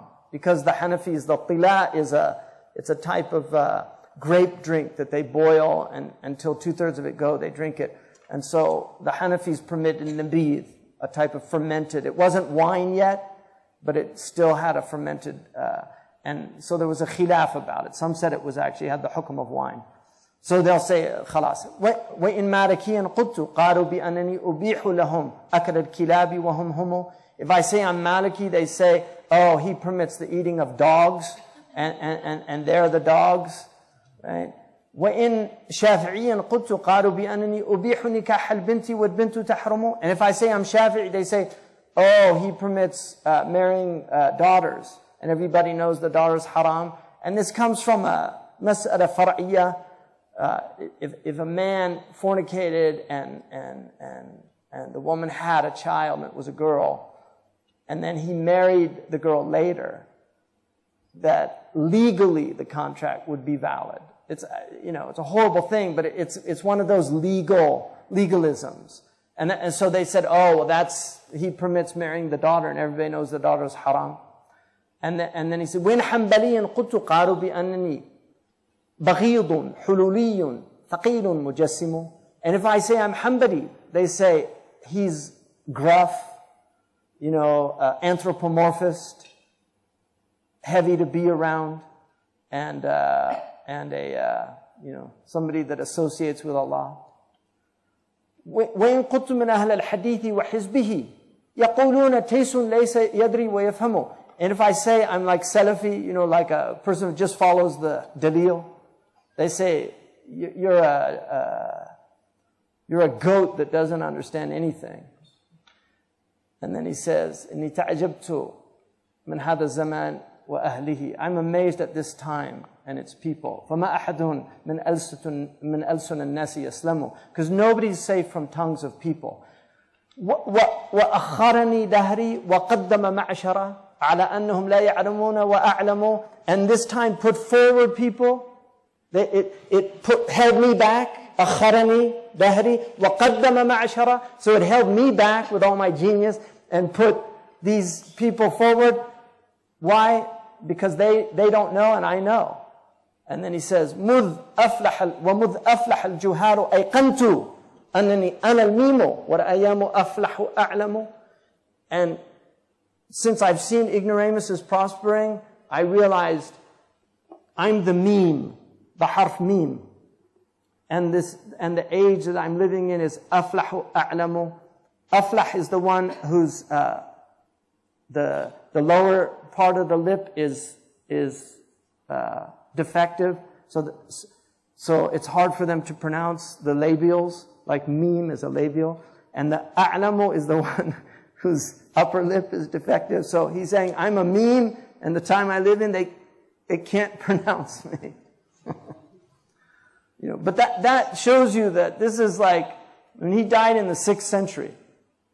So it's all there. Right? I mean, even Mutanabbi said, أَغَايَةُ الْعِلْمِ أَن تَحْفُوا شَوَائِرِبُكُمْ يَا أُمَّةً ضَحِكَتْ مِنْ جَاهِلِهَا الْأُمَمُ. Al-Mutanabbi said, is the extent of your knowledge that we have to trim our mustaches? Oh ummah, that other are laughing at our ignorance. You know, and that's Mutanabbi, 4th century. So, you know, these are perennial problems in our community. So, then he says, قال ابن مسعود لا يزال الناس بخير ما أخذوا العلم من أكابرهم فإذا أخذوه من أشرارهم ضلوا. Ibn Mas'ud said, people will remain in a good state as long as they take knowledge from their elders. When they start taking it from the lower people, the ashrar, they'll go astray. قال عمر قد علمت متى صلاح الناس ومتى فسادهم. Omar said, I know when people will be sound and when they'll be corrupted. إذا جاء الفقه من قبل الصغير استعصى عليه الكبير وإذا جاء من قبل الكبير تابعه الصغير فاهتدى. He said, if this knowledge of the religion comes from the صغير, you know, the immature, then the mature one will find it difficult to accept it from him. Right? But if it comes from the elder, then the younger one will follow him and they'll both be guided. ونقل أبو عمر بسنده عن عطار خرساني كان إذا صلى يتكلم بكلمات فغاب يوما فتكلم رجل من المؤذنين فسمع رجاء بن حيوة صوته فقال من هذا؟ قال أنا. قال اسكت فإنا نكره أن نسمع الخير إلا من أهله. Abu Amr relates from Atar Khurasani that when he used to pray, he would speak. But one day he was absent, and so one of the mu'adhins spoke in his place, and Raja ibn Haywa heard him, and he heard his voice, and he said, who's that speaking? And the man said, it's me. He said, shut up. He said, we don't want to hear something unless it's from the people of this knowledge. You know, like you don't really have any right to speak in place of the imam. That's not your maqam. تاب قيس بن الخمر في الجاهلية فجمع بني عند موته فقال لهم يا بني احفظوا عني فلا أحد أنصح لكم مني إذا مت فسيدوا كباركم ولا تسودوا صغاركم فيسفه الناس كباركم وتهونوا على الناس. This is Tab Qais min al-Khamr fil Jahiliyyah.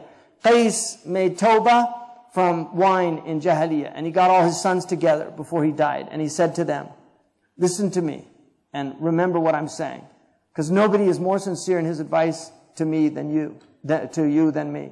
If I die, make your sadam, your leaders from amongst your elders, and don't give any authority to your youngsters, because people will deem your elders incompetent if you do, and then you'll lose your dignity amongst the people.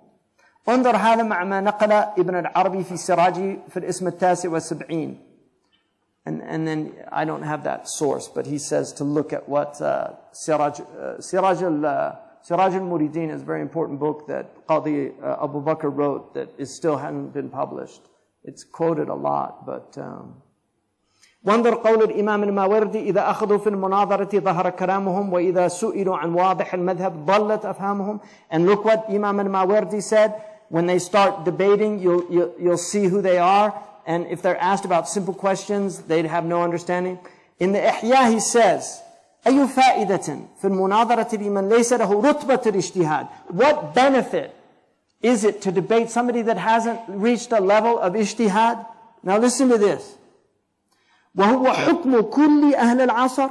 And this is the reality of all the people of our time. Nobody is a mujtahid mutlaq. So all these people debating, they really don't know what they're talking about. And then he said, الذي لو ظهر له ضعف مذهب مقلده لم يجوز له أن يتركه بل يجب عليه أن يقول ولعل لمقلده مدرك لم يدركه. So if he finds something in the person that he's imitating of the ulama that differs from another dalil, he has to say he must have a dalil I don't know about. If he's not at the level of mastering all the dalils. I mean, you have to see the wisdom in this. It's not saying that you're not following the dalil. It's saying, I don't have the knowledge to question Malik or Abu Hanifa or Shafi'i. If you have that level of knowledge, you have every right to question them. But if you don't, then don't be fooled by these people that claim they do. Hum rijal wa nahnu rijal. We're men and they're men. It's not like that. ثم قال من وظائف المتعلم الاحتراز من الإصغاء إلى اختلاف الناس. One of the things that students have to be aware of is listening to the differences of opinion. فإن إصغاءه لذلك يدهش عقله ويحير ذهنه ويفتر رأيه ويؤيسه من الإدراك والاطلاع بل ينبغي أن يتقن أولا الطريقة الواحدة المرضية عند أستاذه فإن كان أستاذه من عادته نقل المذاهب فليحذر منه فإن إضلاله أكبر من إرشاده ولا يصلح الأعمى لقود العميان وإرشادهم ومن هذه حاله فهو يعد في عمل حيرة وتيه الجهل. Beware of listening to differences of opinion, because these will perplex your intellects, confuse your minds, they will enfeeble your opinions and cause you to despair about truly understanding. Rather, you should first master one way that's pleasing with the ulama. Master one way that's pleasing with your teacher. And if your teacher, if it's his habit to talk about the other opinions, beware of him. Because his problems are greater than his good. Like he'll lead you astray in that. You'll get confused. And it's not permitted. And it makes no sense that a blind man lead the blind. And if this is his state, then you have to see that he is amongst those who have blinded perplexity and are lost in ignorance.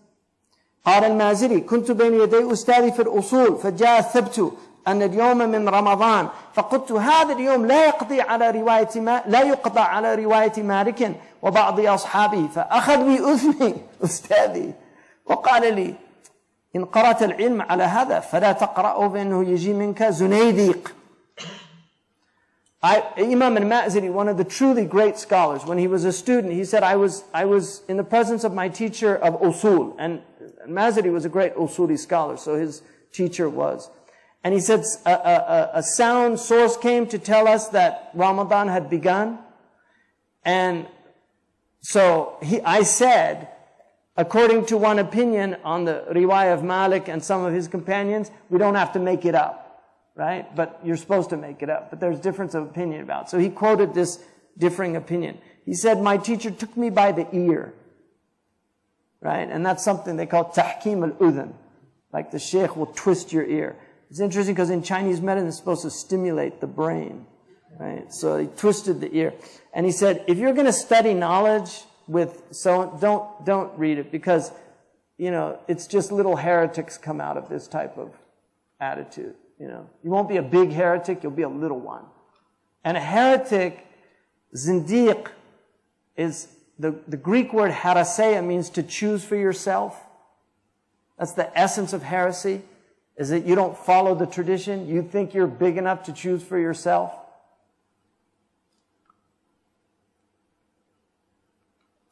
وقد يكون بعضهم قارئ في مسألة تداخل العدل. Now, listen to this. This is really, really useful. If you get this, if this is all you get, you got a lot.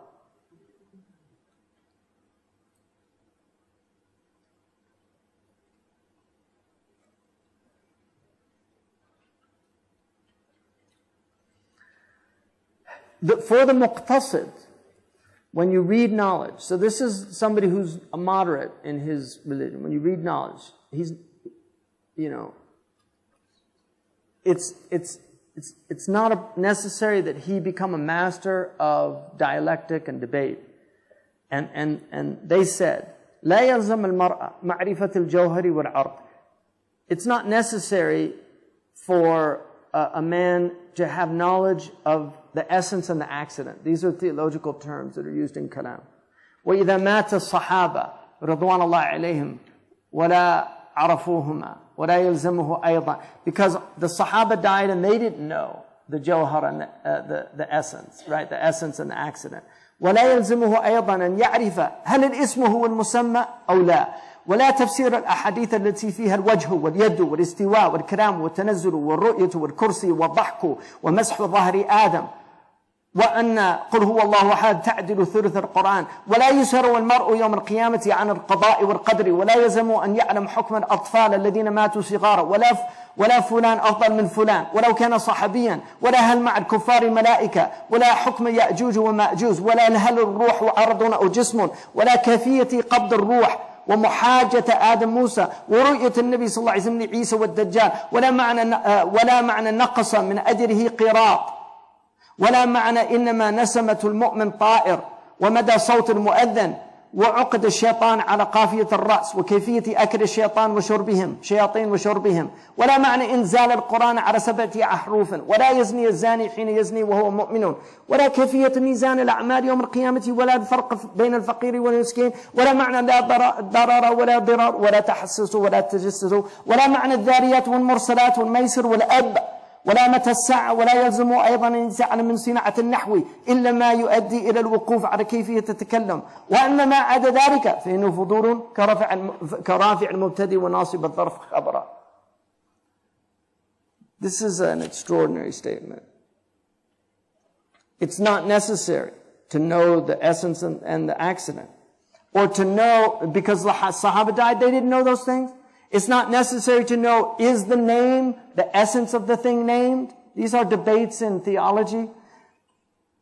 It's not necessary to know what is the interpretation of the hadiths that have face and hand and istiwa and kalam, or how God comes down, or the vision of God and its nature, or what's the kursi, what's the throne, or the laughing when it mentioned dhahak in relation to God, or that God touched the back of Adam, or that Qul huwa Allahu ahad is a third of the Quran. A man will not be asked on the Day of Judgment about the qada and the qadar. It's not necessary for him to know what the ruling of children who die in kufr before they reach maturity. Nor does he know so-and-so is better than so-and-so, even if it's a sahabi. Or are there angels with the disbelievers? Or what's the ruling of Yajuj and Majuj? Or what's the nature of the ruh? Is it an accident or is it a body? Or how is the ruh seized? Or what's the nature of this debate between Adam and Musa? Or what's the vision of the Prophet ﷺ when he saw Jesus and the Dajjal? Or what's, وَلَا مَعْنَ نَقَصَ مِنْ أَجْرِهِ قِرَاط, nor does he have to know the meaning of it diminishes every day in reward a carat meaning like carat of gold, 24 parts. So the qirat is 1/24. Nor the meaning that the soul of the believer is a bird that flies, or how far the voice of the mu'adhin goes, or these knots that shaitan ties on the back of the nape of a man's neck, or what is the nature of the eating of the shayateen and how they drink, or what it means that the Quran came down on 7 letters, or that when a person fornicates, at the time they're fornicating, they're not a believer, or the nature of the balance of the scales of action on the Day of Judgment, or the difference between a faqir and a miskin. This is a khilaf between the fuqaha. إِنَّمَا الصَّدَقَاتُ لِلْفُقَرَاءِ وَالْمَسَاكِينَ. They're the first two mentioned in the ayah in Tawbah about zakat. And so what's the difference of faqir and miskin? Some say the faqir has a year's provision and the miskin doesn't have a day's provision. Some say it's the opposite. He's saying you don't have to know the differences to get into paradise.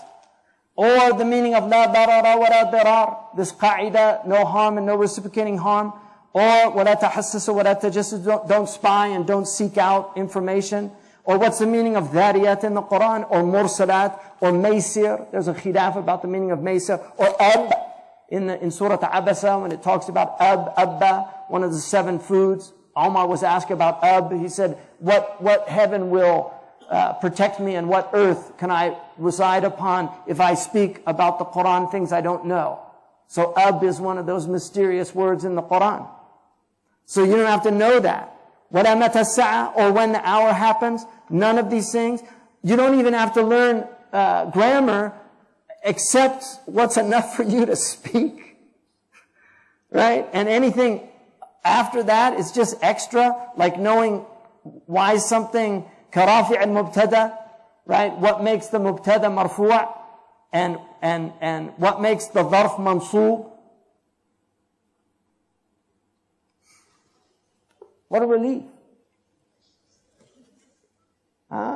Seriously, what a relief. Ibn Ata'illah said, God's not going to ask you about the qadr and the qada on Yawm al-Qiyamah. But He's going to ask you about His awamir and His nawahi, and about His commands and prohibitions. He said, so seek Him where He seeks you. Don't seek Him in knowing the mysteries of the qadr. Seek Him where He seeks you. وقد يكون للعالم في هذا المأخذ مقصد يصير ذلك كله له حسنة بنسبة كقول المأزري لما فرغ من الحكم على من نسي صلاة وثانيتها ونحو ذلك. And so the alim, he has reasons for learning all these things, because all these things can be learned. Like, all these things that he mentioned, Sheikh Faraz, Imam Afroz, they've studied them. There's people here that have studied these things and the debates about these things. But they're not necessary for people to know. It's a fard kifaya on some people to study these things. And then anything other than that, they're extra. So he says, for instance, when Imam al-Ma'ziri talked about the hukm of the one who forgets his prayer and then the next one, and he said, I'm just mentioning these, لَيَكُدَّ الطَّالِبُ فِيهَا فَهْمَهُ فيكتسب من كده لفهمه فيها انتباها وتيقظا فيما سواها من المعاني الفقهية وغيرها مما يطالعه. I'm just mentioning this to stretch your minds a little bit, so that when you come to other things that are really important, that you'll be able to grapple with them. So he's saying sometimes you study things as a kind of mental exercise. وقد قسم في الإحياء العلوم المحمودة وأن منها علوما ليست بشرعية كالطب والحساب، وقال وكلاهما فرض كفاية لو خلا البلد عمن يقوم بذلك لحرج أهل البلد، وإذا قام بذلك أحد سقط عن الباقين. And in the Ihya he divided the knowledge, the beneficial knowledge, and those knowledges that are not from the Sharia, like medicine and mathematics. And he said, both of them are fard kifaya.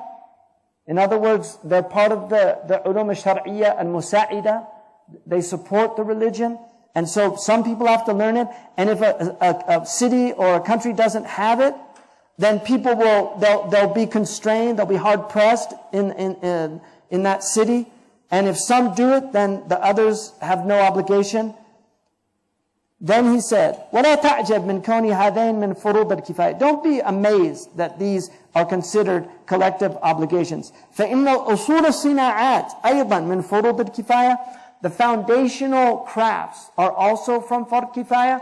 The foundational crafts are the things that we need as humans, like zira'a, agriculture, husbandry, hiyaka, like textiles, engineering, mathematics. So you can, all of these things are things, crafts that need to be studied, and so they're all Fard Kifaya.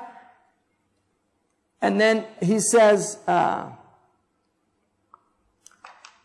he said, if you don't have a hajjam, like somebody who bleeds people, then it's a very bad thing. He said, لَسَرَعَ الْهَلَاكُ إِلَيْهِمْ وَحَرِجُوا بِتَعْرِيضِهِمْ أَنفُسُهُمْ لِلْهَلَاكِ. And they're hard pressed because they're exposing themselves to destruction. فَإِنَّ الَّذِي أَنزَلَ الدَّاءَ أَنزَلَ الدَّوَاءَ. The one who sent down the cure sent down, the one who sent down the disease sent down a cure. وَأَرْشَدَ إِلَى إِسْتِعْمَالِهِ. And showed people how to treat these things. وَعَدَّ الْأَسْبَابِ لِتَعَطِيهِ. And gave us the means in order to do so. فَلَا يَجُوزُ التَّعَرُّضُ لِلْهَلَاكِ بِإِحْمَالِهِ. So you can't expose yourself to destruction by ignoring these things that God has given us. قال وأما ما يعد فضيلة لا فريضة فتعمق في دقائق الحساب وخفايا الطب وغير ذلك مما يستغنى عنه ولكن يفيد زيادة قوة في القدر المحتاج إليه. And then those things that are virtuous but not an obligation, delving deeply into them, like knowing the details of mathematics or the secrets of medicine and things like that, that you really don't, they're not necessary. He said nonetheless they give greater strength. And so in that way they're good. And then he says, this is for things that aren't associated with the Sharia. So what about those things that are associated with the Sharia? مَا لَا يُتَوَصَّرُ لِلْوَاجِبِ إِلَّا بِهِ فَهُوَ وَاجِبٌ. What you can't achieve without it, when you can't achieve an obligation without it, that thing, the means, also becomes an obligation. And then he said, وقال في الإحياء وأما المباح من العلوم فالعلم بالأشعار التي لا سخف فيها والتواريخ الأخبار وما يجري مجراها. As for the permissible, those knowledges you can learn, like poetry, as long as it's not nonsensical, like stupid poetry, and history and those type things. ومن نحو هذا قول الحافظ أبو عمر في استذكاره قال معرفة أعمار العلماء والوقوف على وفاياتهم من علم خاصة أهل العلم لأنه لا ينبغي من وسم بالعلم نفسه جهل ذلك وإنه مما يلزمه من العلم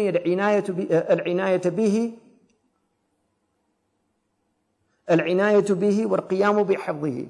So he says that knowing the ages of the ulama and their death dates, this is a special knowledge for the elect of the people of knowledge.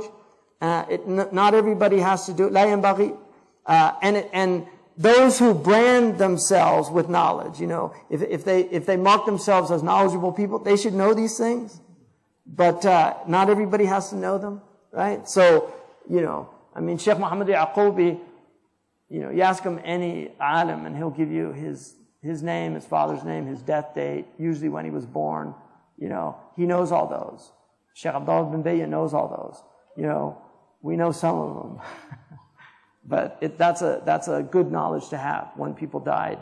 Because you know the generation they were in, the ulama that were alive at the time. وبالجملة فقد تبين مما قرأته أن طلاب العلم كما قال الله تعالى ثم أورثنا الكتاب الذين اصطفينا من عبادنا فمنهم ظالم لنفسه ومنهم مقتصد ومنهم سابق بالخيرات بإذن الله. ذلك هو الفضل الكبير. جنات عدن يدخلونها. All of them are in paradise. All these people. And so the Prophet ﷺ said, سابقنا سابق ومقتصدنا ناج وظالمنا مغفور له. So our sabiq is an outstripper. Our moderate one has salvation. And the one who impressed himself is going to be forgiven. And we ask Allah. And then he says, نسأل الله العظيم أن يحقق لنا هذا الوعد الكريم وأن ينفع البعض بالبعض وأن يغفر لنا أجمعين إنه أرحم الراحمين ثم من دون هذا المقام مقام آخر وهو مقام السادس. And then he says that, may Allah realize this promise in us. May He benefit some of us with others. May He forgive us, all of us. He's the most merciful of those who show mercy. And then after this maqam, there's the sixth maqam. How much time left?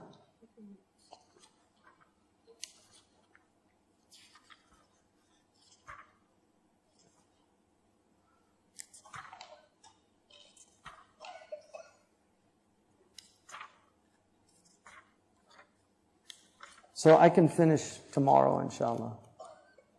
We'll finish the tadalli, because the last few are actually quite short.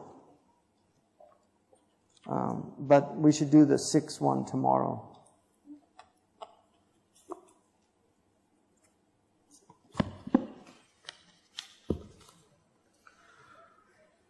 Yesterday in the women's section you mentioned that some scholars said that women shouldn't be taught how to write because of the possible fitna that it may cause, because reading and writing are mostly taught together in the West. I assume that meant scholars felt that the woman should be illiterate.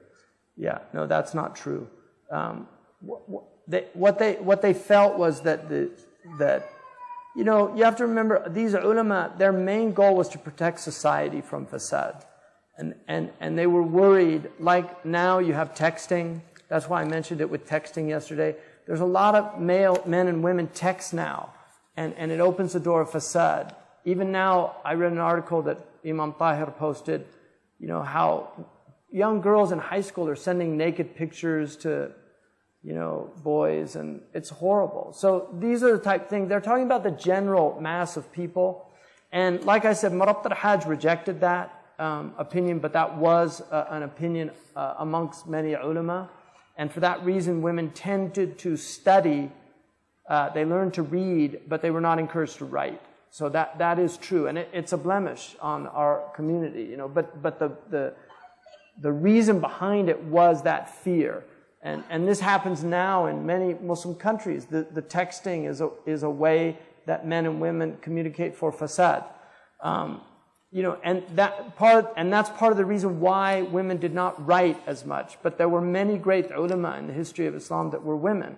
And certainly Aisha radiallahu anha is one of the greatest. Aisha, the other thing Imam Suyuti and others mention, that in the history of Islam, no woman was ever known to fabricate hadith of the Prophet. It's one of the things that they say is a great honorific truth about the female scholars of Islam. They never fabricate. There's no wada'a. There's no woman in the history of hadith literature known to have fabricated a hadith of the Prophet. So, and there are many women that related hadith. How do we go from merely memorizing and studying of knowledge to acting upon it? Does having knowledge but not acting on it constitute a sin? It depends on what the knowledge is. For instance, you can learn Arabic grammar, and when you live in an Arab world, it's very difficult to speak classical Fusha with Arabs because it sounds funny to them. And the ulama tend to do it, not all of them, but some tend to do it. Shaykh Abdullah bin Bayya almost always speaks flawless Arabic. Every once in a while, when he's with Mauritanians, he'll dip into Mauritanian Arabic. But generally, he speaks flawless Arabic. I've never heard him do a lahan in all the years I've been translating for him. I've never heard him make a mistake grammatically, which is really amazing. It's very hard to do. But the ulama. But Dr. Alma, when he told me years ago when he first got to Egypt, he'd studied classical Arabic, and he got into the taxi and he said, "Assalamu alaikum." You know how he's like, mashallah. He said, "Assalamu alaikum. Uridu an adhhaba ila suqi min fadlika liyashtariya ba'd al-aghrab." And when he finished, the guy said, "Sadaqallah al-azim."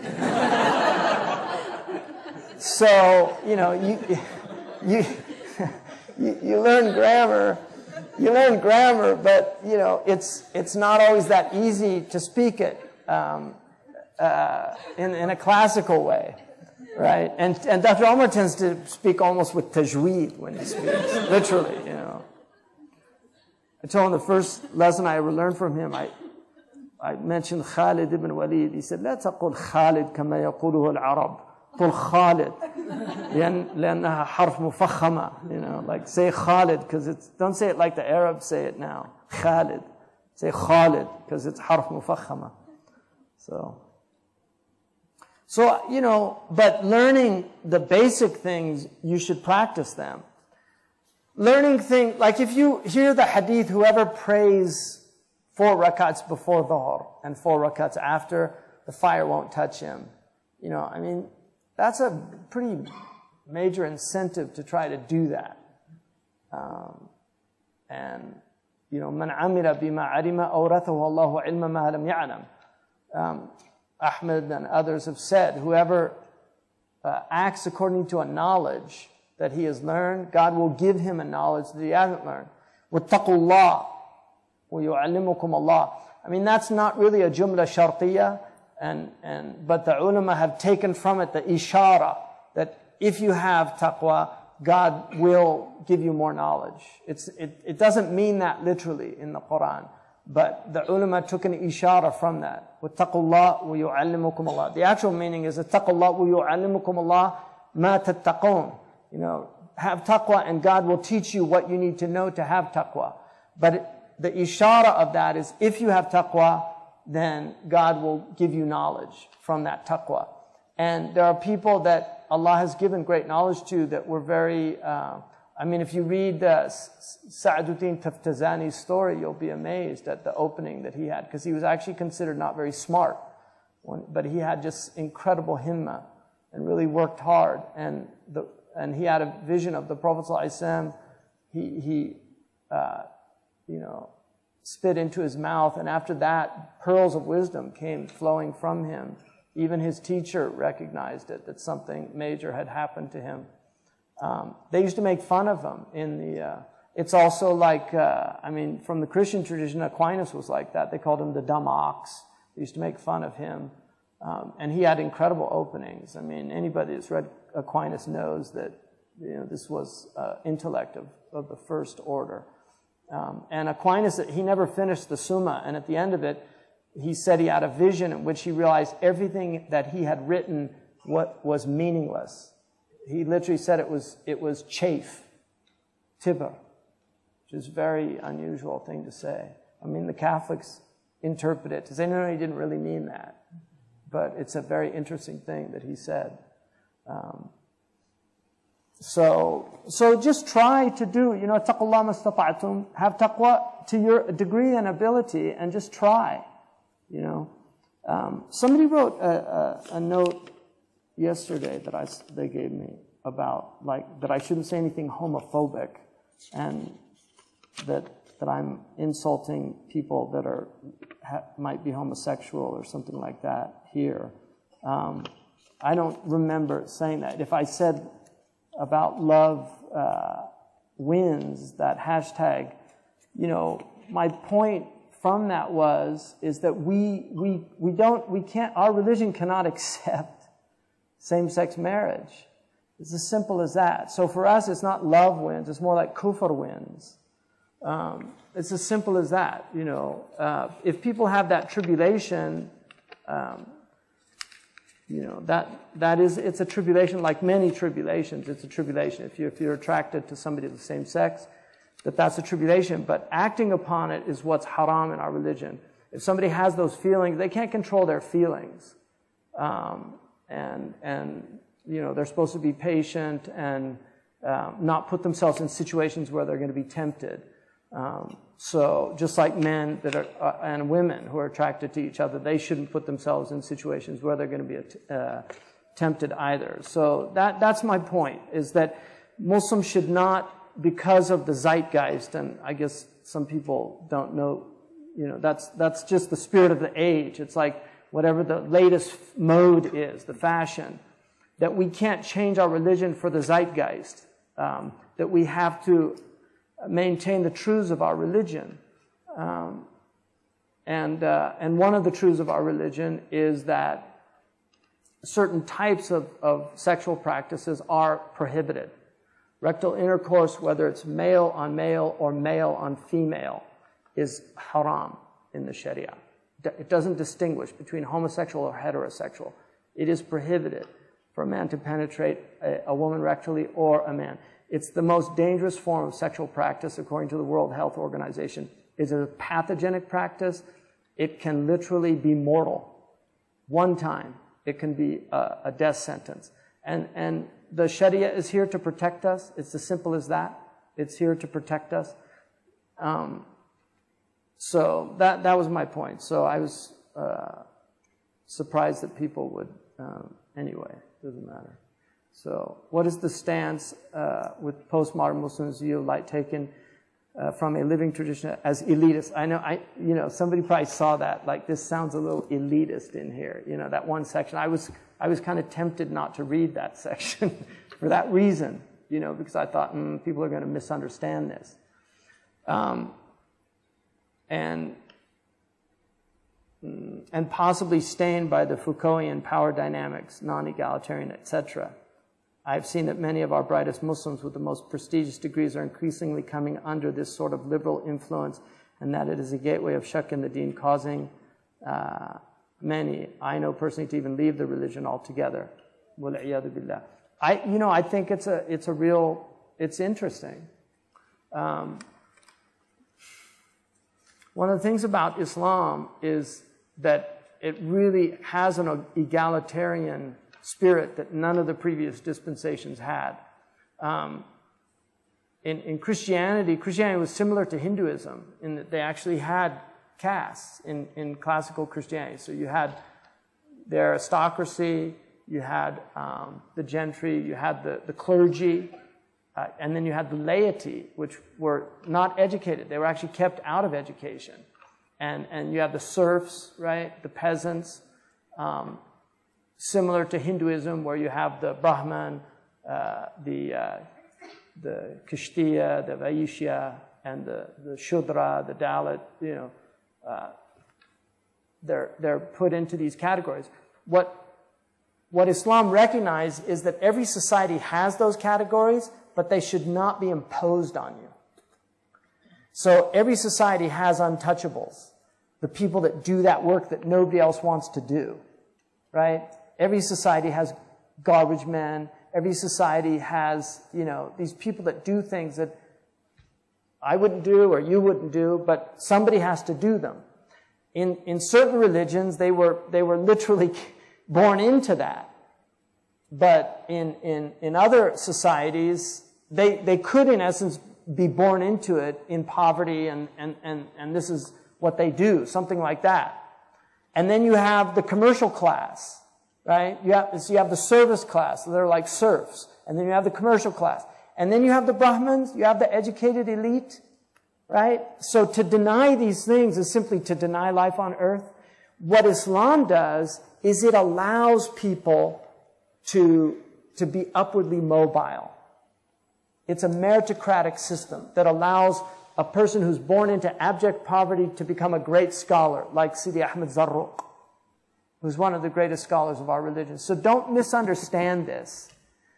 What they were saying is that, don't teach people that don't have the intellect.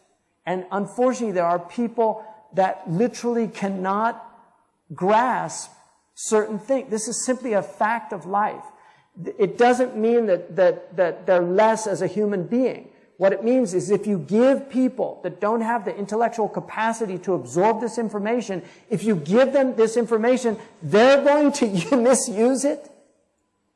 And so it has to be kept within a class of people where their intellects are, but those people have to beware of not becoming arrogant and thinking they're better, because our tradition tells us the street sweeper can be the wali of God, and the alim can be a mutakabbir and a munafiq and have a much harder time getting into paradise.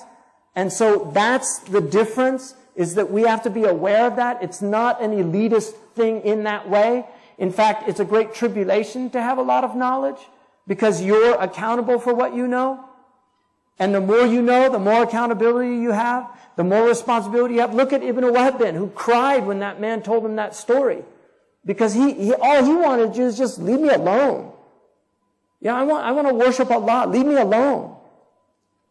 You know, dealing with people is very difficult. The Prophet ﷺ said, "Al-mu'min alladhi خالط الناس وصبر على أذاهم خير من المؤمن أعظم أجرا من المؤمن الذي لا يخالط الناس ولا يصبر على أذاهم." A believer that engages with people and is patient with their cruelty, the way they mistreat them, the Prophet ﷺ was mistreated. The scholars used to have a lot of respect. They don't have respect. The way people talk to them now, that they put them at the same level. Just look at some of the posts of people about great scholars. Look at what they write on the internet. Muslims, even though Allah says, قُلُوا لِلنَّاسِ حُسْنًا, speak well to all people, not just to the scholars, to all people. Look what the Quran says. The Prophet said, "Man kana yu'minu billahi wal yawmil akhir falyaqul khayran aw liyasmut." Whoever believes in Allah on the last day, let him speak good or be silent. And then the scholars make mistakes. They have zallat. They make mistakes. So it's not easy to mix with people. People have a lot of problems. They bring you their problems. It's difficult. It's weighty. You know, it weighs heavily on people's shoulders. People don't respect that. And then everybody's got their problems. We all have problems. You don't know my problems. I don't know your problems. You don't know what I'm going through.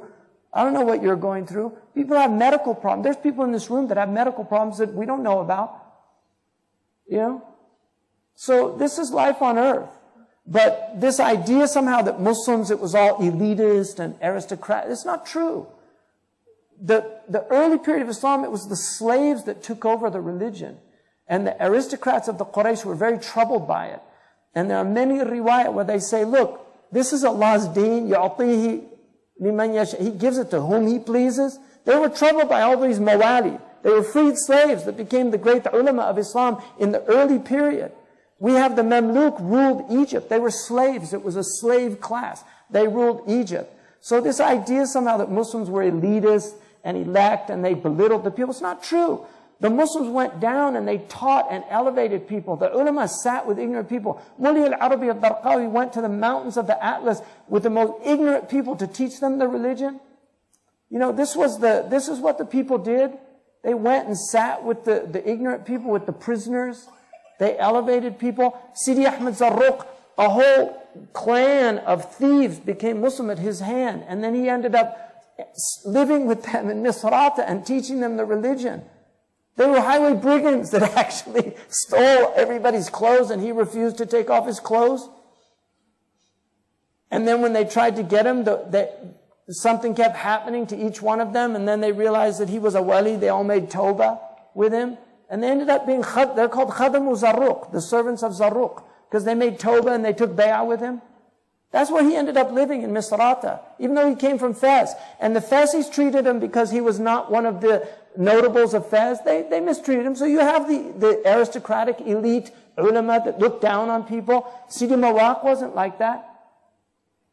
He wrote all this to try to convince the ulama to be gentler with people, to teach them the religion. So it's really important that I think people have to be aware of that. And, you know, if people don't leave Islam, I don't believe that. I think Islam leaves them. I really do. I don't think people leave Islam. I really don't. But I also believe that there are going to be people that will have excuses with Allah on the Yawm al-Qiyamah because of what Muslims did to drive them out of the religion. You know, it's very unfortunate. While the importance of scholarship cannot be underestimated, we seem to be having serious issues in the U.S., placing and making best use of our scholars, whether local or who have gone abroad to study and come back, especially ones who have specialized in certain areas. Masjids aren't the right environment, and most don't view Western academia as a viable option either. And we have a couple of institutions like Zaytuna. Some have completely changed paths to work in business. How do we make best use of our scholars and help them? I am looking into specific projects, but would like to hear general advice. Well, first of all, it's a really good question. First of all, I would say people have to go through a kind of trial and tribulation, you know. I mean, this idea that you go abroad and you come back and just get into a nice cushy job and things like that. There's a lot of these young scholars have this attitude They don't. When I came back after 10 years of studying abroad, there was nothing for people, you know. I didn't go to nursing school to work in the U.S. I actually wanted to go back to Mauritania and to help people because I was so distraught by the lack of medical services that I saw there. And I was thinking about going to medical school, and a close friend of mine at the time, a physician, convinced me not to. And I actually spent 2 years studying with him. I made rounds every day with him and in the hospital. He was a brilliant physician. And that was my idea, to go back to Mauritania. Allah had other plans for me. I ended up staying in America. But I worked, you know, as a critical care nurse for several years. You know, I've taught, I've always worked. I haven't, you know, this idea that you just come in and it's all laid out for you and things like that. I mean, I struggled a lot. I had student loans that I had to pay off. I didn't take any usurious ones, but I did borrow money when I was studying. So, you know, I think people, this expectation that it all has to be laid out for them, I think is a dangerous one, because entitlement is a really negative thing in Islam. And there's a lot of young people that just have this entitlement. Like, I see it in some of the students, you know, this idea that everything is just supposed to be done for them. You know, people wanting, like, students wanting, like, you know, get us this and get us that. And it's amazing to me. Like, I lived in a hut. I mean, when I studied, I didn't have any money. I went overseas with real trust because I did not have anything.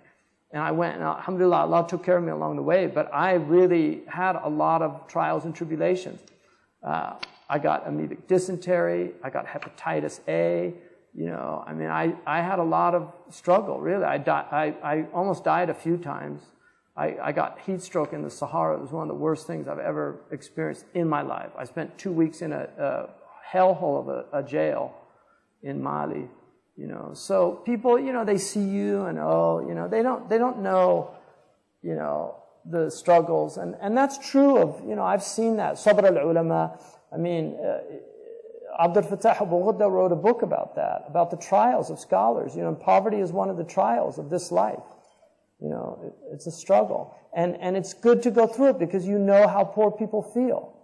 You know, if everything's taken care of you. But knowledge is also something that if you get enough of it, people will honor you very often. And even sometimes, you know, you get gifts, you get things. People, you know, that does happen, but usually after a long period of time, you know. So those are things to think about. But it's good to give people jobs. But a lot of these guys, they don't want to be imams. You know, when I came back, I served voluntarily as imam. I never got an honorarium. I never remember getting an honorarium. The first honorarium I got was from a Christian church that I went and spoke to, and I was shocked. Like, he gave me an honorarium. I was like, what's this? He said, you know, it's just an honorarium. You know, I was like, this is the first time. Muslims never gave me honorariums. All the times that I went around, I went all over England, you know. I gave many talks with just handfuls of people in masjids, you know, before big crowds and all these things, you know. So there's this idea, just, oh, you know, why don't I get that? Why aren't I? And then there's people that now they just want to study for that. Like, when I went to study, I never had the idea of teaching even, like to become a teacher. That wasn't in my mind. I was studying for myself because I wanted to learn the religion. And I was very confused initially because everybody was telling me different things. And it's like, I wanted to learn the religion for myself so I didn't have to rely on all these misinformation out there, because there's so many different things. So I think it's important for people, these students of knowledge, to really just think about what their niyyah is, and that Allah subhanahu wa ta'ala gives you tribulations.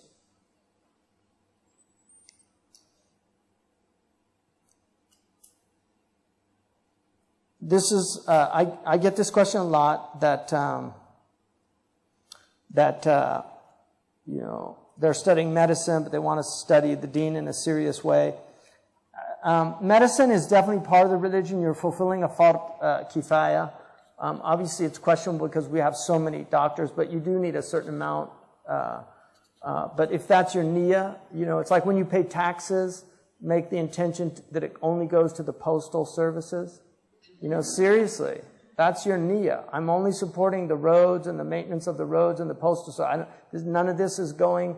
إِنَّمَا الْأَعْمَالُ بِالنِّيَّاتِ. It's not going to the bombs. It's not going to the, whatever evil the governments do with the money. It only goes to good. You have to make intention when you do that. So, you should make the intention to serve people, to keep their bodies well, for the sake of Allah, and that's, you're doing something that's an obligation, and you're getting a reward for that. Even if you're an engineer, it doesn't matter, as long as you're doing good things. If you're an engineer and you're working, making PlayStations, yeah, I would really try to get out of that as soon as possible. I'm serious. These things are destroying people. I've often found shuyukh get offended when I ask for dalil. I'm told that this knowledge is beyond me, which leaves me feeling uninspired. A scholar should not say that. If you're asking genuinely, like you said, if you're mustafhim, you want to understand. And look, everybody here is educated to some degree. Some of us have more education than others, but everybody's educated. You're all educated. You can all read and write. You have every right to know if you want to understand what the dalil is. The truth is, many of us don't know the dalils for these things, because most of us have studied within a madhab, and we haven't mastered the dalils. Knowing dalil is a very high maqam. And the dalils are complicated because they involve usul. They're not just following a hadith or an ayah of Quran. They involve a whole rigorous methodology of determining the outcome by following that methodology. The essential dalils are the book and the sunnah, and then the ijma' and the qiyas. Those are the essential ones. And then you have istihsan, sadd al-dharaya, with the Malikis, amal ahl al-Madina. You have istislah, bara'at al-asliya. I mean, you have, different things. So, and those are the mukhtalif fiha dalils. But people should give you the dalil. Or if they don't know it, they should find it out and get back to you. Just say, I'll get back to you on that. But the idea of saying it's above you, that's not really fair. Ibrahim asked Allah to show him how He brings things to life. And Allah said, "Awalam tu'min," so He asked him, don't you believe? He said, no, but I just want a settling in my heart. It wasn't that he didn't believe, but he wanted to really have even stronger certainty in the thing. So, because there are degrees of certainty. So if you trust the madhab has a dalil, but you would like to know it, I don't see anything wrong with that, and I think people should help you in that. Inshallah, tomorrow we'll finish the tadalli. I don't think I'm going to be able to get into the taraqi, which is unfortunate. But the last sections on those low maqams, which most of us are residing in, they're good to know. At least you know that you're, inshallah, bi'idhnillah, people of paradise, inshallah, no matter where we are. Jazakumullah khairan. Subhanakallahumma wa bihamdika, ashhadu an la ilaha illa anta, astaghfiruka wa atubu ilayk.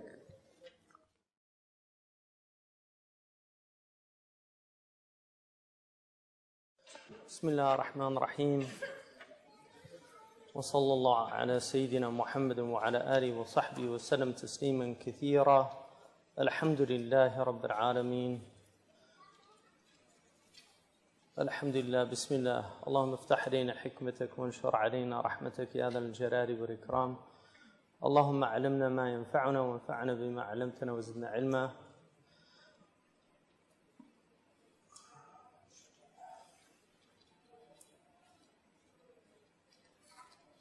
اللهم وفقنا توفيق الصالحين. وصلى اللهم على سيدنا محمد وعلى آله وصحبه وسلم تسليما كثيرا. والحمد لله رب العالمين.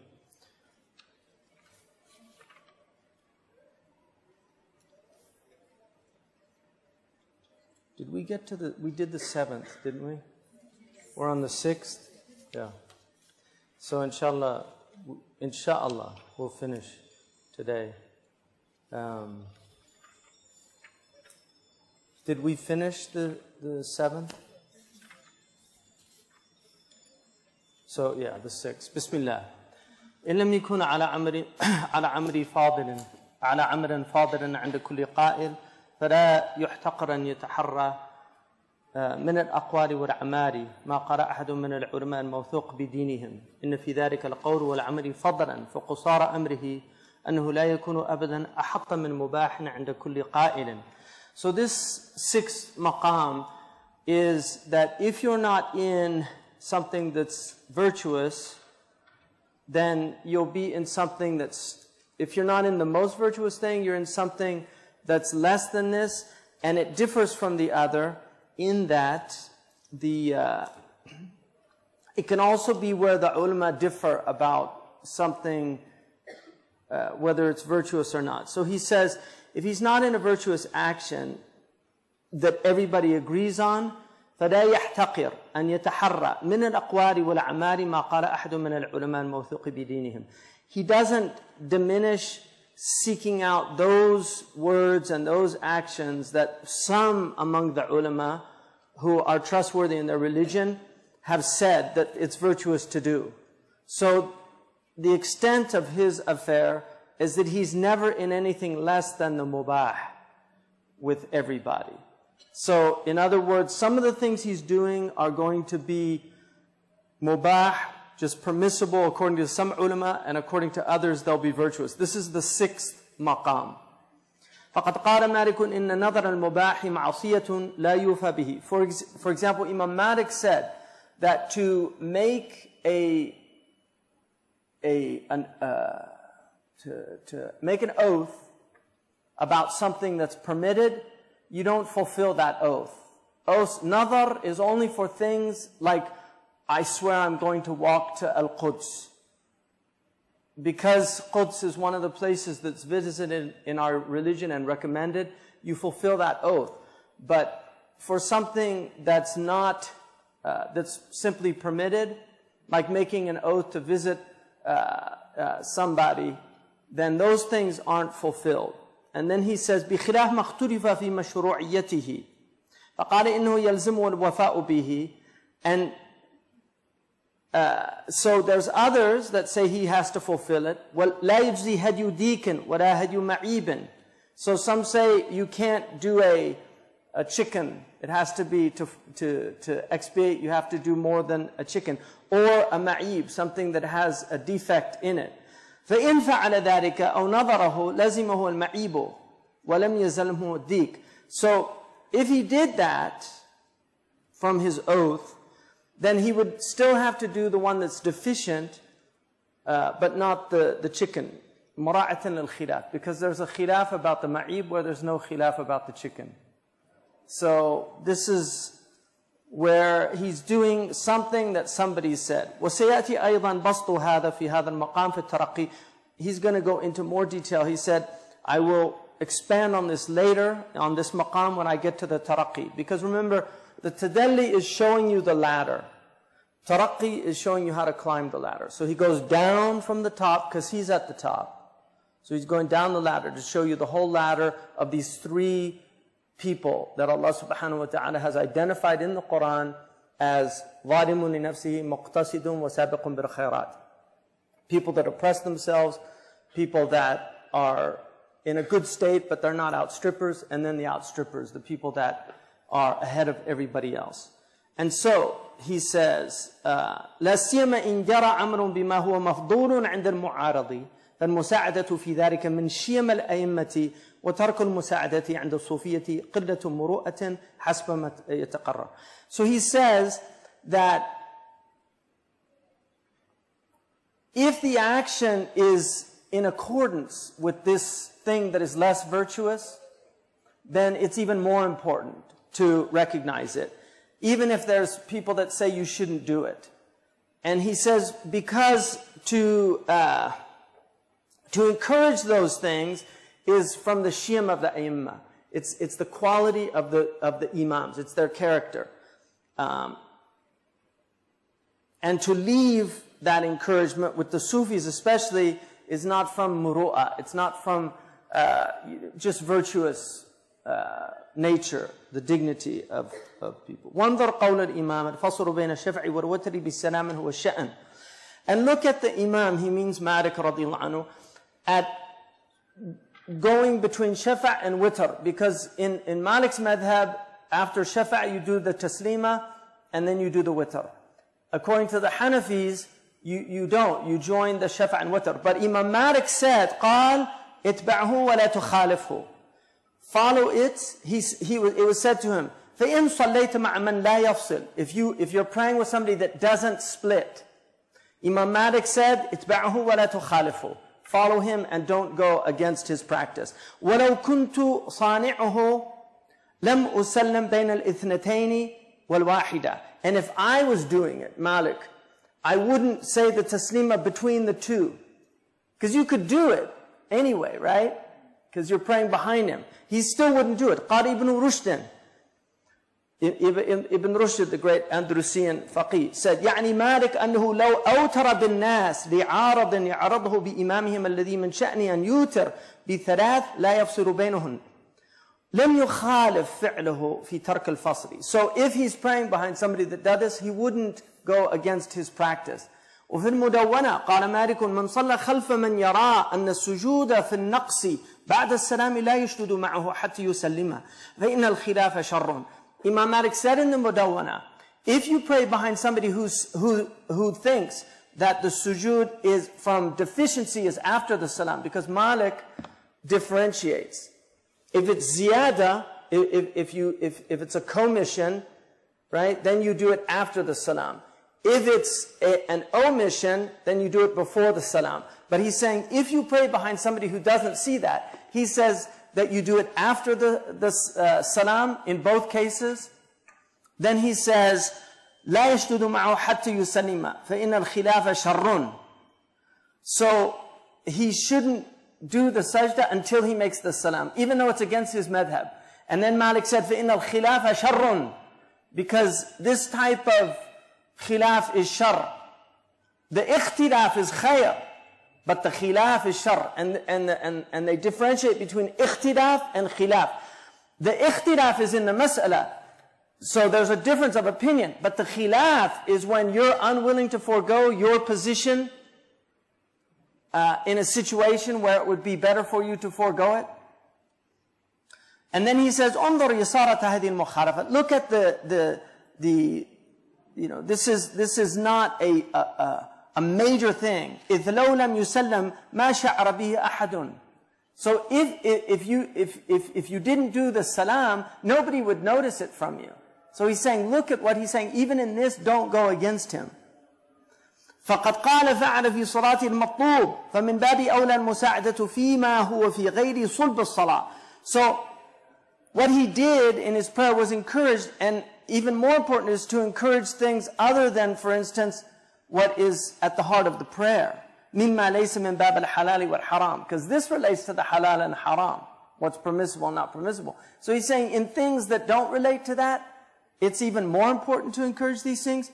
ذكر أبو عمر في استذكاره عن ابن هشام أنه كان يرشح رفع اليدين عند الركوع وعند الرفع منه، وذلك رواية أشهب وغيره عن مالك قال ولم يروي واحد مثل قول ابن القاسم فقال له ألا ترفع فنقتدي بك؟ فقال مخالفة الجماعة فيما أبيح لنا ليس من شيم الأئمة. It's an amazing statement. Ibn Abd al-Barr, one of the greatest ulama in the history of Islam, he preferred to raise the hands in the prayer, because the Malikis, they don't raise the hands when you go up and down. They don't raise the hands. So when you come out of ruku', some of the Imam Shafi'i raises the hands, right? Imam Malik, no. Ibn Abd al-Barr, because the hadith on raising the hands is mutawatir, it's a very strong hadith. So Ibn Abd al-Barr felt that it was actually, the dalil was so strong because so many of the Sahaba related it. But he says, so his companions knew that he preferred that position.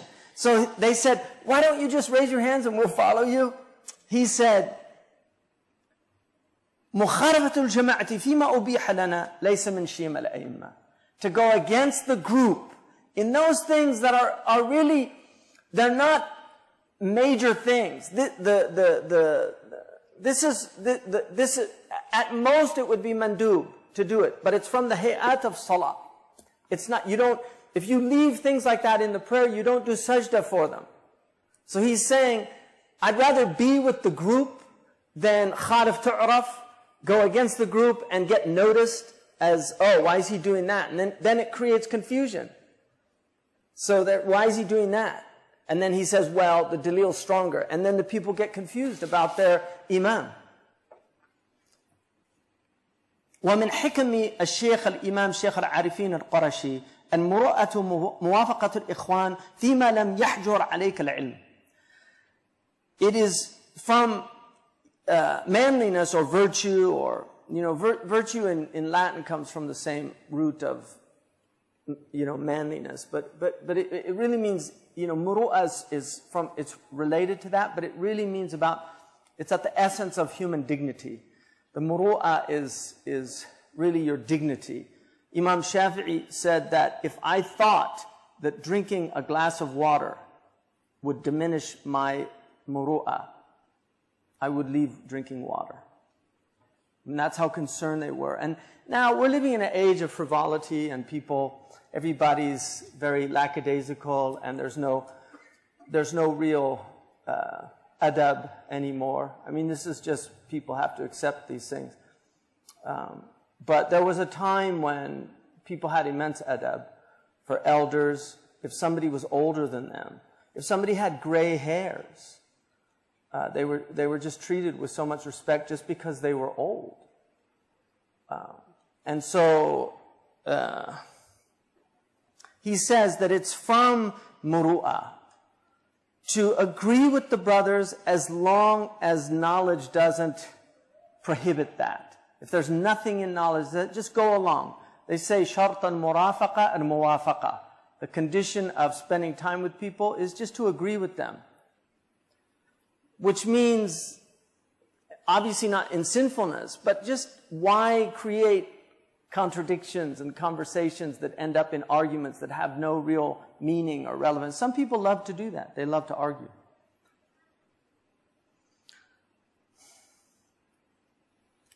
وسيأتي قول أبي عمر من شأن العالم أن يذهب مع الناس في السعة والرخصة ما لم يخاف المأثم. And also from Abu Umar, he says, it's of the nature of the scholar that he makes things easy for people and gives them licenses as long as he's not afraid of some sinfulness. وَكُلُّ مَا تُرْضِي بِهِ جَرِيسَكَ مِمَّا لَا إِثْمَ فِيهِ فَلَا تَبْخَلْ بِهِ. Everything that will make the one you're sitting with, your companion, that will please him, as long as there's no sinfulness in it, don't stint him in that, or her. Don't be a miser. Don't stint them that thing that's going to make them happy.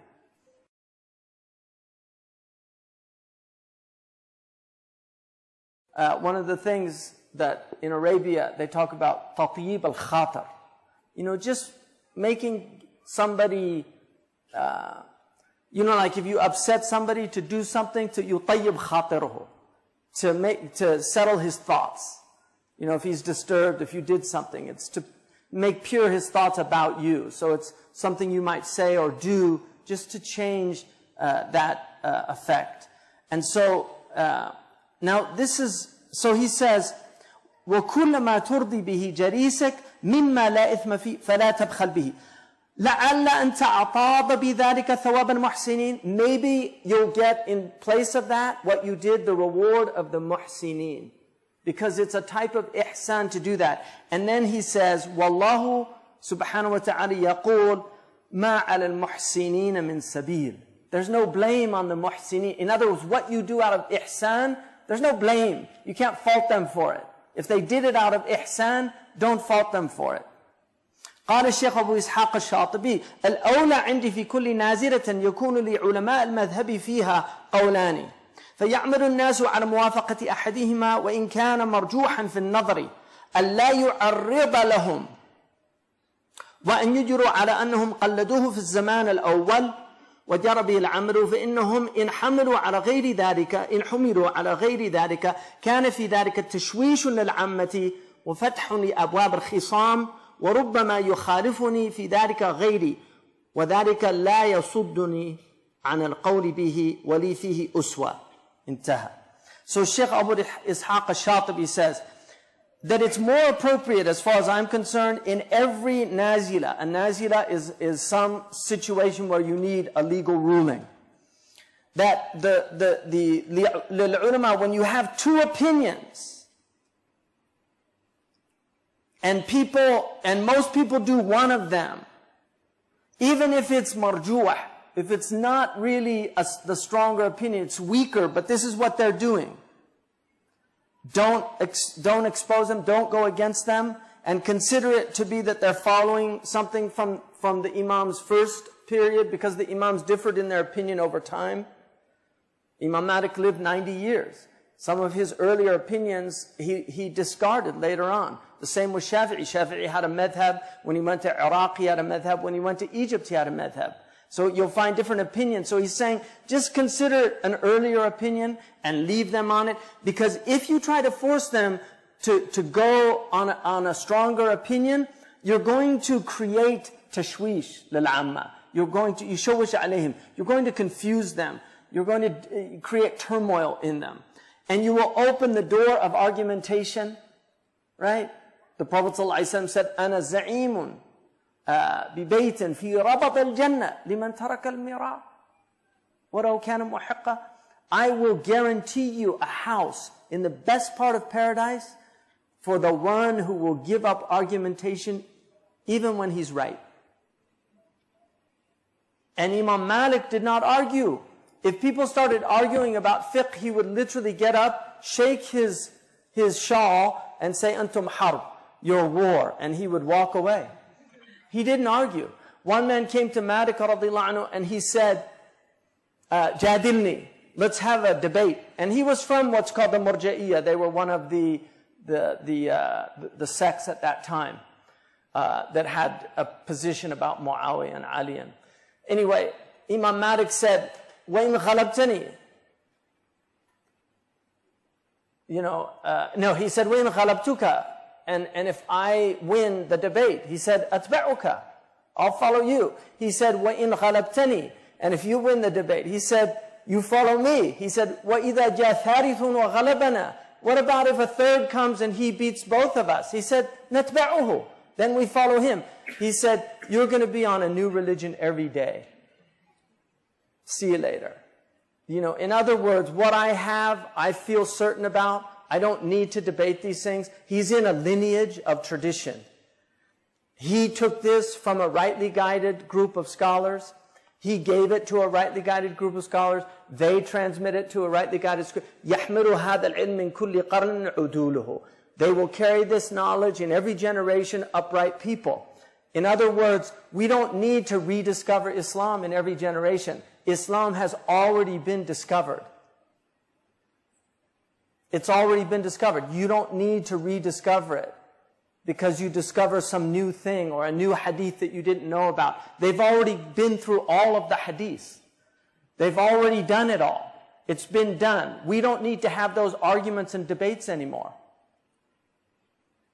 But you have to find people in that tradition, in this line of scholars, and they differ. Undeniably, the scholars differ, but his point is the great ones were like Shatibi. If it's a difference of opinion, if the people are doing something, even if it's less preferred, you should do that, just because you don't want to confuse people. This religion is not about confusion, it's about guidance. But people say, A'udhu billahi ya akhi, you're leaving a dalil for a weaker dalil? No. I'm maintaining the unity of the Muslims, which is stronger than following that sunnah that you're saying is a stronger dalil. The Prophet this is what he would do in this situation to preserve the unity. This is the ijtihad. So he says that maybe others will differ with me about this, Ash-Shatibi, but that doesn't prevent me from saying it. And I have good examples for this, right? The great scholars before him. أما سيدي ابن السراج رحمه الله كان لا يرضى هذا المأخذ في الحلال والحرام. But Ibn Siraj, another one of the great ulama, he said he was not content with this if it dealt with halal and haram. He said for the sunan, for the jaizat, mandubat and things like that, that's fine. But if it was halal and haram, يأخذ به في فضائل الشريعة عكس الشاطبي. He said, take it in the fada'il, in the virtuous things. وَقَدْ وَقْعَ لِي حِكَايَةٌ ذَكَرْتُهُ فِي الْأَصْلِ الَّذِي خَرَجْتُ مِنْهُ هَذَا ولم يزل الشيخ رحمه الله يقول ما زلت تصعب علي الفتية فيما يكون النص بحكم والأمر جار بخلافه ويمثل لنا ذلك بمن وهب موضع سكناه وعاد لسكناه بعد عام. النص أنه باطل والأمر بخلافه. وكذلك إذا اختلعت الزوجة بنفقة الولد إلى سقوط ذلك عن الأب شرعا، فقول مالك وابن القاسم في المدونة وابن وهب وابن العبد الحكم ومطرف وأصبغ إنه لا يلزمها ما أناف على الحولين من نفقة الولد. قال المخزومي يلزمها ذلك. So he's going to show examples that really bothered him. For instance, if somebody gave as a gift his residence, but then he came back a year later and took it back. And the Prophet ﷺ mentioned that the one who takes back his gift is like a dog that laps up his vomit. So he said that the text says that it's invalid, but in Andalusia they actually considered it acceptable. So he's saying that's a situation where I can't. Or a woman who pays to get divorced through the money of her child. And he gives other examples of that. So he's saying that these are things that he didn't feel comfortable with doing. فمن ذلك نص الشيخ الشيوخ ابن لب قال الشيخ أبو حسن ابن زرقون ورد الخبر بمسح الوجه باليدين عند انقضاء الدعاء. There's a hadith that the Prophet ﷺ wiped his hands over his face at the end of a dua. The Andalusians and the Malikis tended not to do that, and this was a khilaf. And so Ibn Lubbin said, أشار بهذا حديث الترمذي وكان إذا صلى الله عليه وسلم رفع يديه في الدعاء لم يحطهما حتى يمسح بهما وجهه. So that's a hadith in الترمذي, and it's a good hadith. And so وصححه الترمذي وحديث أبي درداء قال رسول الله سلوا الله ببطون أكفكم فإذا فرغتم فامسحوا بها وجوهكم. That's even stronger, because there's a qawl in the hadith, if the Prophet ﷺ does something, then that's of less weight, according to the majority of scholars, than if he commands to do something. If he tells you to do it, it has even stronger weight. So he's saying these hadiths are strong. قال الإمام العارف بالله شمس الدين البلادي ومن آداب الدعاء كذا وكذا. From the adab, from the comportment or the courtesies of prayer or oration, that you should do this and this. And then he said, وَيَمْسَحُ وَجْهُ بِكَفَّيْهِ لِمَا رَوَاهُ أَبُو داود وَالْبَزَّارُ وَابْنُ حِبَّانُ وَابْنُ مَاجَةَ وَالْحَاكِمُ فِي الْمُسْتَدْرَكِ بِأَسَانِيدَ جَيِّدَةٍ جِدًّا بِهَذَا النَّص. So he's saying, the great scholar Shamsuddin al-Biladi said, we should do this. وكذلك السيد مفتي تونس البرزري قال يؤيد مسح الوجه عقب الدعاء حديث الترمذي. And also the great mufti of Tunis al-Barzali. So he's showing that these great ulama said this. This was a big debate in Andalusia, like about putting the hand. So he's bringing it out because it was an issue in his time. It's not really an issue in our time. But the point is, we have other issues that are very similar to this. So you get the point. He's saying, look at what we're fighting over. These are not things that people should be fighting over. And so he goes on, there's quite a bit of that. And at the end he says, ذكر أن التقليد أنه هو في الأحكام ومسائل الآداب ليس من هذا. That taqleed is in the ahkam. It's not in virtuous actions. If you have a hadith where the Prophet ﷺ tells you to do something that's from the fada'il, it's not taqleed. Like if you're reading a hadith or your teacher teaches you something that is virtuous, what he's saying is this isn't really taqleed because it's a hadith of the Prophet. So you have a hujjah for it. Now obviously you have to know if it's ma'mulun bihi or not. That's another matter. But that's his point. وَهَمَمْتُ أَنْ أَنْقُلَ كَلَامِ ابْنِ الْعَرَبِي فِي السِّرَاج. I wanted to relate the kalam of Ibn al-Arabi, what he said in the Siraj, and I wish we had that book, Siraj al-Muridin.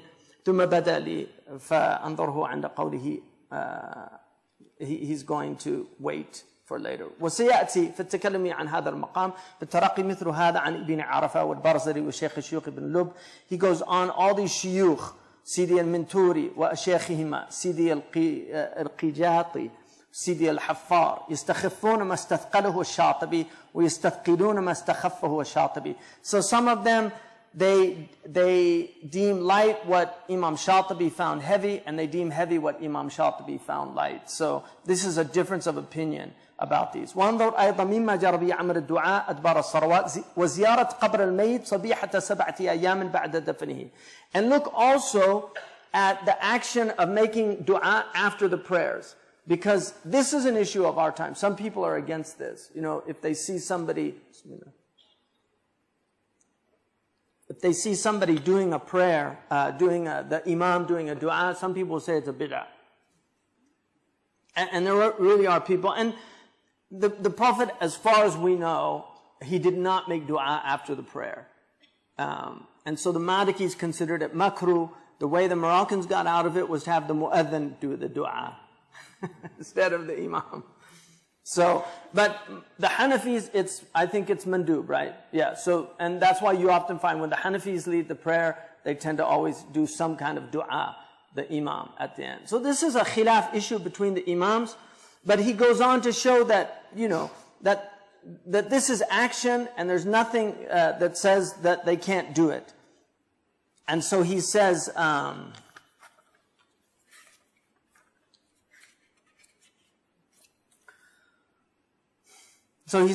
أيضا ما جرى العمل دعاء أدبار الصلوات وزيارة قبر الميت صبيحة. So they also used to visit the dead person on the 7th day in Andalusia. This was a practice that the Andalusian Muslims did. So on the 7th day, like they have the 40th day, I think they do a khatam or something on the 40th day in Pakistan and places. So these are types of a'raf. They're norms that people do as practices. And so he says, قال الشيخ الشيوخ ابن لبن لم يزل الدعاء أدبار الصلوات المفروضة معمولا به في جميع أقطار الأرض. This is something that people all over the world do. Like Ibn Lubban is saying, this is something Muslims do everywhere. أو جلها من غير نكير إلا ما قد سلف. And people don't reject it, right? Except for, you know, what was previously mentioned. قدم غرناطة رجل سماه. So a man came to Granada, and he was named. واشتد في إنكار ذلك.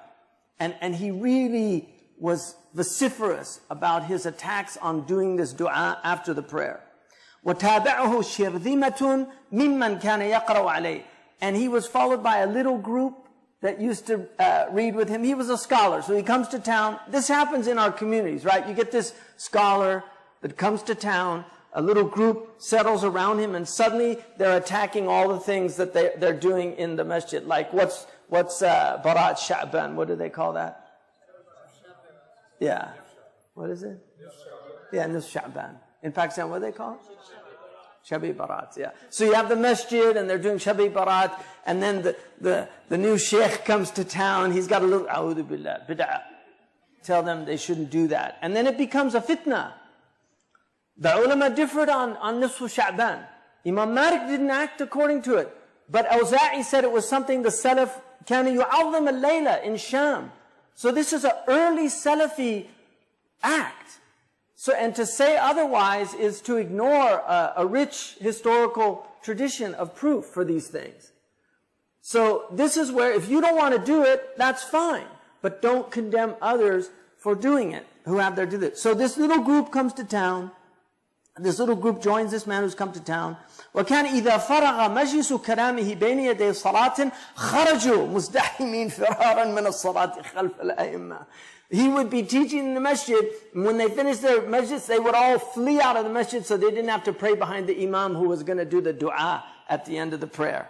And then he said, وَإِن صَلَّ أَحَدُهُمَا خَلْفَهُمْ قام بنفس ما يسلم الإمام مسرعا مذعورا. And if one of them did pray behind the imam, with the same breath the imam is saying Salaam alaikum, he's leaving the masjid, so he doesn't hear the dua. And then he says, كالخائف أن يمسه الدعاء بنصب, as if he's afraid that the dua is going to cause some bodily harm to him.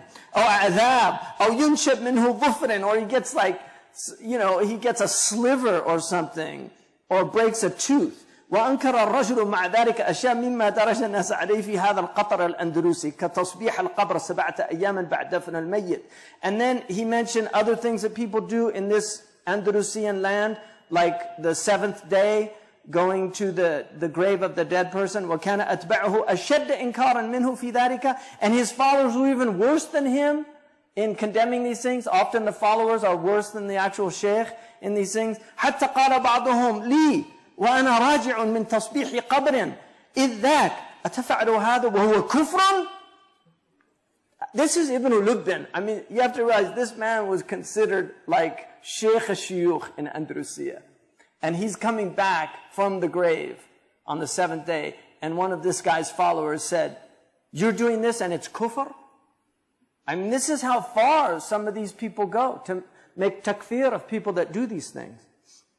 فانظر تسفيه هذا وإنكارهم على شيخ الشيوخ ابن لبن. Look at how these people deem these things like foolishness, and these shuyukh rejecting the teacher of teachers, Ibn Lubn. الذي نحن على فتاويه في الاعتقاد والحلال والحرام. We follow his fatwa in belief and in the halal and the haram. وعلى مذهبه في الأيمان اللازمة وغيرها من أحكام الدماء والأنكحة والطلاق فيما قصار أمره أنه مباح مع مأخذ مقلده. So he's saying, this is, we got our religion from this man. And look at how these people are treating him.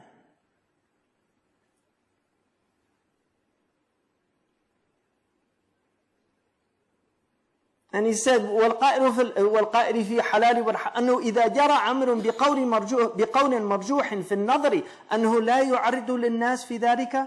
So if something is marjuh, if they have a dalil but it's not as strong, but this is what the people are doing, then you're not supposed to confront them about these things. Just leave them in their actions. وانظر أيضا مما جرى به العمل ورشحه الفضلاء دون من شذ من جماعتهم تلقين الميت عند دفنه. The same thing about talqeen is when you put the body of the dead person into the grave. In the Shafi'i madhab, yulaqqinuhu, and some of the Hanafis also say that, but I don't think it's not the general practice. Yeah, the Hanafis and Maliki share that. But talqeen is something that there's evidence for it, and Qadi Abu Bakr ibn al-Arabi said that it was a good thing, and it was the fi'l of Ahl al-Madinah وصالحين من الأخيار. وكذلك قراءة ياسين خرجه أبو داود وغيره ورشحه الأئمة وتأول ما ورد عن الإمام. Also reading Yasin for the dead, this is something that Abu Dawood relates a hadith in it, اقرأوا ياسين على موتاكم, and this is something that Imams have preferred, and they interpreted Imam Malik saying not to do it. Right? وقد كنت سئلت عن بعض فقهاء البادية يتورع عن القراءة على القبر ثم آل حاله إلى أن قام قارئ يقرأ على قبر انتهره بعنف ووكسه بيده. وكنت قبل ذلك جاوبت بأن هذا ليس بمقامه ويجب أدبه، لأنه سفه جميع الأئمة الذين يتأولوا اللفظ الوارد عن الإمام، وأدخل على الناس شغبا في دينهم وحيرة في نفوسهم وسوء ظن في مفتيهم ما شد منهم أحد، فإنهم ما غضب منهم أحد هذا الغضب ولا احتسب هذه الحسبة ولكن على كل ساقة لاقطة رشحت لهذا المحتسب حسبته وزاد في التبديع والطعن في الحديث والإنكار حتى كتب إلي إمام قرية دركل يذكر غيرته علي وما هو يجده في نفسه من التشنيع علي، ورغب مني كأنه يستفهمني هل لي حجة أو كان ذلك مني زلة، فكتبت إليه رسالة ألا يجد في نفسه من معترضا علي، فإن عقيدتي بنسبة لمعارضي ألا أزيده على سلاما إلا سلاما امتثالا لأمر الله ثم أقول الحمد لله الحمد لله اقتداء بالحسن. So he says that I was asked by one of the fuqaha in the Badia who didn't think you should pray at the grave, to read Quran at the grave. And it got to such a point where somebody was reading the Quran at a grave, he condemned him violently and then actually hit him. And I had been asked before about that, and I said that he had no right to do that. And in fact, that he should be disciplined, like have some kind of punitive punishment. Because he's basically attacking all of the great imams that didn't agree with what came from Imam Malik. They interpreted otherwise. And he's also created confusion in the religion of people and caused perplexity to affect their souls, and a bad opinion of the mufti that told them to do it. And nobody disagreed with this. And even the ones that did disagree, they never got angry like this. And nor did they do their Amr bin Ma'ruf like this. But every fallen thing finds another fallen thing. You know, for every fallen thing, there's somebody that finds it. And then he said, this man even started making more tabdi' and ta'an, like calling us mubtadi' and attacking us.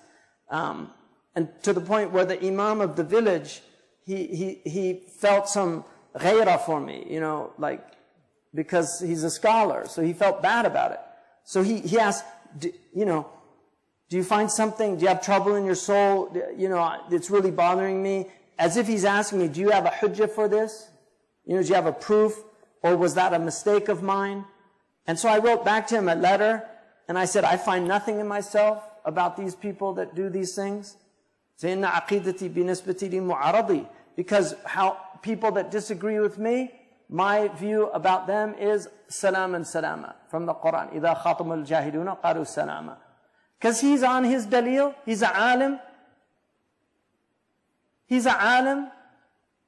So if somebody's attacking him, his view is salam and salam. You're just an ignorant person, and Allah says to ignorant people, say salam. Even if the person's learned, he's ignorant that he's not permitted to attack other people who have their dalils. وَكَانَ مِن مَعْنَا مَا أَخْبَرْتُ بِهِ مُدَرَكَ عِلْمِي. Because this is my knowledge. أَنْ قُلْتُ لَهُ إِيَّاكَ يَا وَلِيِّ فِي اللَّهِ ثُمَّ إِيَّاكَ أَنْ يَتَخَالَجَكَ رَيْبٌ أَوْ يَعْرِضَ لَكَ شَكٌّ أن الميت إذا وضع في قبره وتولى عنه أصحابه أنه لا يسمع خفق نعالهم فيأتيه ملكان يسألان. وكذلك الخبر الآخر الصحيح أيضا عن عمرو بن العاص قال إذا دفنتموني فأقيموا حول قبري قدر ما تنحر جزور ويقسم لحمها حتى أستأنس بكم وأنظروا بما أراجع به رسل ربي. Which is in the Sahih. So this is in Sahih Muslim, Kitab al-Iman. He says, I said to him, woe unto you, Ya wali fillah, right? Because the mu'minun are awliya, ba'dahum, right? The believers are awliya of each other, we're allies of one another. So he's saying, Ya wali fillah, oh my ally with God. Right? He's calling him. Oh, you're my ally. You're supposed to support me. He said, beware that you should have any doubts in your heart or deem in any way that the dead, once they're put in their grave and their companions leave after burying them, that they don't have any doubt that they hear the sound of their footprints.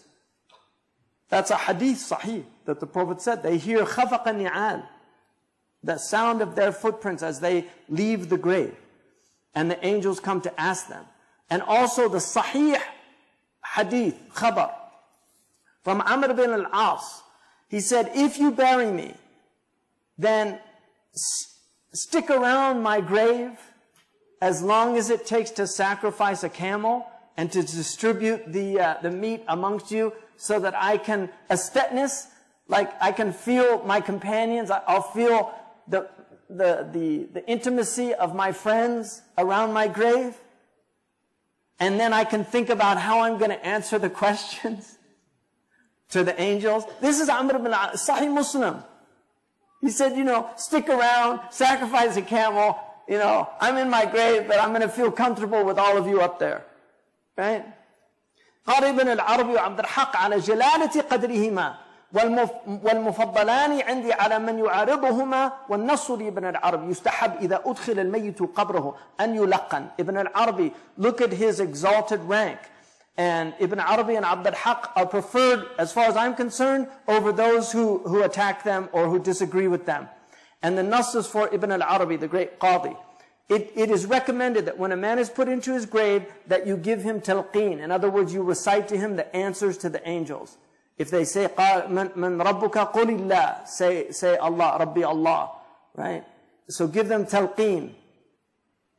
And then he said, and then Ibn al-Arabi said, وَهَذَا التَّلْقِينُ مُسْتَحَبْ. It's recommended. قال هو فعل أهل المدينة والصالحين من الأخيار. And this is something the people of Medina used to do, and the righteous amongst the best of people.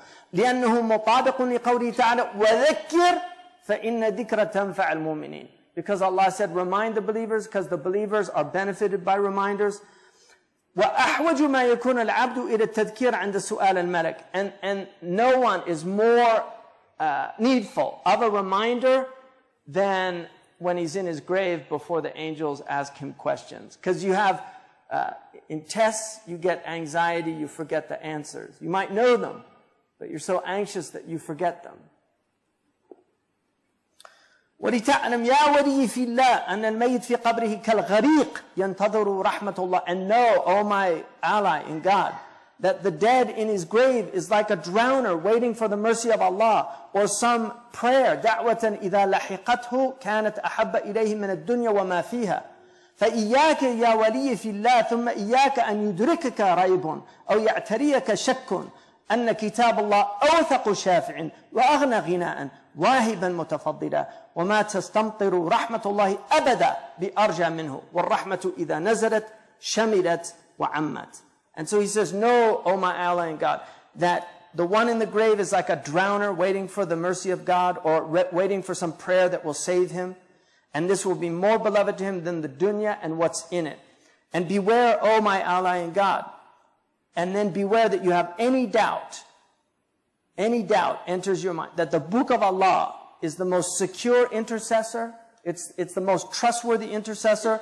It is the wealthiest of wealth. And it is a giver of gifts, virtuous in its giving, and that you do not ask for rain and the mercy of God ever with anything more hopeful than the book of Allah. And rahmah, if it descends, everybody gets it. The good, the bad, the ugly, they all get it. حدثني شيخ المنتوري قال حدثني شيخ الشيوخ ابن لبن قال خطر لي خاطر خير والعاصي قد يخطر له خاطر خير فأردت أن أجعل على نفسي وظيفة من ذكر أو تلاوة وتردت في أي أفضل فأنشدت في النوم إذا الأحباب فاتهم التلاقي فما صلتهم بأنفع من كتابي. So Shaykh al-Minturi told him that Shaykh al-Shuyukh ibn Lub told him, one time I had a good thought, and then he said, and even disobedient people sometimes have good thoughts, like out of his humility. He's saying, even I could have a good thought. A khatir is like a gift from God, if it's a khatir khair. And he said, I wanted to give myself some kind of wazifa, some type of regular practice in dhikr or tilawa. And I was thinking, which is the best that I should do? Because he's in that highest maqam of doing the best. And so he said, I found myself saying in my dream, when lovers are not able to meet, the best thing they have to send is a book, a kitab, in other words, a letter. And so he said, I understood from that the book of Allah is the best thing, because it's the message from God. So if you're not with God, the next best thing is to read his letter that he sent to you. Like, because lovers, like, they'll read the same letter over and over again, right? I mean, now it's texting, and you can just keep texting, and so all these things have been lost on people. But it used to be, a letter came, and it was a big thing. Now it's just emoticons, right? فَلَمَّا اسْتَيْقَظْتُ عَلِمْتُ أَنَّ قِرَاءَةَ الْقُرْآنِ أَفْضَلُ. When I woke up, I realized recitation of the Quran was the best. وفي الصحيحين البخاري ومسلم والترمذي بين رجل يقرأ سورة الكهف إذ رأى دابته تركض فنظر فإذا مثل الغمامة أو السحابة فأتى رسول الله صلى الله عليه وسلم فذكر ذلك له فقال له النبي صلى الله عليه وسلم تلك السكينة أنزلت مع القرآن. متفق عليه, an intermediate, very strong hadith. A man was reciting Suratal Fatir, and then he saw his dabba, his camel or whatever he was riding, his horse, started to run away. And then he looked and he saw something like mist. And then he went to the Prophet and he told him that, and he said, this is the sakina, the shakina, this is the sakina descending with the recitation of Quran. So this is one of the sakina is a type of tajalli of the divine that enters in to the world. It's the quality of stillness. وفي الحديث الصحيح إن رسول الله صلى الله عليه وسلم قال ما اجتمع قوم يتلون كتاب الله ويتدارسونه بينهم إلا نزلت عليهم السكينة وغشيتهم الرحمة وذكرهم الله في من عنده وزاد ابن حبيب وأظلتهم الملائكة بأجنحتها واستغفروا لهم. So in the sound hadith, a group will never gather in a house. Gather to read. In one riwayah, in Sahih Muslim, it says a house in the house of Allah. In one, it says just gathering to read the Quran, the book of Allah, and to study it amongst themselves. يَتَدَارَسُونَهُ, to discuss it really amongst themselves. Except that sakina descends, this tranquility descends, and rahmah envelops them, mercy envelops them. And God makes mention of them in His gathering.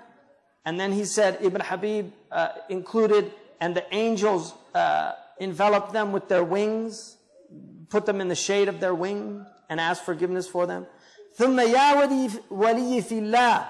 So he's talking to this man, this is a letter. السكينة إذا نزلت والملائكة إذا ظلت واستغفرت والرحمة إذا غشيت شمدت وعمت. So when these things happen, everybody gets it. ويصدق هذا الحديث الصحيح الحديث الصحيح الآخر فيهم فلان عبد خطاء إنما مر فجلس معهم فيقول الجليل جل جلاله وله قد غفرت هم القوم لا يشقى بهم جليسهم. And then there's another hadith, and this is affirmed by another sound hadith, where they say to Allah, the angels, the sayyara, who go looking for the places where people gather for dhikr, like inshallah this is one of them, bi'idhnillah. They go and they're like lights. They look down on the earth and it's like they see stars, like we see stars in the sky.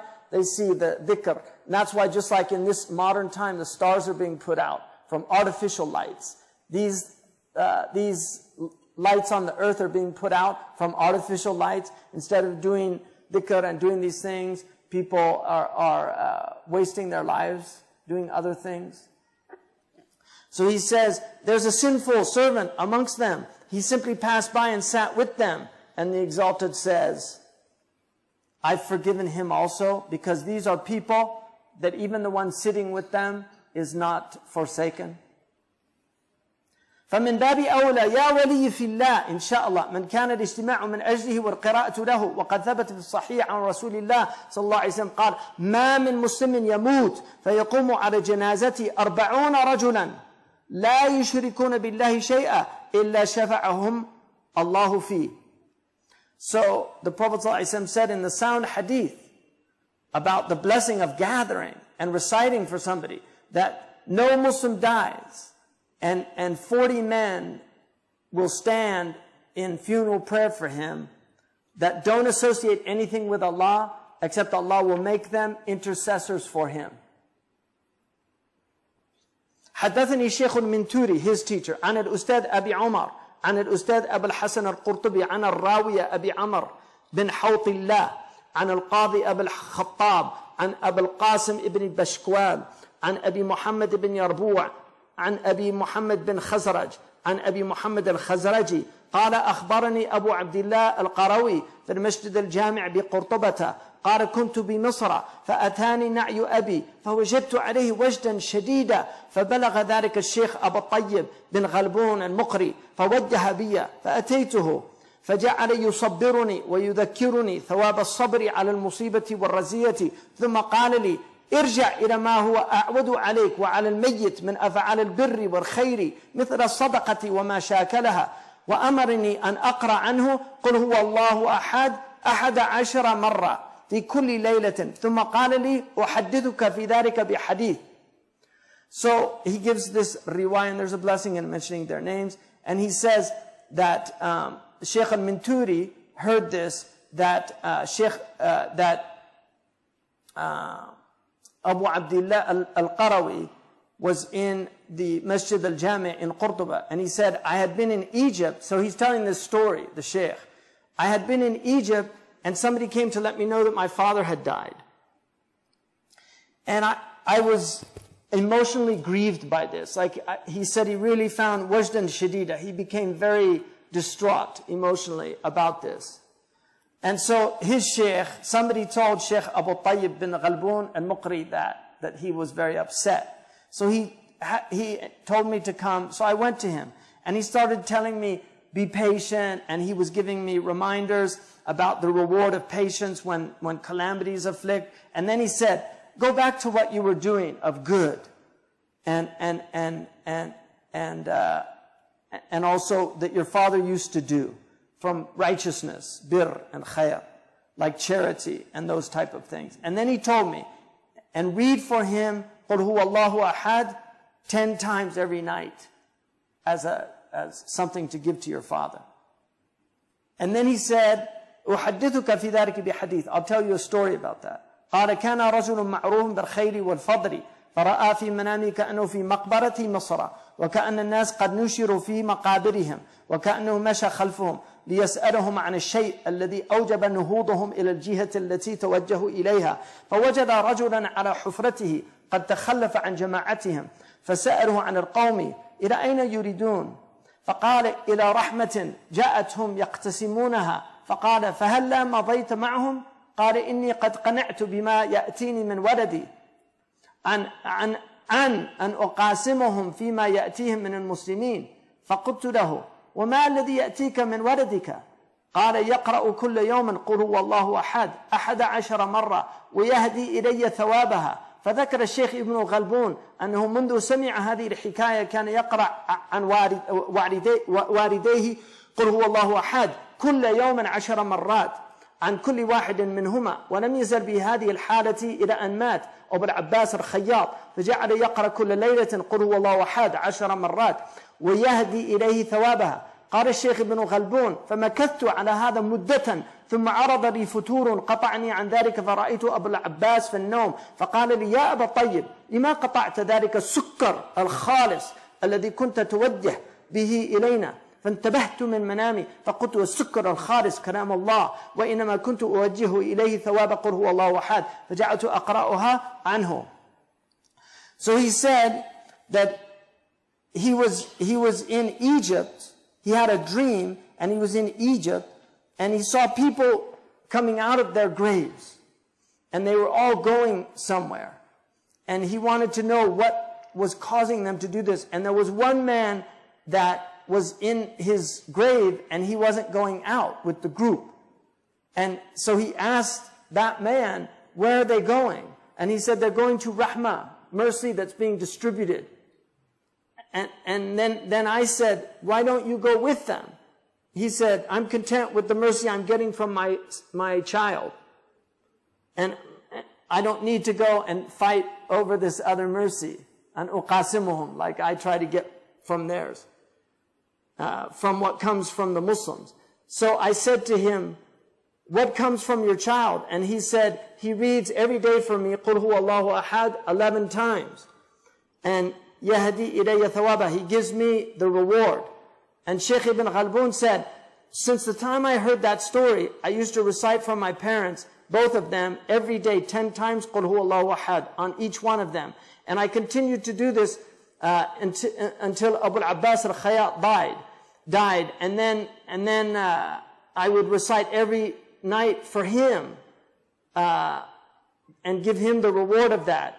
And then he said, and then over time, I started getting tired and I stopped doing it. And then I saw Abu al-Abbas al-Khayyat in a dream. And he said to me, Abu Tayyib, why did you stop giving me that pure sugar that you used to give to me? And when I woke up, I realized that the pure sugar was the words of Allah, and that I was giving him the reward of that. And so I started reciting it again. Ibn Rushd in his fatwa said, إذا قرأ الرجل ووهب ثواب قراءتي لميت جاز ذلك وحصل للميت أجره وحصل له نفعه. He said, if a man recites and gives the reward of that recitation to a dead person, it's permissible for him to do that, and he'll get the dead person will get the reward, and he'll benefit from that also. And then he said, وانظر إذا كانت القراءة عند القبر فقد تقدم أن سبب نزول الرحمة هي أرجى للنفع. ولوجه آخر قاله العلماء من ديوان ابن يونس ما نصه أرواح المؤمنين خاصة تطلع قبورها ومواضع رميم أجسادها ذاهبة وراجعة تكريمة من الله، ولذلك أمر رسول الله بالتسليم على القبور وبزيارتها. نقر ابن يونس. So he said, look at, if you recite at the grave, and the ulama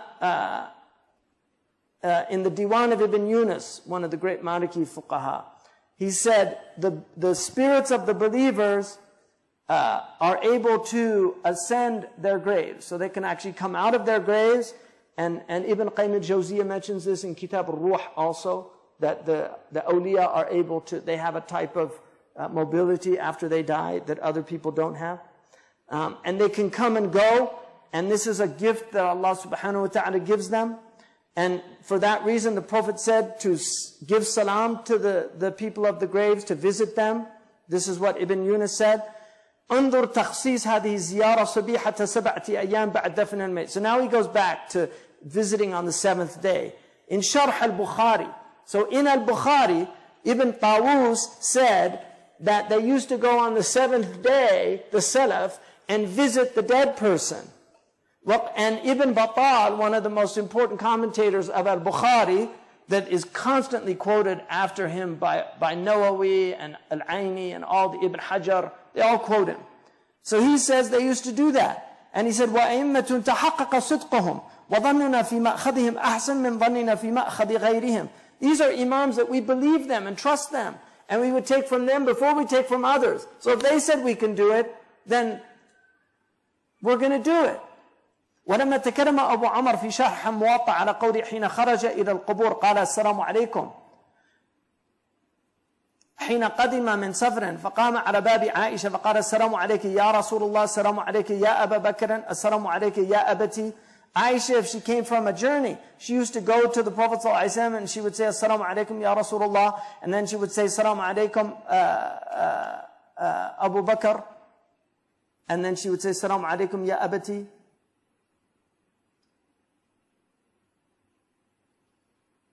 This is Ibn Umar used to say that.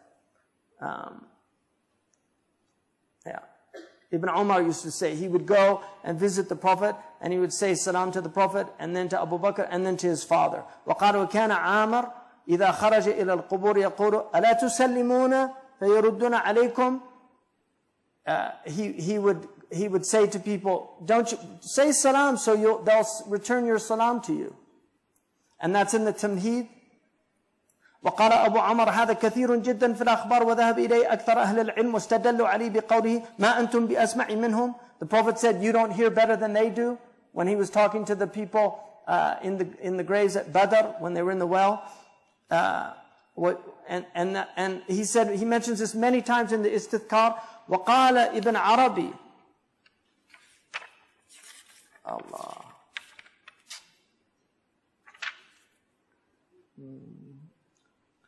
That it's permissible to visit the graves.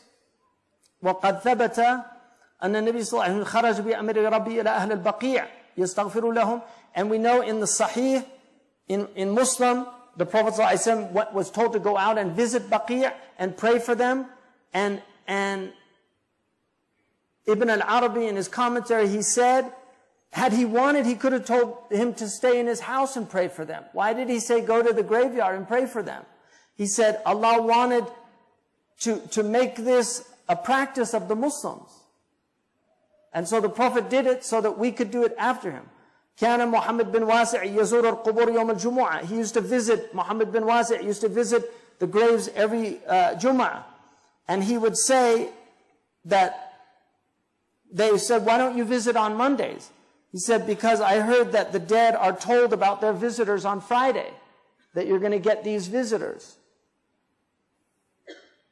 And on the day before and the day after, Imam Baji, the great Andalusian muhaddith, said, and faqih, إنما أمرت عائشة أن يمر عليها بجنازة سعد. When Sa'd ibn Mu'adh died, she said, bring his bier by me. Because I think it's Sa'd ibn Abi Waqqas probably, Allahu A'lam. But she said, bring his beard beside me. أن يحضر لتدعو له بحضرتي. She wanted to see him. She could have made dua for him, but she said, when you go, take him to the graveyard, pass by me, because she wanted to see him. لأن مشاهدته تدعو إلى الإشفاق والاجتهاد له. Because in seeing him, it's going to make you even stronger in wanting to pray for them. ولذلك يسع إلى الجنائز. That's why we go to the janaiz. And it's not enough just to pray for them in our homes, but to actually witness the burial. ولم يذكر ابن عرفة في ديوانه الفقهي إلا استحباب القراءة على القبر لحديث الجريدتين. And Ibn Arafah also said that it was mandub to recite at the grave based on the hadith of the Jaridatain, where the Prophet took these two people were being punished in their grave. Because he didn't guard himself from urine, and the other because he was neglectful in his wudu. And so the Prophet put two moist palm frods on the graves, and he said, لَعَلَ اللَّهُ يُخَفِّفُ عَنْهُمَا مَا لَمْ يَبِسَ. As long as these don't dry up, maybe Allah will be easy on them in their grave.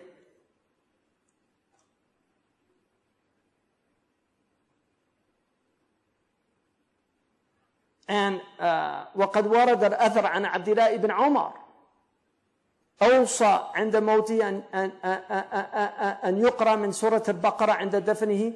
And Ibn Umar asked for Suratal Baqarah to be read when he was buried. It's in the Sunan of Bayhaqi. You know, I mean, people are neglectful of these things, but they're in the tradition. People think that the Muslims just invented these things. You know, these modern Muslims, they think Muslims just invented these things. They had proofs for them. These are fada'il a'mal. They're extra things. And that's why they didn't make a big deal. Maybe it was weak, but they saw, you know, it's a good thing. And then he says that about the hadith, اقرأوا ياسين عند موتاكم هو خبر مشهور خرجه غير واحد من الأئمة. This is famous. Abu Dawud relates it. And he said, وما ذكر فيه مغمزة. And those who challenge this or attack it, he said this is something that you know, it should arouse in us some kind of, you know, what's up with that? Like, why are they condemning that? واستحباب قراءتي عند العلماء مأثور. Everybody knows that the ulama consider it a good thing. عبد الحق يحتمل هذه القراءة أن تكون عند الميت في حال موته ويحتمل أن تكون عند قبره. It's conceivable that you do it when he dies, and it's conceivable that you do it at his gravesite. And Imam Laqami mentioned that it was encouraged to do that, and Ibn Rushd, Ibn Yunus, and others also encouraged these things.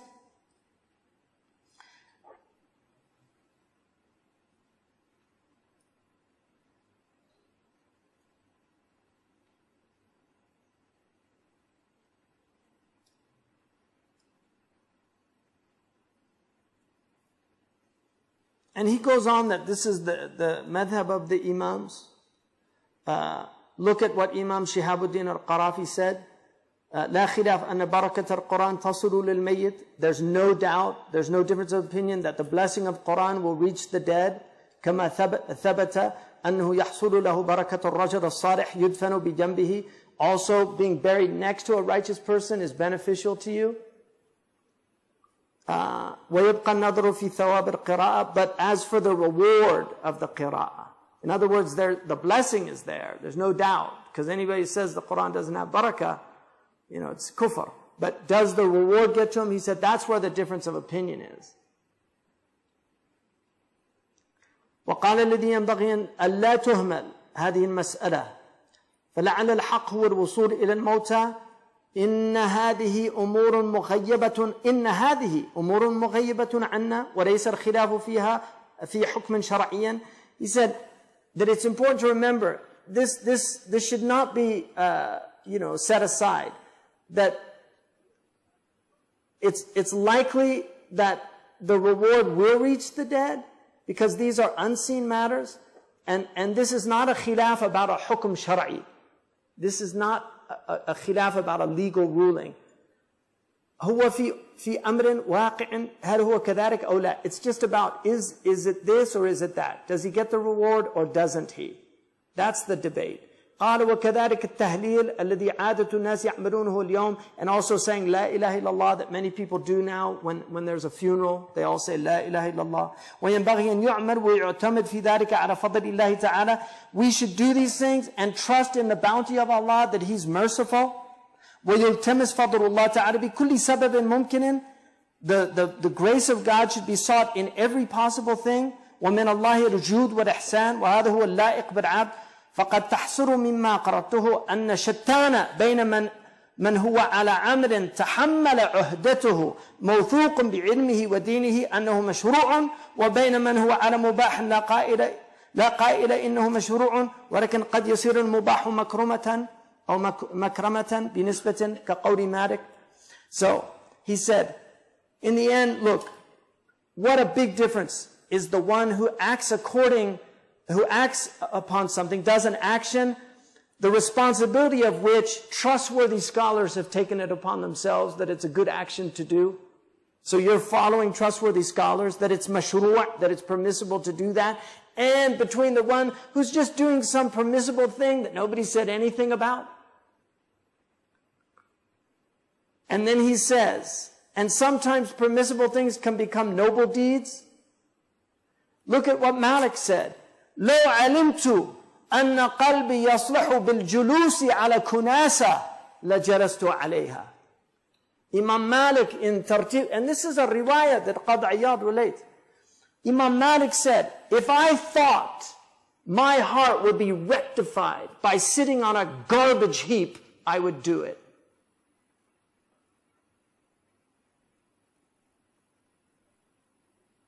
وَنَحْنُ نَعْلَمُ أَنَّهُ لَيْسَ لِلشَّرْعِ مَقْصَدٍ فِي ذَلِكَ. We know our Sharia doesn't have any purpose about sitting on a garbage heap. There's no end in our Sharia about sitting on a garbage heap. But if it was to rectify the heart, that's done by the niyyah.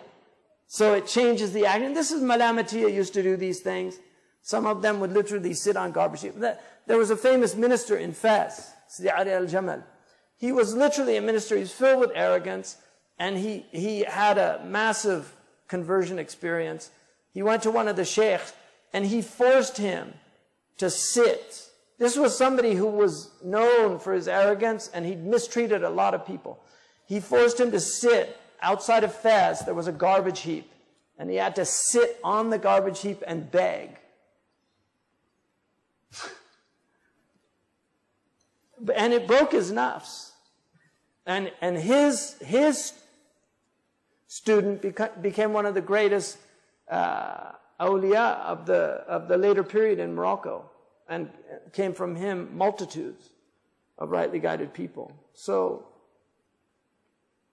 I'm not telling you to do that, but in Mauritania, when they finished memorizing the Quran, they used to have the students go and beg from wealthy families just to humble them, because I finished the Quran, they'd feel really proud. They would make them go beg in a bowl to humiliate themselves. وهذا مقام دون المقام الذي هو مختلف في مشروعيته فاعدد هذا المقام أنه المقام الخامس. So this is the sixth maqam, that you're doing good things even if there's difference of opinion about them, right? So the ulama differed about them, but you're doing good things. The fifth maqam, and these are shorter, but I want to get through them. I really want to finish today, so it's not much more time. هو من حيث الفتوى المفتي مباح. As far as the mufti gives the fatwa, it's permissible. ولكنه يصير مكرمة أو مكرمة بالنية. So these are about permissible things that become noble deeds based on your intention. This is the fifth maqam. You're doing permissible things, but because you have a good intention, They become good deeds. So for instance,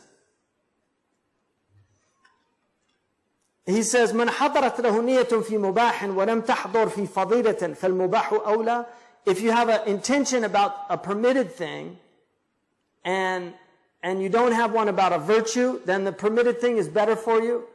So the example of that is that you have a niyyah about eating and drinking and sleeping. لِيُرِيحَ نَفْسَهُ وَيَتَقَوَّى عَلَى الْعِبَادَةِ. He wants to sleep so he'll be stronger, give his soul some rest so he can be stronger in his ibadah in the future.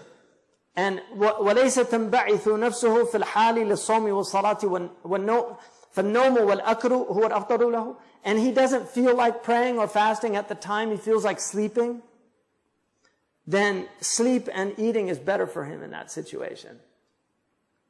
Because his intention is to do it in order to want to pray and fast and do these things. وعندي أن هذا هو دون هذا المقام الذي قصرت الكلام عليه. This is less than the maqam that I didn't talk a lot about. إنما عنيت بهذا المقام أن يتحرى من المباحات ما يكسبه رقة في قلبه. That he should seek out in this maqam those mubahat that will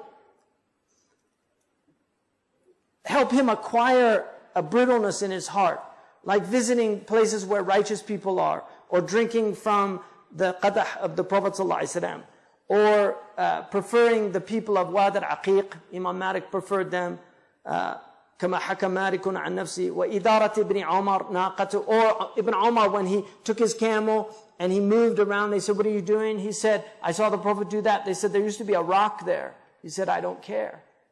Yeah, I just saw the Prophet do that. I want to do it. What he did. So he said that فهذا كلها مقاصد لذاتها تنتظم في سلك المندوبات فما من مباح إلا يصير مكرمة بل مكرمات بسبب النية.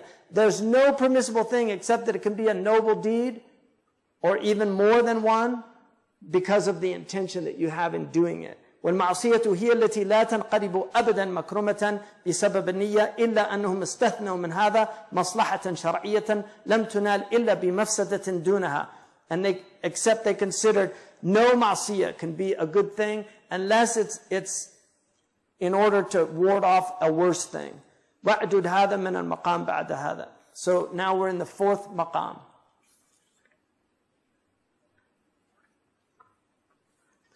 أن يقصد بالأمور الخسيسة التوصل بها لمقاصد تضمحل خسة الوسيلة في جنب المقصد المتوصل إليه.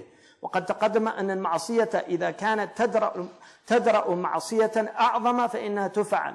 So this is where you do something that's a low thing, but it's in order to achieve something that's higher because of your, what you're actually trying to get. And so he says, sometimes المعصية إذا كانت تدرأ معصية أعظم, something that is normally unacceptable, if it wards off something that's even worse, then it can be done. كالكذب بنسبة لنجاة معصوم الدم من القتل, like lying in order to save somebody who's going to be unjustly killed. أو من أخذ مال, or stealing his wealth. And the Sufiya بل غيرهم كإمامنا مالك بنسبة لصلاح القلب. And like what Imam Malik said about sitting on a garbage heap, if it would rectify his heart. Ibn Abbad said, إذا جاز لمن غص باللقمة من طعام حلال أن يسيغها بجرعة من الخمر إذا لم يجد غيره مع أن تحريمه مقطوع به ولا تفوته إلا حياة فانية فلأن يجوز مثل هذا إذا تعين أولى إذ يفوته بذلك الحياة الباقية والقرب من الله. So Ibn Abbad said, if it's permissible for somebody who's choking on a morsel of food, from halal food, to help swallow it by drinking a gulp of wine, if he can't find anything else, even though everybody agrees that wine is haram, and what he'll lose is his fani life, this ephemeral life of the world. So how could you say it's not permissible to do something even more important, that because of it he could lose his eternal life. And then he says, أنا بمثل هذا ما يستدفع المريد من الدواخل على قلبي. And what's meant by this is those things that somebody on a path to God will use to ward off those things that enter into his heart. Because everybody should be working on their heart with both knowledge and action. As for knowledge, it's like what the Hikam of Ibn Ata'illah says. الناس يمدحونك بما يظنون فيك فكن أنت ذاما لنفسك بما تعلمه منها. People praise you because what they think is good about you. You should blame yourself because of what you know about yourself. ومن جهل المريد أن يترك يقين ما عنده لما يظنه الناس. And from the ignorance of a seeker of God is that he will leave what he's certain in himself about for the opinions of others. أما العمل فبما يسقطه من قلوب الأغيار. Those things that, as for the amal, it's those things that will remove otherness from his heart. And المباحات بلا شره لقصد التقوية على طاعة عبادات. So doing permissible things without avidity or covetousness in order to strengthen oneself in obedience is a type of worship. In fact, it could be an obligation, like sleeping after staying awake for a long time, so you need a lot of rest. Or eating or drinking after being hungry or thirsty that's affected your health. وسيأتي بسط هذا, and I'll expand more on this. And Tajuddin said, ربما وردت عليك الأنوار فوجدت القلب محشوا بصور الآثار فارتحلت من حيث نزلت. Perhaps lights will descend upon you, but they will find your heart filled with images. And so they leave from where they came. Because your heart can't take them. The light needs a pure, polished heart to reflect. And then he said, فرق قلبك من الأغيار يملأه بالمعارف والأسرار. Empty your heart from otherness, and he will fill your heart with knowledge and secrets. ومن هذا هو السماع عند القائلين به. And from this is audition for those who say it's permissible. You know, what we saw the other night, hearing poetry and things like that. And Abdul Ghani al-Nablusi, Imam al-Ghazali permitted it with instruments even, some of the great ulama. كان موضوعه زمن السلف لحظ الأنفس ليطيب نغمات الغناء في أوقات السرور وشدد الفقهاء في إنكار هذا. In the early period, this was something that the egos were after because of the delights of listening to singing and in the times of happiness. And so the fuqaha were very opposed to this. فقال أسبغ لا يكون الغناء إلا في العرس للنساء خاصة. Asbagh, the great Maliki scholar, said that singing or music should only be in a wedding with women. There's a khilaf. Some said that the men could also have that, but generally it was for the women. Bidaffi or duffi wal kabar. Al-kabar is the two-sided drum. So the daf is like the one-sided, the tambourine type. And then tambur is the tambourine. But the daf, and then the kabar had two sides. So they hit on both sides. So he said having a daf and a kabar, hamalan, leave them to their own devices, whatever they want to do with it, they can do. Aw bi dhikrillah, or they can do dhikr like they do the igaun in Mauritania. They go to the wedding and they sing la ilaha illallah and other things. So they can sing poetry, doesn't have hamalan, doesn't have to be dhikr, or they can do dhikr, aw tasbihan, aw tahmidan, ala ma hada, on those things that are permissible to do. Or reciting poetry, nothing with a munkar in it, something bad, or going on for too long of a time where it becomes neglectful. Ibn Rushd, لا فرق في هذا بين الرجال والنساء. Ibn Rushd said, we don't differentiate between men and women in this. They both can do it. وقال ابن العربي قول أسبغ لا يكون إلا للنساء ويكره حضوره لذي الهيئة فاسد. Ibn al-Arabi says, as for Asbagh saying only women can do this, or that Dhil Hay'a, somebody who is a notable, can't do this, he said, we don't accept this, it's fasid, it's it's invalid. لأن النبي صلى الله عليه وسلم حضر ضرب الدف. The Prophet صلى الله عليه وسلم himself heard a drum being beat. ولا يصح أن يكون ذو الهيئة أعظم من النبي. Nobody is more notable than the Prophet صلى الله عليه وسلم. So this idea that a notable couldn't do that is false. قال عياض ومثل العرس أعياد المسلمين وأفراحهم. And this goes not only for weddings, but also for gatherings of Muslims, for their Eids, for the times when they gather for happiness.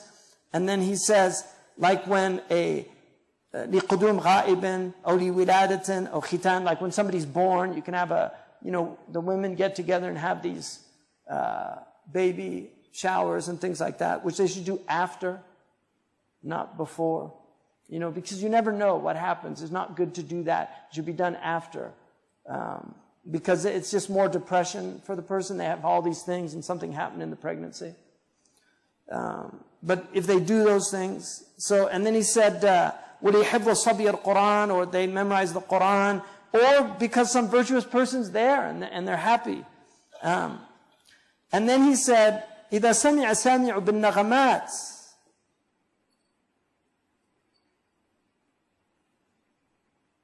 ذكر عتابا أو وصلا أو هجرا أو قربا أو بعدا أو تلهف على فائت أو تعطش إلى منتظر أو شوق إلى وارد أو طمع أو يأس أو وحشة أو استئناس أو وفاء بعهد أو نقض عهد أو خوف فراق أو فرح بوصال أو غير ذلك مما يشتمل عليه لفظ السماع فلا بد أن يوافق بعضها حال السامع في مطلبه.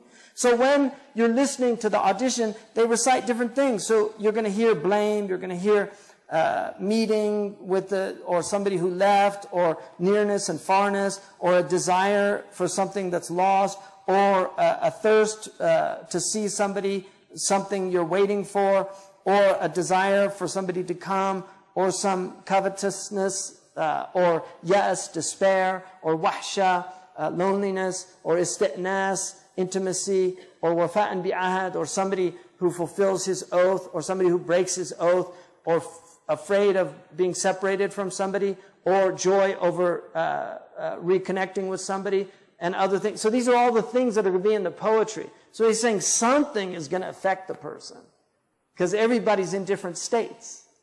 And that's the purpose of sama' is to affect the heart. فَيَجْرِي ذَلِكَ مَجْرَ الْقَدَّاحِ الَّذِي يُوَرِّي زِنَادَ قَلْبِهِ. So the likeness of this is like a flint that strikes and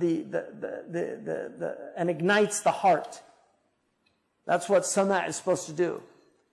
فيكون له مجال رحب في تنزيل الألفاظ على أحواله فإن كان الغالب على السامع هوى محرما فيهيجه هذا السماع إلى السعي في الحرام. But if the person is not well and he's got haram desires, then the sama' can actually encourage him to do the haram and go to the haram. Or if he has permissible desires, it might encourage him to do that. Or affect him in desiring something, or fearing losing something, or hoping to meet.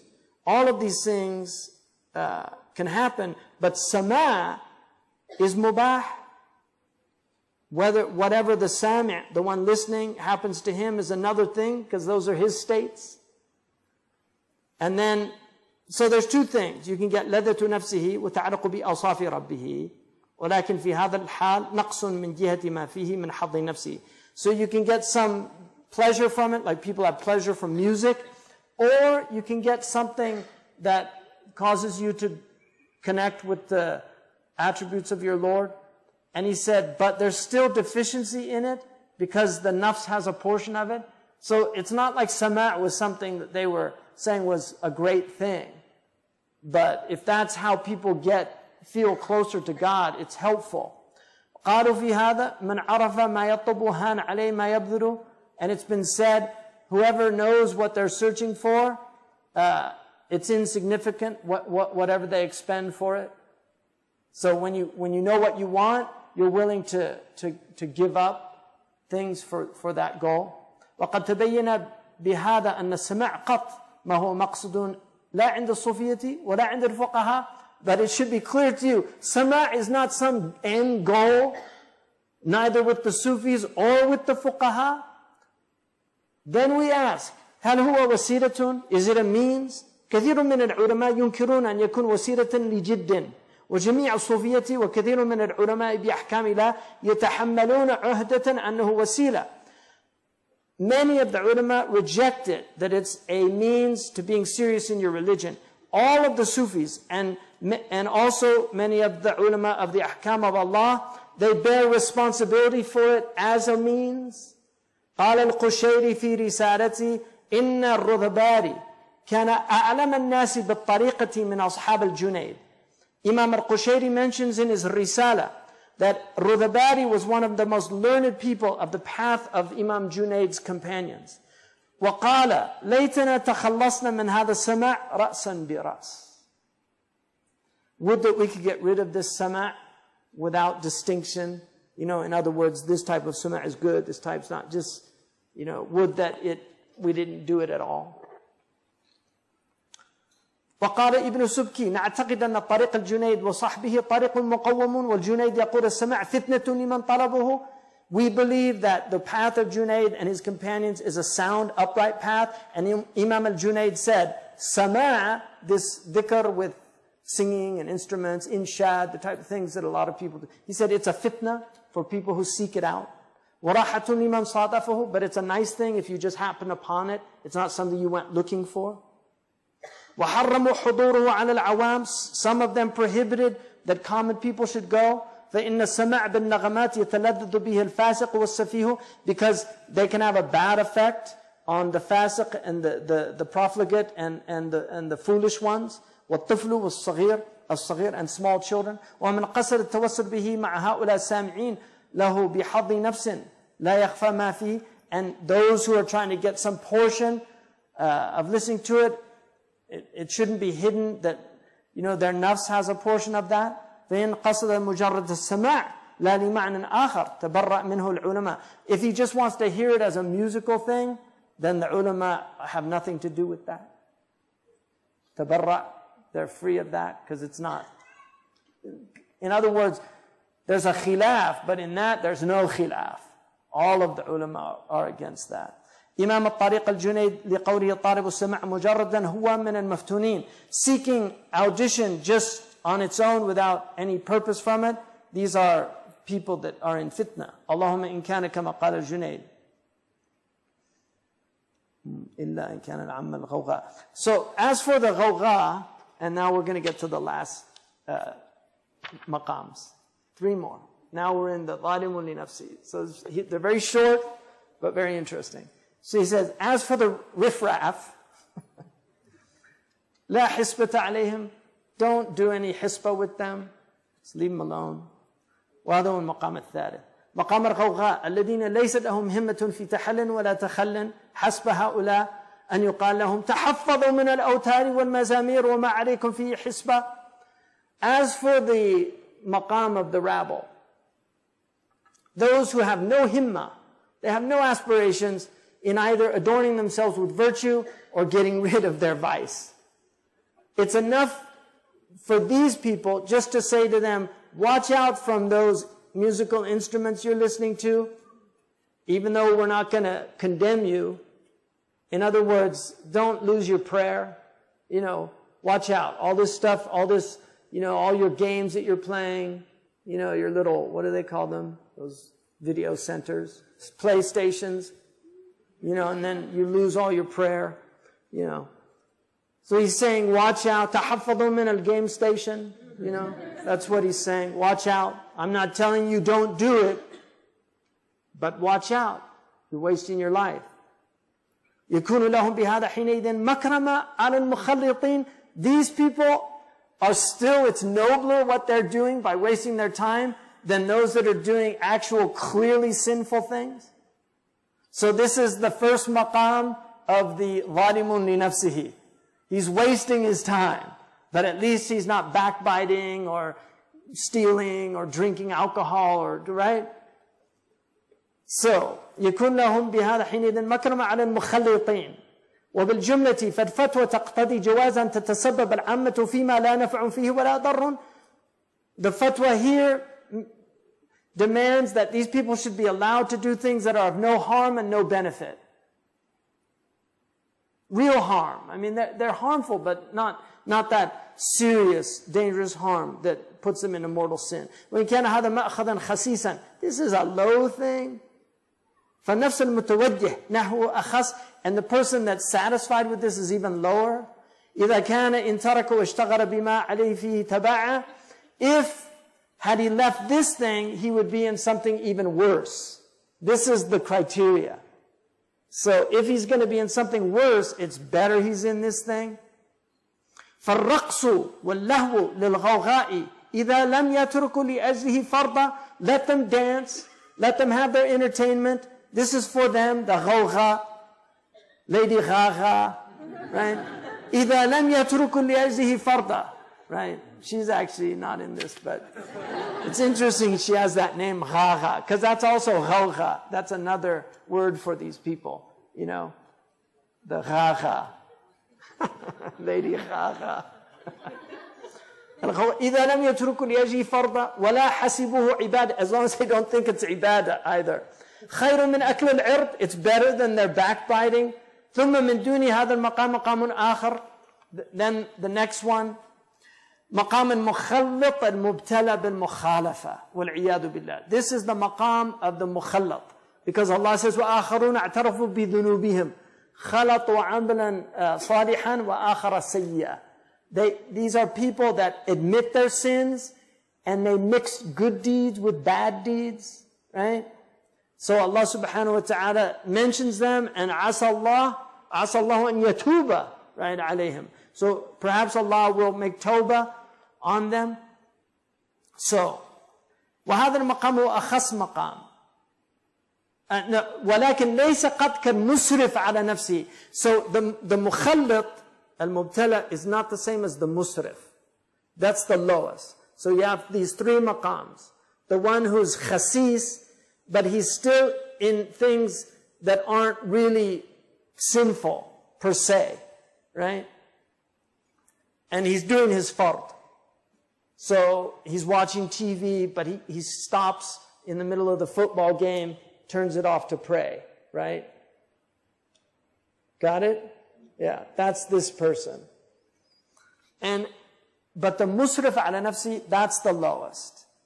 وهذا المقام هو أخص مقام وقد تدليت من المقام الأعلى إلى هذا المقام أعني مقام المسرف على نفسي. So I've gone down from the highest مقام, now we're down to the مسرف على نفسي. فلنرجع بالترقي على هذه المقامات إلى المقام الذي بدأت به وبه إن شاء الله أختم ختم الله لي به وبمنه وفضله.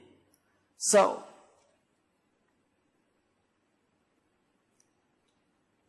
Allah subhanahu wa ta'ala, when He says, قُلْ يَا عِبَادِيَ الَّذِينَ أَسْرَفُوا عَلَىٰ أَنفُسِهِمْ لَا تَقْنَطُوا مِنْ رَحْمَةِ اللَّهِ. So Allah says to these people, these are the worst of the ظَالِمُونَ لِأَنفُسِهِمْ. Don't despair of the mercy of Allah. Don't despair. Right? So don't. Why? إِنَّ اللَّهَ يَغْفِرَ الذُّنُوبَ جَمِيعًا إِنَّهُ هُوَ الْغَفُورُ الرَّحِيمُ. وَأَنِيبُوا إِلَىٰ رَبِّكُمْ وَأَسْلِمُوا لَهُ, and turn back to your Lord and submit to Him. So they're Muslims, but they're not in submission. They're usat, but they're Muslims. So Allah is saying, أَنِيبُوا إِلَىٰ رَبِّكُمْ وَأَسْلِمُوا لَهُ. Come back to God and submit to Him. So لَا تَقْنَطُوا, right? Don't despair. And that's why all of these people are from this ummah. ثم أورثنا الكتاب الذين اصطفينا من عبادنا فمنهم ظالم لنفسه. These are the ظالمون لنفسه. The first one, they waste their life in things of no benefit. The lower than them are those who mix good deeds with bad deeds, so they're doing ma'asiyah. And then even lower than them, al-musrifun. They've completely wasted their life. They don't even do the fard. So they say, La ilaha illallah Muhammad Rasulullah. They don't pray. Their fast is neglected. All these things. They might not pay their zakat, but they're still Muslims. If you ask them, are you Muslim? They say, Ashhadu an la ilaha illallah, Ashhadu Muhammad Rasulullah, I'm a Muslim. They're still Muslim. But they're ظَالِمٌ لِنَفْسِهِ, and they're the lowest of the degrees. So these 9 degrees, they're at the bottom. Now,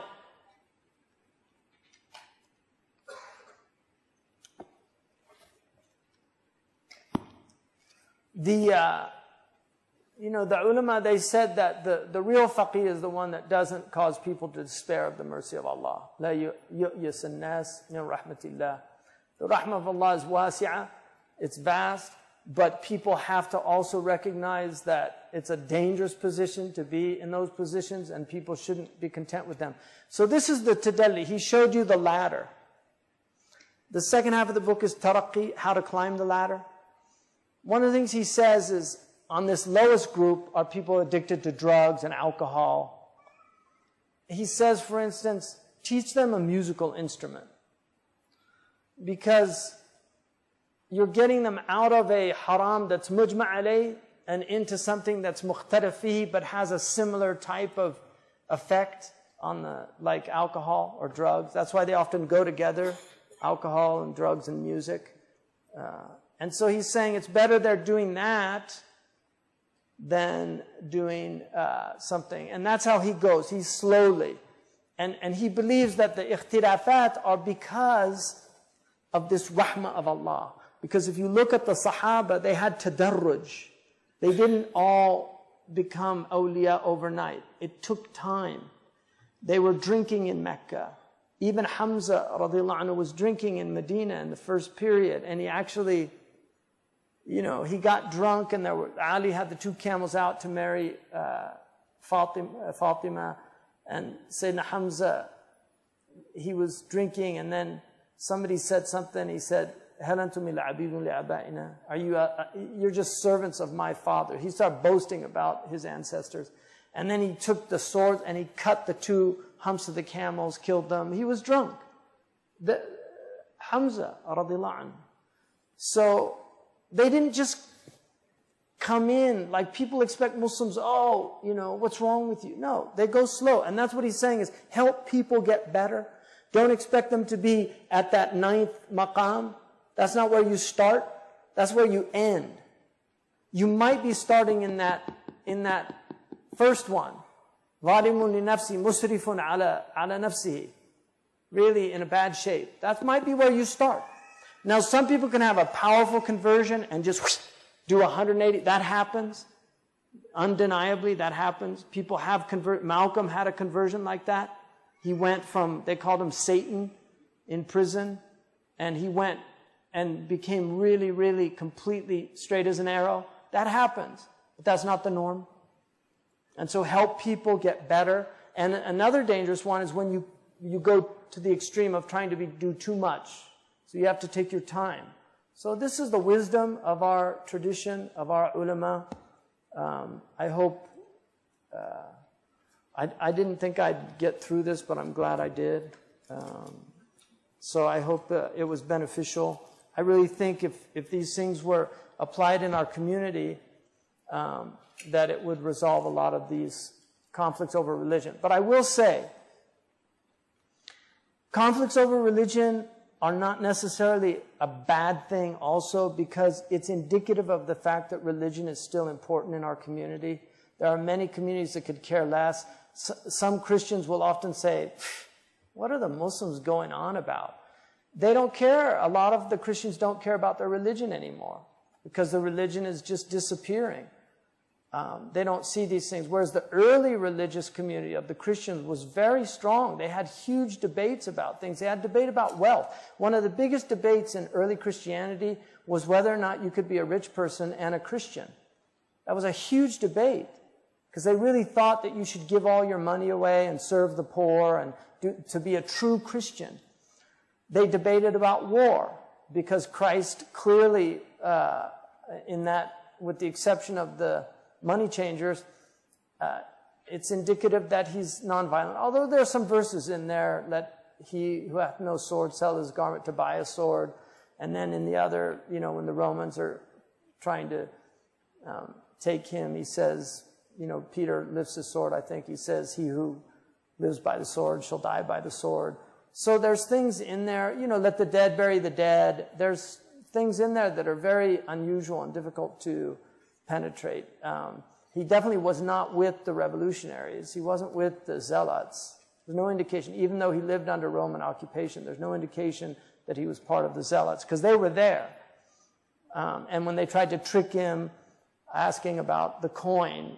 What should we pay taxes? And he said, who's on the coin? And he said, the head of Caesar. He said, give unto Caesar that which is Caesar's, give unto God that which is God. It was if he said that, I mean, these are riwayat without isnad as far as we're concerned, if he said that. But it's a very clever answer to respond to. So the fact that Muslims still do debate about moon sighting is, it's sad that a lot of these debates are a result of not understanding this type of fiqh, but at the same time, it should encourage us that there are many Muslims that still take their religion very seriously and want to do the right thing and are trying to find the right answer. And then there's others that have sickness in their heart. They just love fitna, and we have a lot of fitna causers in our community. We should try to avoid those. Are there any questions, or is time up? Time's up, yeah. So we should pray, inshallah. Subhanakallah wa bihamdika ashhadu an la ilaha illa anta astaghfiruka wa atubu ilayk. So I did the tadalli. You saw the ladder. You can think about where you are on that ladder. Assalamu alaikum.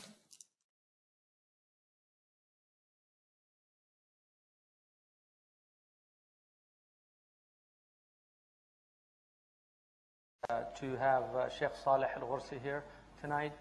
He's from an Arab family, originally from Iraq, and his family migrated some time ago to Turkey, so he was born and raised in Turkey. He's fluent, obviously, in Turkish and Arabic, but he also was raised amongst the Kurds, so he speaks Kurdish as well. He really is quite, for me, amongst the scholars of this time, quite exceptional. He is, I think probably one of the top scholars in Turkey today. He's a master of their traditional sciences that were taught here, and he spoke to us last year. I've known him for over 20 years. We first met in Medina, and I've read his books and benefited greatly from his scholarship. So we're fortunate to have him tonight. He's going to talk, and inshallah I'll translate for him.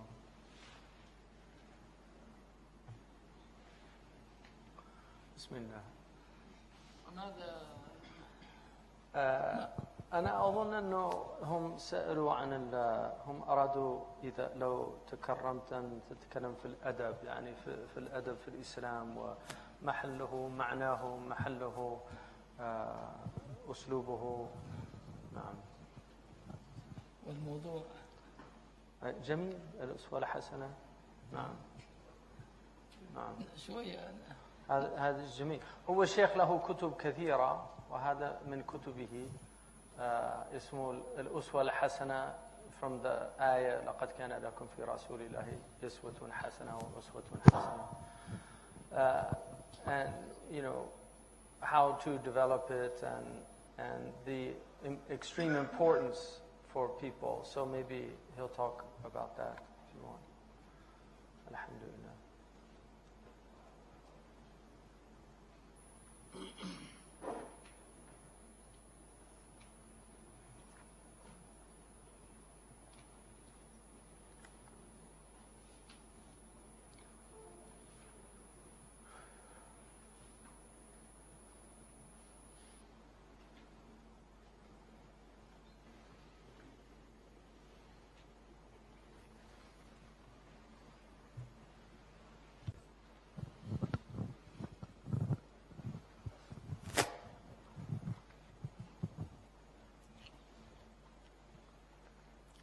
بسم الله الرحمن الرحيم. الحمد لله والصلاة والسلام على أفضل خلق الله وعلى آله وأصحابه ومن اهتدى بهداه. أما بعد،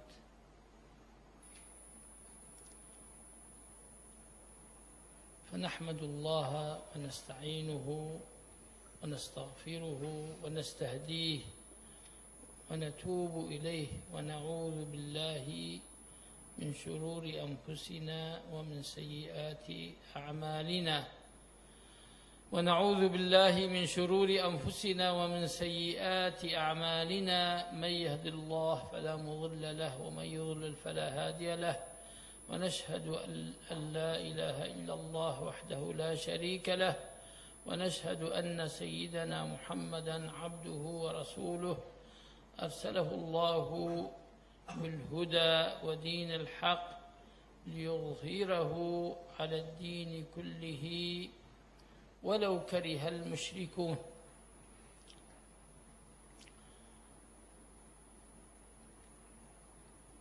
الموضوع الذي نريد أن نتحدث فيه هو ما عرضه علينا الأخوة، وهو الأدب في الإسلام.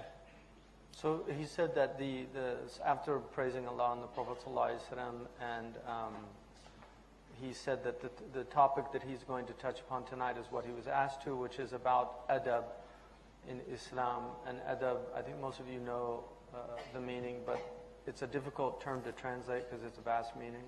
But it's spiritual courtesy. It can also mean ethics.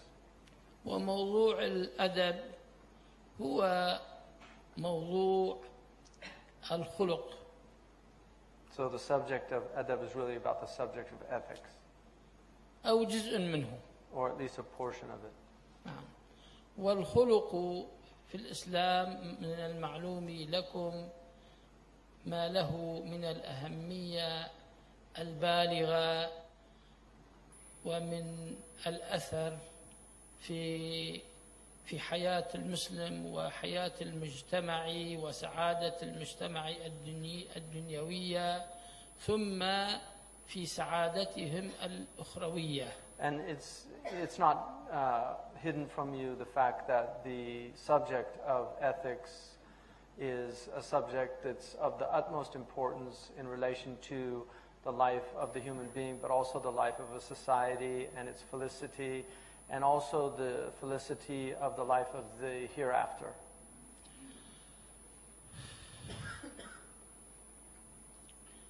ومن أجل ما للخلق من الأهمية البالغة أثنى الله تعالى على نبيه صلى الله تعالى عليه وآله وصحبه وسلم بقوله وإنك لعلى خلق عظيم. And because of this extreme importance that this subject has in our religion, Allah subhanahu wa ta'ala praised the Prophet ﷺ in his book when he said, and verily you are upon a vast ethical nature or stature. ولو كان هناك شيء أفضل من الخلق لأثنى الله تعالى على نبيه به. So if there was something more important in terms of one's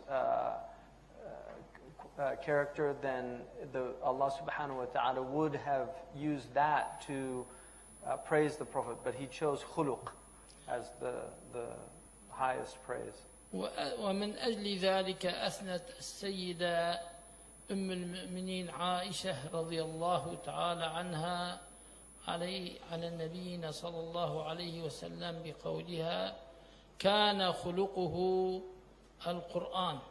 And for that reason, our mother Aisha radiallahu anha, when she praised the Prophet ﷺ, after being asked about his character, she said his character was the Quran itself.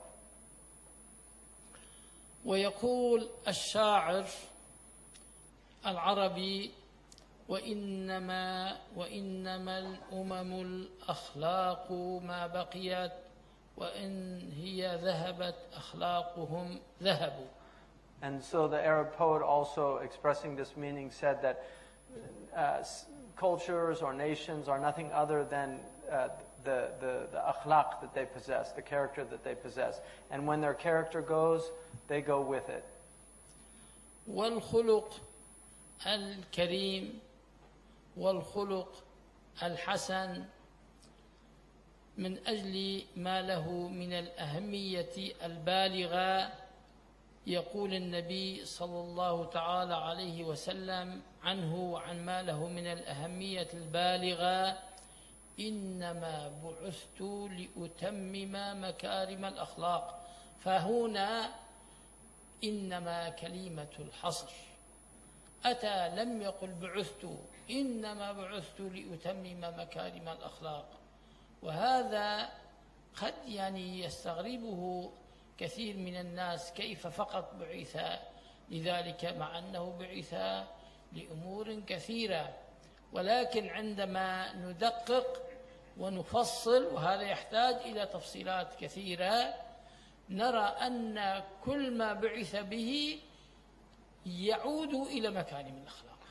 So, because of this utmost importance in this, our Prophet ﷺ also said in a famous hadith, I was only sent to complete noble character.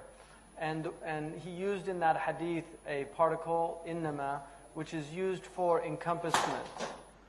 It's one of the particles in the Arabic language that indicates only, the meaning of only. I was only sent for no other purpose. And he said, obviously, the Prophet ﷺ was sent for many things. And so when people delve deeply into this statement and really attempt to understand it with all of its nuances, they will eventually arrive at the conclusion that, in fact, everything that he brought is related to makarim al-akhlaq, that it all goes under that rubric of noble character. ومن أجل ما له من الخلق من الأهمية البالغة، النبي صلى الله تعالى عليه وسلم ركز في كثير من أحاديثه على حسن الخلق، وعلى الثناء على حسن الخلق، وعلى الثناء على المتصفين بحسن الخلق. ومن هذه الأحاديث ومن أهمها قوله صلى الله تعالى عليه وآله وصحبه وسلم: أحاسنكم أخلاقا ومساوي أو شراركم مساويكم أخلاقا. So the Prophet ﷺ, because of the importance and the centrality of character in our religion, there are many prophetic narrations in which he emphasizes and praises these qualities. We can find many of them. One of the most important is the hadith that says, the best of you are the best of you in character, in akhlaq, in ethics, and the worst of you are the ones that have the worst character. ومن أجل العلاقة القوية بين الأدب والخلق، يقول النبي صلى الله تعالى عليه وآله وصحبه وسلم: أدبني ربي فأحسن تأديبي. ثم قرأ قوله تعالى: خذ العفو وأمر بالعرف وأعرض عن الجاهلين. وهذا أيضا من الأخلاق. And so, again, the Prophet ﷺ, in indicating, because there is a very powerful relationship between ethics and between comportment, which is adab. So we have the khuluq, which is the character, but the adab is the actual way in which one carries oneself, expressing that character. And so because of the important relationship of that, the Prophet ﷺ, in another hadith, he said, my Lord has disciplined my soul, has given me this adab, and what a beautiful adab he gave me. And then he quoted the verse of the Quran, which is about forgiving people and commanding to what is normative in goodness in a society, and to ignoring the zealous ignoramuses out there. قد أجمل الله تعالى في هذه الآية الكريمة الأدب الإسلامي والخلق الإسلامي الرفيع. So in this verse of Quran, which is only a few words, Allah subhanahu wa ta'ala has really summarized and given us a complete abridgment of the essence of what adab and good character is. والخلق والأدب هو الذي يعلو بالإنسان ويرفعه إلى مستوى القدوة ويجعل منه أسوة حسنة وقدوة صالحة. And so it's really good character that is what elevates a human being amongst others, and also that it results in a human being becoming actually an exemplar for others to imitate. It's the good character that a person exudes that places him in this exalted position. وقد جمع الله تعالى محاسن الآداب والأخلاق كلها في سيدنا محمد صلى الله تعالى عليه وسلم، ومن أجل ذلك أثنى عليه بقوله إنك لعلى خلق عظيم، ثم قال تعالى لقد كان لكم في رسول الله أسوة حسنة. And so for this reason of the importance and the centrality of character, the Prophet ﷺ really, Allah subhanahu wa ta'ala made him the embodiment of all good character and all good qualities that are possible to be embodied in a human being. The Prophet ﷺ was given all of these, and this is why Allah subhanahu wa ta'ala, when He spoke about the Prophet ﷺ, He said, verily you are on this vast ethical character, that this is an expression of him being the embodiment of all these qualities. وبمقدار تأدب المسلم بالآداب الإسلامية وبنسبة تخلقه بالخلق الإسلامي الحميد يرتفع مستواه ويكون نسبته في كونه أسوة حسنة وكونه وارثا للنبي صلى الله عليه وسلم. كلما زاد نصيبه في الأدب الإسلامي والخلق الدين الإسلامي يكون نصيبه أكثر في باب الوراثة وباب الأسوة الحسنة وباب الخلافة للرسول صلى الله عليه وسلم، وكلما قل. And so to the degree with which a person takes upon himself these qualities, these excellent qualities, to the degree with which he improves his soul and comes closer to the prophetic nature, this is the degree with which he acquires that portion of becoming a beautiful exemplar. And to the degree with which he does that is the degree with which he becomes an inheritor of the Muhammadan character. He becomes a warith. So the more that he increases in that, the closer he gets to this inheritance and to fulfilling his role as a caliph of God, a vicegerent of God on the earth. And as he diminishes from that, he diminishes in also that quality.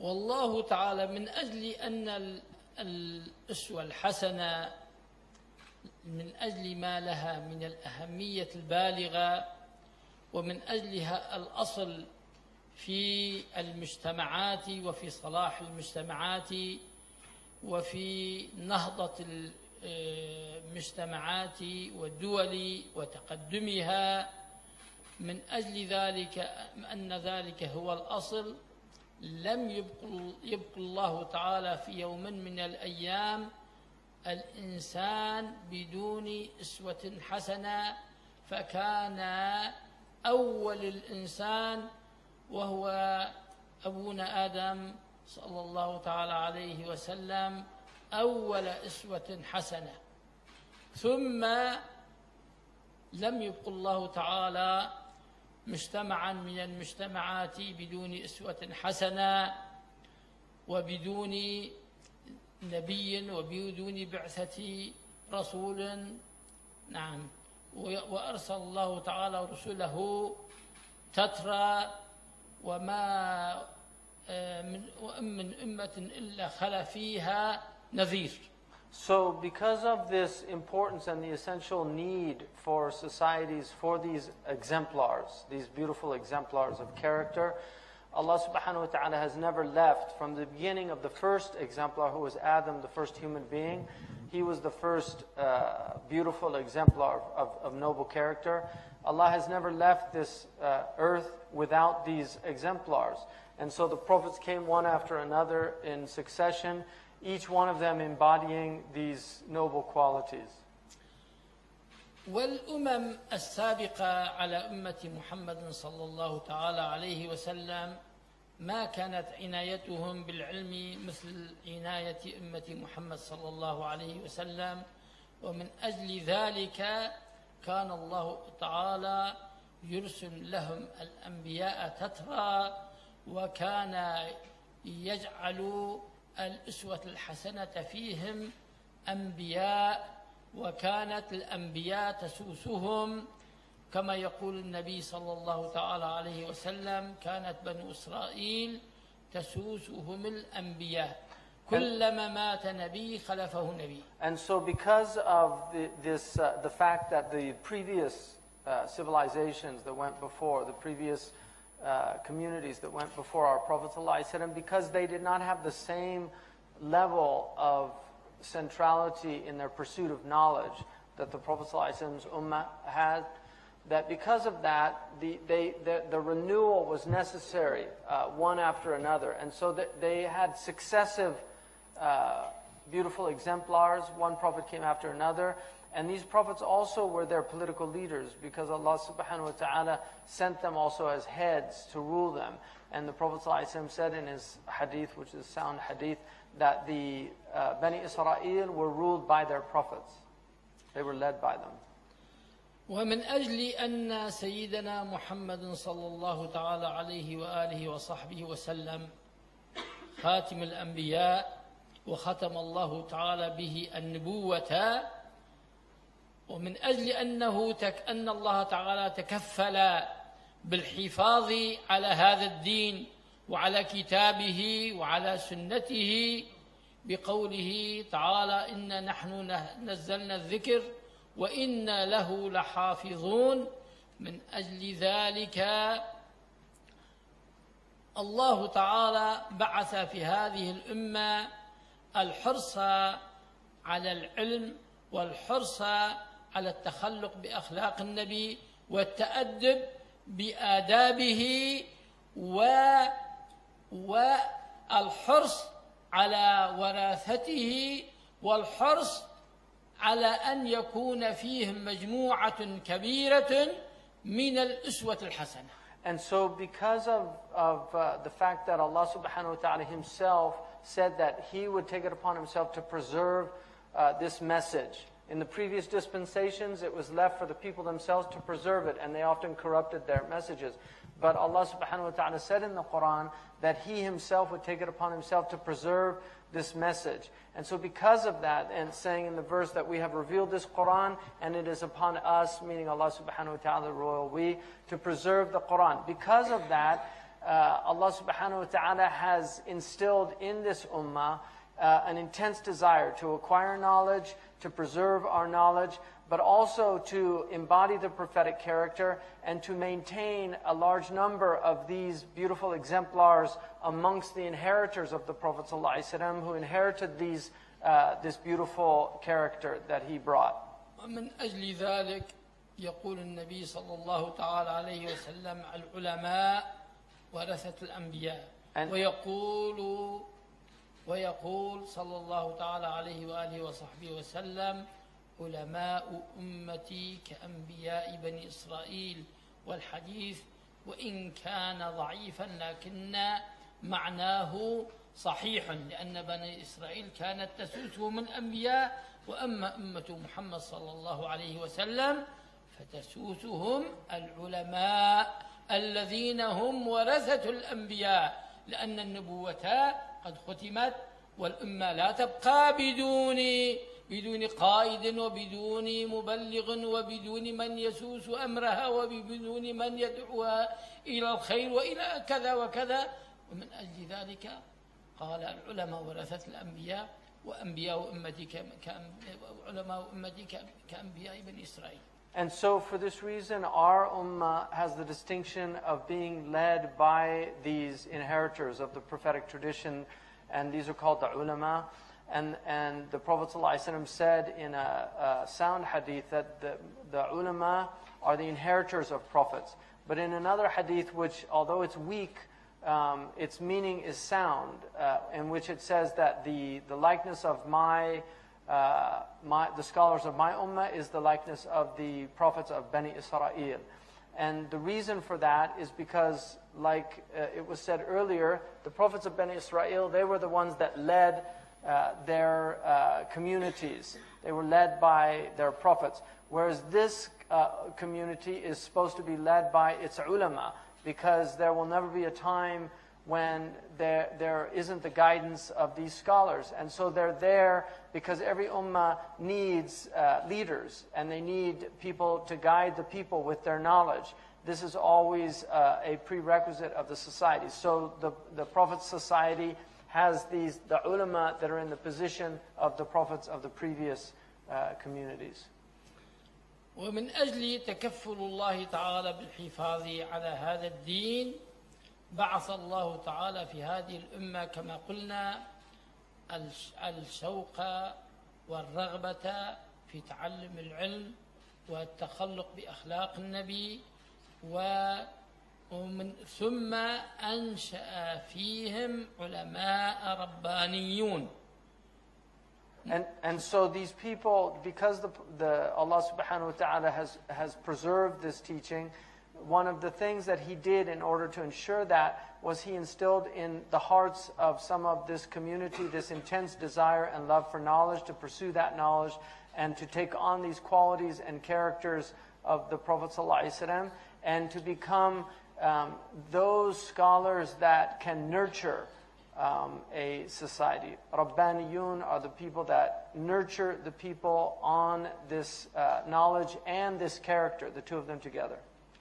أنشأ الله تعالى في هذه الأمة علماء ربانيين ومربين كبارا بأعداد كثيرة تسد حاجة المجتمع ينوبون هؤلاء مناب النبي صلى الله عليه وسلم ويكونوا خلفاء له.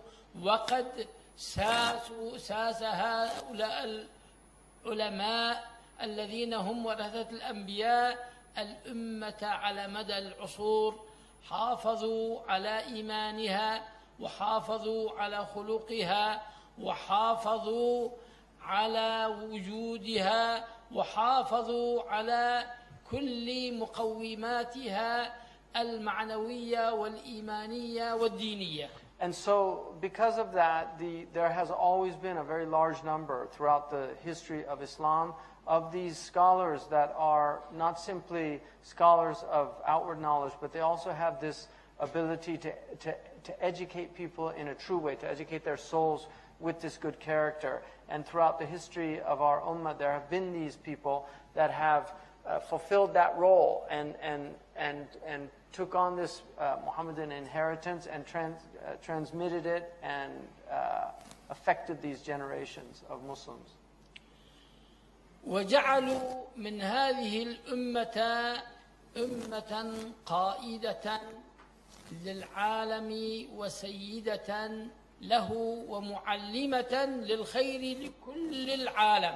And so هؤلاء العلماء from these scholars who are actually the scholars that really led the world in many things and also gave great good and great knowledge to not just to the Muslim community, but to those outside of the community who benefited from their incredible endeavors. وكان هؤلاء العلماء هم الساسة الحقيقيون والإداريون الحكماء للأمة الإسلامية، وحافظوا كما قلنا على كل مقوماتها وتقدموا بها ونهضوا بالأمة. ولكن عندما قل هذا النوع من العلماء بدأت الأمة في التقهقر. And so, in reality, these scholars, historically, they really were the true leaders of the Muslim community. They were the ones that maintained those things that held up the Muslim community. And as long as they were there, the Muslim community really was held up and maintained. But the reality of the situation is, as that group of scholars diminished, and diminished increasingly until it got to very small numbers, the sustainability was no longer there, and this is where you really see the regression of the community of Muslims as opposed to their progress. فالتاريخ أثبت بصرف النظر عن النصوص من الآيات من الكتاب والسنة، التاريخ أثبت أن تقدم الأمة ونهضتها وقيادتها للعالم والذي هو مهمتها الذي ابتعثها الله لأجلها وسيادتها للعالم وكونها مصدر خير ومنبع كل الخيور للعالم منوط بوجود الأعداد الكبيرة من الأسوة الحسنة من العلماء الربانيين الذين الواعين العالمين بدقائق الإسلام والعالمين بكل جوانبه والذين علموا الأمة الإسلام بكل جوانبه. التاريخ أثبت أن تقدمها بوجود أفراد كثيرة من هذا النوع من العلماء. And so if we look, if we set aside the verses and the hadith that indicate all of these things, and we set those aside and just simply look at the testimony of history itself, we will find that history clearly testifies that the real leaders, the ones that really gave the Muslim world its mastery over the rest of the world and put them in that elevated position of being leaders and being an ummah that was brought forth for the good of humanity, to benefit people.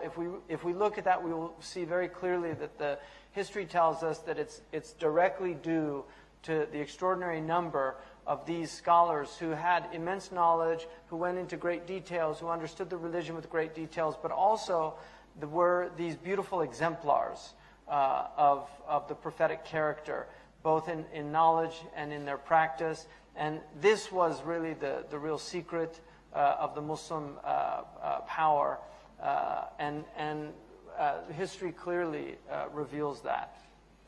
كما أن التاريخ قد أثبت أن تخلف الأمة وتقهقرها عن ركب الحضارة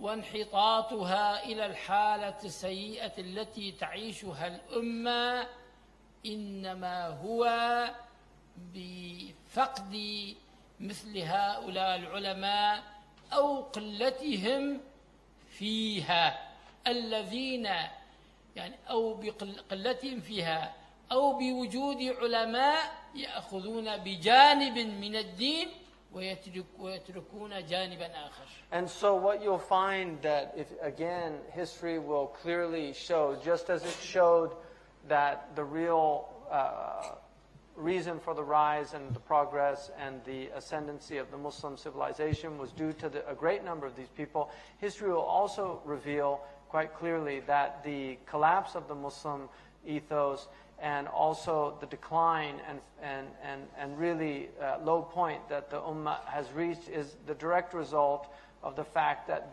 these numbers have diminished greatly.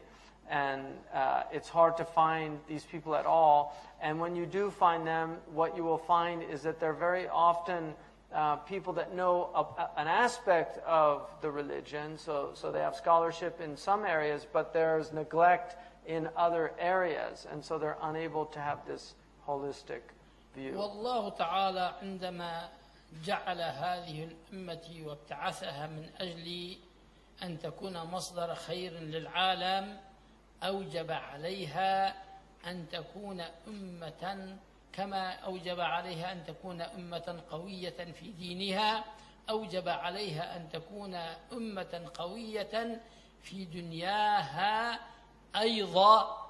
وعن هذا الطريق القوة في الدنيا تستطيع أن تقوم بمهمتها. ومن أجل ذلك خاطب الله تعالى الأمة بقوله وأعدوا لهم ما استطعتم من قوة ومن رباط الخيل ترهبون به عدو الله وعدوكم وآخرين من دونهم لا تعلمونهم الله يعلمهم.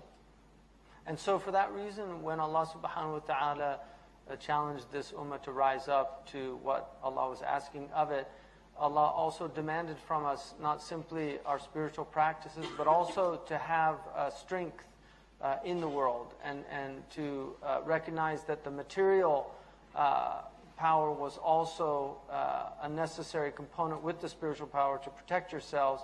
And for this reason, Allah subhanahu wa ta'ala said in the Quran, prepare yourselves with power,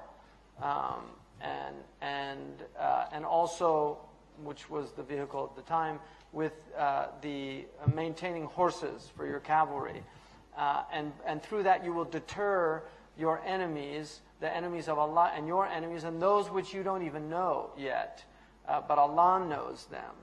So this is Allah's command to us to also have this material power as well. وعندما نلاحظ الآية الكريمة وندقق النظر فيها نرى هنا نكات وأمور مهمة. الأول يقول تعالى ما استطعتم من قوة، ما استطعتم، بكل ما عنده من الاستطاعة لابد أن يجهز القوة. ثم يقول الله تعالى والقوة هي كما فسرها النبي صلى الله عليه وسلم هي الرمي، بقول فسرها النبي صلى الله عليه وسلم بقوله ألا إن القوة الرمي، ألا إن القوة الرمي، ألا إن القوة الرمي. ثم قال الله تعالى ترهبون به عدو الله وعدوكم، ما قال تقتلون به عدو الله وعدوكم، لأن الإسلام إنما بعث خيرا للعالم ولأجل أن يصل بالعالم إلى السعادة الدنيوية والأخروية، لا لأجل أن يقضي عليهم ويقتلهم، بل لأجل أن يكون قويا. حتى إذا كان قويا بالمادة والسلاح تكون كلمته نافذة وتكون الدعوة ماشية لا تعقدونها العوائق، والناس يدخلون في دين الله أفواجا، وتكون الكلمة النافذة للإسلام، لأن الكلمة النافذة هي كلمة القوي. من أجل ذلك القوة ليس لأجل القتل ولأجل الدمار كما هو الدارج في العالم، عندما يحصلون على القوة يدمرون ويقتلون ويخربون الدول ويخربون العالم، وإذا تولى سعى في الأرض ليفسد فيها ويهلك الحرث والنسل، والله لا يحب الفساد. So if we look at the nuances of this verse, one of the things we notice is that Allah says, and prepare what you're able to, mastata'tum. So the istita'a, which is what you're capable of. So prepare from what you're capable of power. But then if you look also, Allah subhanahu wa ta'ala, the Prophet ﷺ said, when he was asked about what that power was, he said, the power is in projectiles. The power is in projectiles. The power is in projectiles. And he said it 3 times. So the ability to project your enemies, which at the time was archery. Today it's obviously intercontinental missiles, but it's still projectiles. That's the essence of power, is in the ability to project your weapons far distances.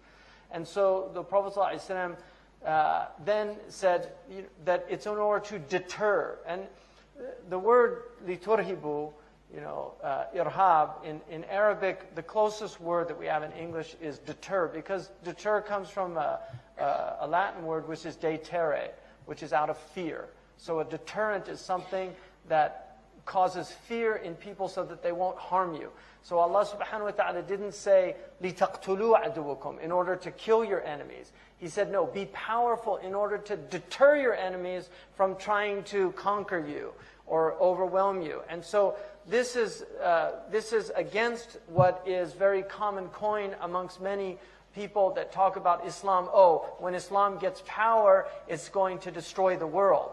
The reality of it is the Prophet ﷺ was told to get power in order to prevent destruction of the world. And this is why in the Quran it says, those who when they get power, they begin to corrupt in the earth and destroy agriculture and destroy the lineage, families and children. So, and then Allah says, and Allah does not like corruption. So Allah is saying in the Quran that those that get into power in order to destroy, to kill, to corrupt, those are evildoers. The Quran says that. So it's the complete opposite of what's claimed about Muslims, who are told to get power in order to open the doors of good so that we can call people to the truth. So, because one of the things that is the nature of having material power is that people listen to you. If you don't have power, they don't listen to you. And so the power of a word, when it's backed by material power, is much greater than somebody who doesn't have material power. And this is why when Muslims were powerful, they would go to places and people would want to become Muslim and be like them because they want to join the powerful side. So it's very important even for da'wah and people coming into Islam. When they see Muslims as strong and powerful, they want to be like them. If they see them as weak and helpless, they don't want to be like them. So this is part of the wisdom of the Quran telling us to be powerful. المسلم إذا مكنه الله في الأرض يكون مصدر خير ومصدر سعادة للعالم كله. والله تعالى يقول الذين إن مكناهم في الأرض أقاموا الصلاة وآتوا الزكاة وأمروا بالمعروف ونهوا عن المنكر.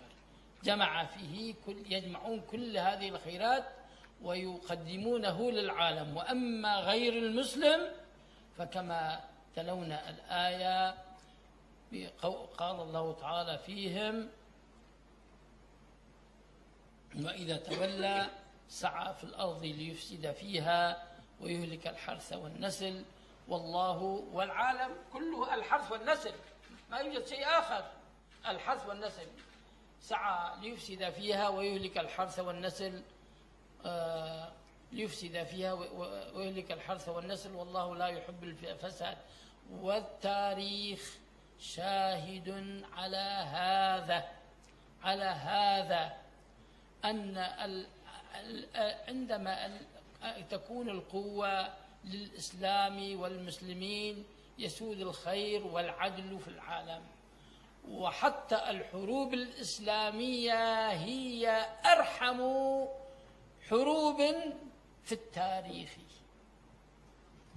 ثم إذا تولى الآخرون لا يكون غير الخراب والدمار، ولكن هؤلاء يحاولون أن يعكسوا الأمور ويقولون المسلمون هم إرهابيون، وفي التاريخ هم كذلك عملوا الإرهاب والآن عملوا الإرهاب، مع أن هناك مثل يقول إذا كان بيتك من زجاج فلا ترمي بيوت الناس بالحجارة. ولا نقول لا نبرئ المسلمين عن كل شر، الإسلام بريء عن كل شر. نعم، جميل. والمسلمون لا يبرؤون عن كل شر. نعم. والمسلمون ناس يعدلون ويجورون، ولكن العدل فيهم الغالب، والأصل والجور هو عارض وطارئ. والتاريخ أثبت ذلك أن أعدل الحكام هم الحكام المسلمون. وأما الحكام الآخرون فعندما استولوا على أي منطقة لم يجلبوا إليها غير الخراب والدمار والفساد في الحرث والنسل وفي الخلق وفي كل شيء. والذي يقرأ التاريخ لا يحتاج إلى بيان أكثر من هذا. So, he said that Allah subhanahu wa ta'ala says that when He empowers the Muslims, what they do is they establish prayer, they establish charity to help the poor, and they command to what's good and they forbid what's bad. That's what He says when they have power in the earth. But as the earlier ayah was recited, when others are given power in the earth, then you see them hastening to corruption, destroying the agriculture and the offspring. And he said that this is the reality of the matter. But it's been painted the opposite, that the Muslims are the terrorists, that the Muslims are the ones that do all these evil deeds. But he said that history, really, if you're fair and look at history openly, then what you see is quite the opposite. That when the Muslims ruled, they were quite decent rulers that had a considerable amount of justice, and this was their norm. And he said that but I'm in no way justifying the actions of Muslims. What I'm saying is when the Muslims are unjust, it's not Islam. It's that they're human beings. And like human beings, they have good and they have bad. But Islam is free and unblemished in terms of its commandments and its injunctions. It's telling us to be just and upright. So when Muslims do bad things, it's the Muslims that should be blamed, but not Islam, because they're not doing it in accordance with their religion. They're doing it for other reasons. And so that's an important distinction. But Islam, and again, if people are just simply fair and will look at history, history is also a testament to this fact. الإرهاب موجود الآن في العالم كله وفي العالم الإسلامي أيضا، وهو ما نشاهده. ولكن هناك إرهاب هو أصل الإرهاب، وإرهاب دول، وهناك إرهاب جماعات. وأصل الإرهاب هو إرهاب الدول. الأصل الإرهابي في العالم هو إرهاب الدول الظالمة، هي التي تصنع الإرهاب أولا لنفسها، ثم تصنع إرهابيين أيضا في المسلمين، وتؤيد الإرهاب الإسلامي أيضا، حتى تري وتعمل دعاية أن هؤلاء إرهابيون. ولكن ما هو لماذا دخلوا الإرهاب؟ لماذا حصل هذا الإرهاب؟ وما هو أصل الإرهاب؟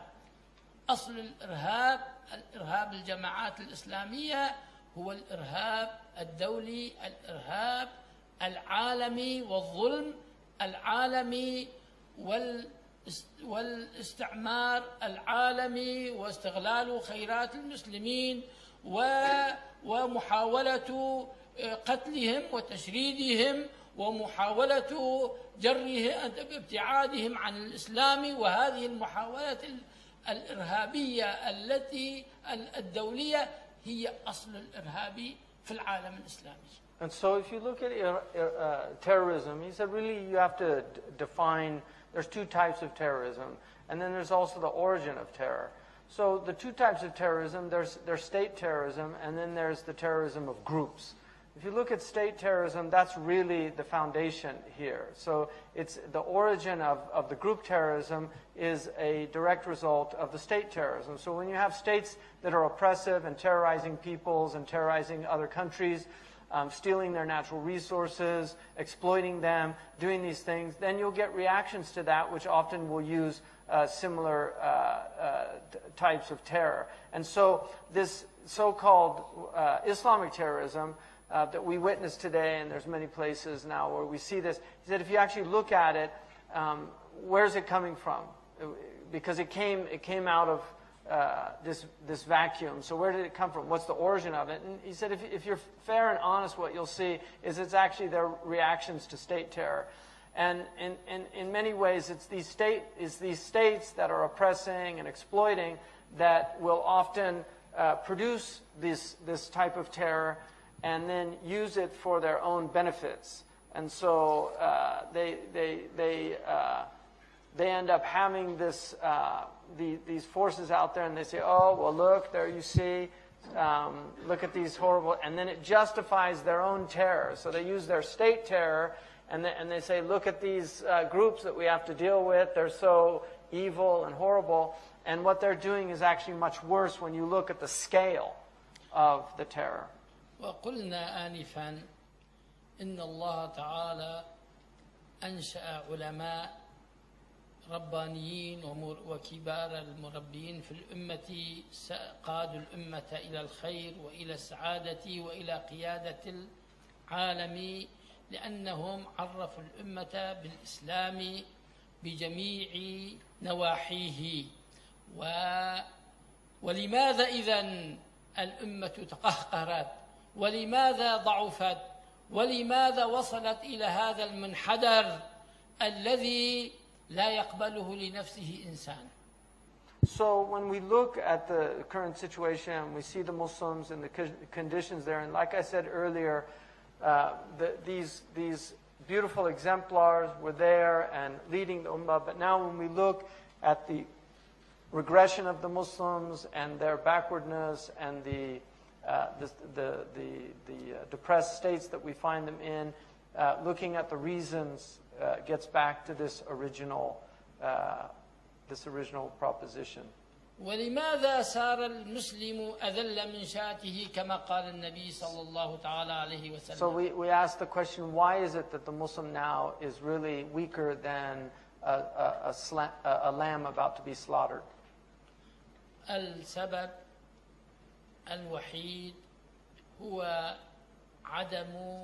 هو إهمال بعض أوامر الإسلام، الأوامر المتعلقة بتقدم الدول، بتقدم الدولة الإسلامية. نقطة الضعف في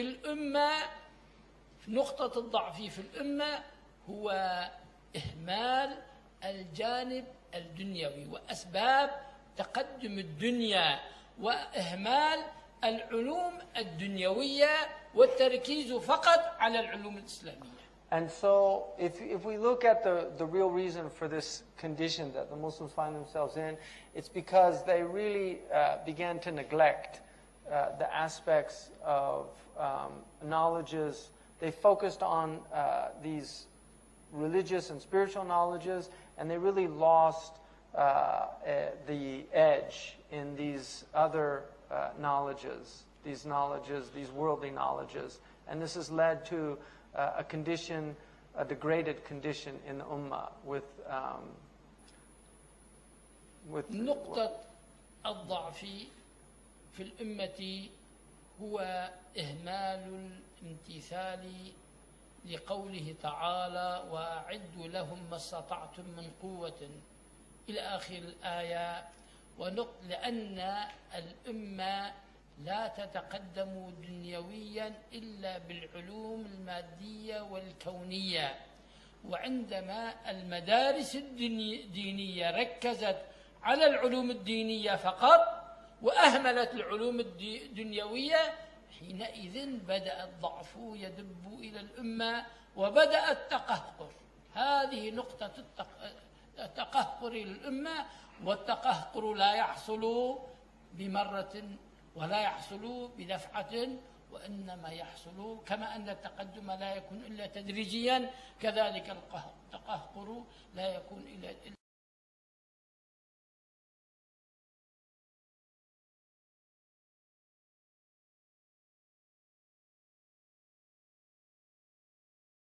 تدريجيا. ومنذ مئات السنين الأمة قد أهملت هذه العلوم فبدأت في التقهقر حتى وصلت إلى المنحدر الذي تعيشها الأمة. And so if you look at the real, if you want to get to the core reason for this backward state that you see the Muslims in, much of it has to do with the simple fact that they ignored this verse in the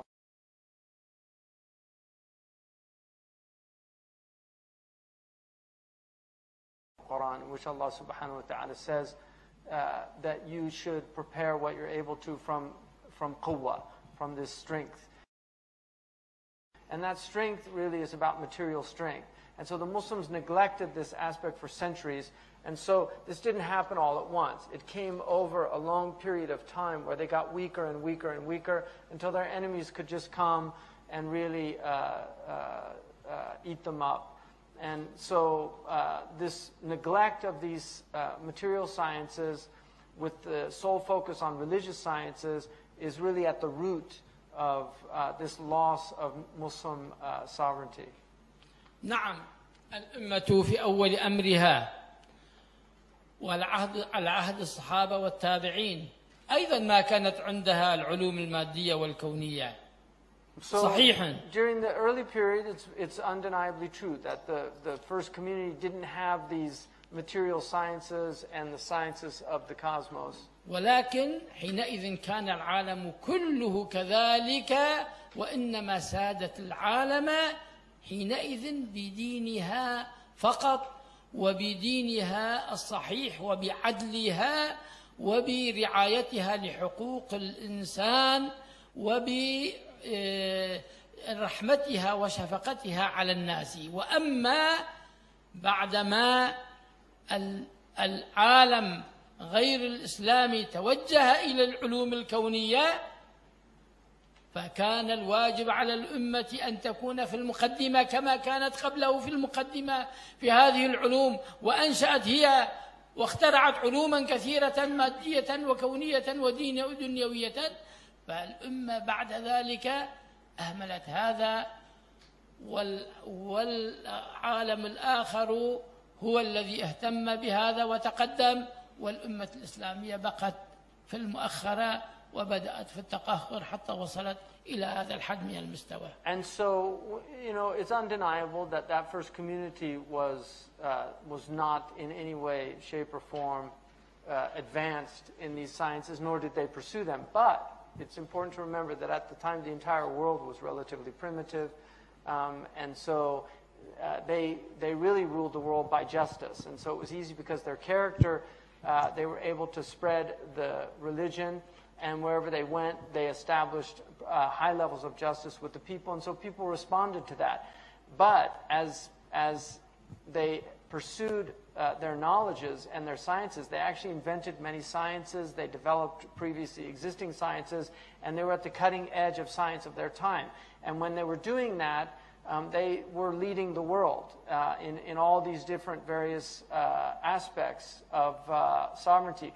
But when they began to neglect these sciences and they allowed other civilizations to surpass them in the development of these sciences, they really lost their position in the world and increasingly declined until it got to the point, the situation that you see now, where they have no ability to defend themselves. ونحن في تركيا بفضل الله وكرمه في مقدمة الدعاة إلى إصلاح المدارس. وإصلاح المدارس هو إصلاح للأمة. And so, by the grace of God, we here in Turkey really are at the forefront of trying to rectify this problem by rectifying our curricula in our schools and recognizing the importance of these two elements in society. ومقدمة لنهضتها وتقدمها في العالم وسيادتها وقيادتها للعالم. And so again, we're really trying to get to the forefront of once again being in a position to have strength and to be a source of guidance and a source of leadership for others to see. ونحن دائما ندعو إلى أن يكون علماء الأمة وراثا للنبي صلى الله عليه وسلم وأسوة حسنة في جميع النواحي الخلقية والإيمانية والعلمية وعالمين بالإسلام وساعين في تطبيقه بجميع نواحيه حتى يكونوا مصدر خير كثير ويكون سببا لعودة الأمة إلى ما كانت عليه. And so what we want to be is at the forefront of this renaissance of Muslim scholarship, and to really that our scholars should be inheritors of this prophetic tradition. And if they take on that inheritance, then again we can restore this position of Muslim sovereignty in the world and be in a place where we can do good things and benefit humanity with our knowledge and our abilities. فإذا ما هو واجب الأمة أو ما هو أهم واجب الأمة كأمة ليس كفرد. So to ask the question then, what is the obligation, or more importantly, what's the most important of the obligations for this ummah? And I'm not talking about the individual, because individuals have their own matters, but what is the most important wajib for us as a ummah, as a civilization? واجب الأمة أن يعتنوا بتنشئة علماء من هذا النوع يكونون قادة لأمتهم إلى الخير وإلى السعادة وإلى عودة الأمة إلى ما كانت عليه وما ابتعثها الله لأجله من سيادة العالم وقيادته وكونها معلمة خير للعالم. And so really the thing that we should be most concerned about as a ummah is the preparation and the development of these scholars that are beautiful exemplars that are practicing this, so that we can restore our position of sovereignty and of dignity and elevate the status of our communities, so that we can once again be a community that really provides leadership for the world and good and disperses that good to the whole world. إذن واجب الأول واجبا وأهم واجب على الأمة كأمة أن ينشئوا أعدادا كبيرة من العلماء من هذا النوع، من هذا الطراز القديم، من هذا الطراز العالي، وأن ينشئوا مدارس تكون هذا النوع وهذا الطراز من علماء الأمة ومن خلفاء النبي صلى الله عليه وسلم وورثته. And so we should really see that that is our most important project now, is to advance these institutions, to found these institutions that will be able to produce scholars that are inheritors, and that will be like these scholars of the past that really went into every science and knowledge and delved the depths of knowledge and science, so that we can again have this level of scholarship in our community. وتنشئة علماء ووراث النبوة وقادة الأمة من هذا الطراز ومن هذا النوع لا يكون إلا بالعلم والتربية. And so this, in order to produce this mode of scholar who really comes out of this prophetic font and embodies this prophetic inheritance, the only way to do that is really if we have this understanding of knowledge and tarbiyah, that you can't just have information, but you also have to have the ethical education that goes along with the informational education. فالواجب أولا أن ينشأ علماء كبار وراث للنبي صلى الله عليه وسلم في علمهم وخلقهم وعملهم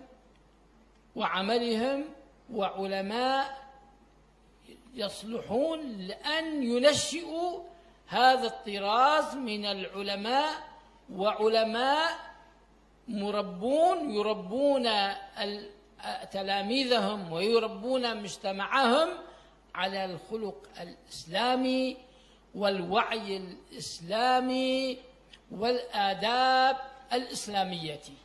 And so, in order to do that, then we have to really have institutions that are able to produce these scholars, but then those scholars need to replicate that again and do it by taking out into the society this tarbiyah and transforming the society's ethical character, having an impact on the society, so that the society itself is affected by their character, and their character in turn gets transformed because of the presence of these exemplars. وسيدنا أبو بكر الصديق رضي الله تعالى عنه يقول: لا يصلح آخر هذه الأمة إلا بما صلح به أولها.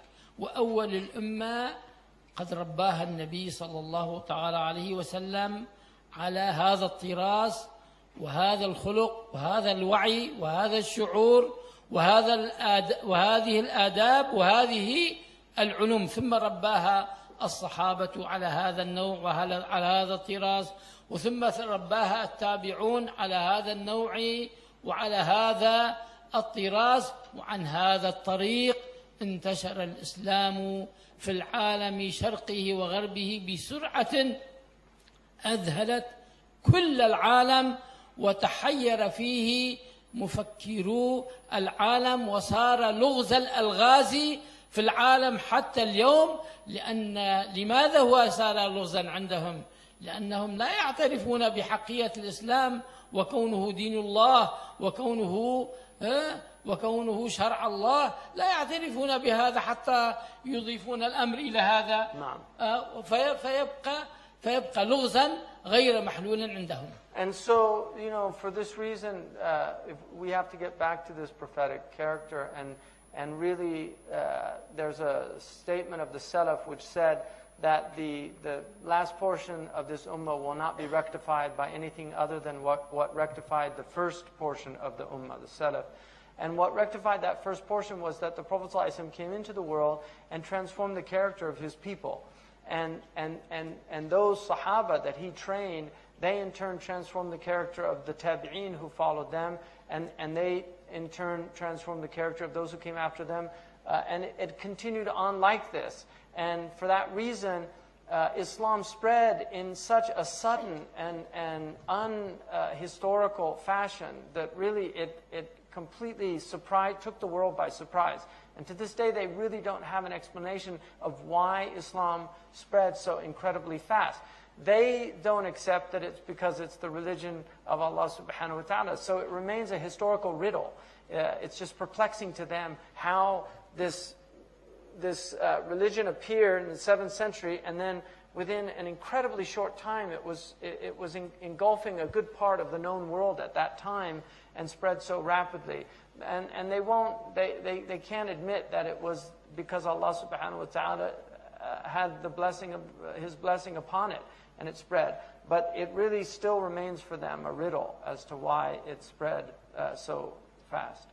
إذن الأمر كله وأول الواجبات وأهم الواجبات على الأمة هو الاعتناء بالعلوم الإسلامية، ثم العلوم الكونية، ثم ما هو حاجة العصر هذه أن يهتموا بها، وثم تنشئة علماء من الطراز الذي ذكرناه، وتربية الشعب وتربية العلماء لتلاميذهم على الخلق الإسلامي وعلى الآداب الإسلامية والحفاظ على عقائدهم وخلقهم وآدابهم.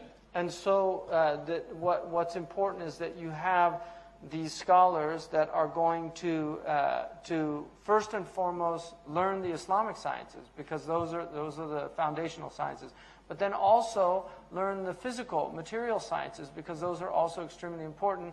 And then also added to that is the importance of this tarbiyah, this ethical quality of self-transformation. And those people have to nurture not only the society, but also students that will take on that knowledge. And through this is the way our ummah can be transformed. وهذا ما كان قام به حق القيام السلف الصالح من الصحابة والتابعين وأتباعهم وأتباع التابعين.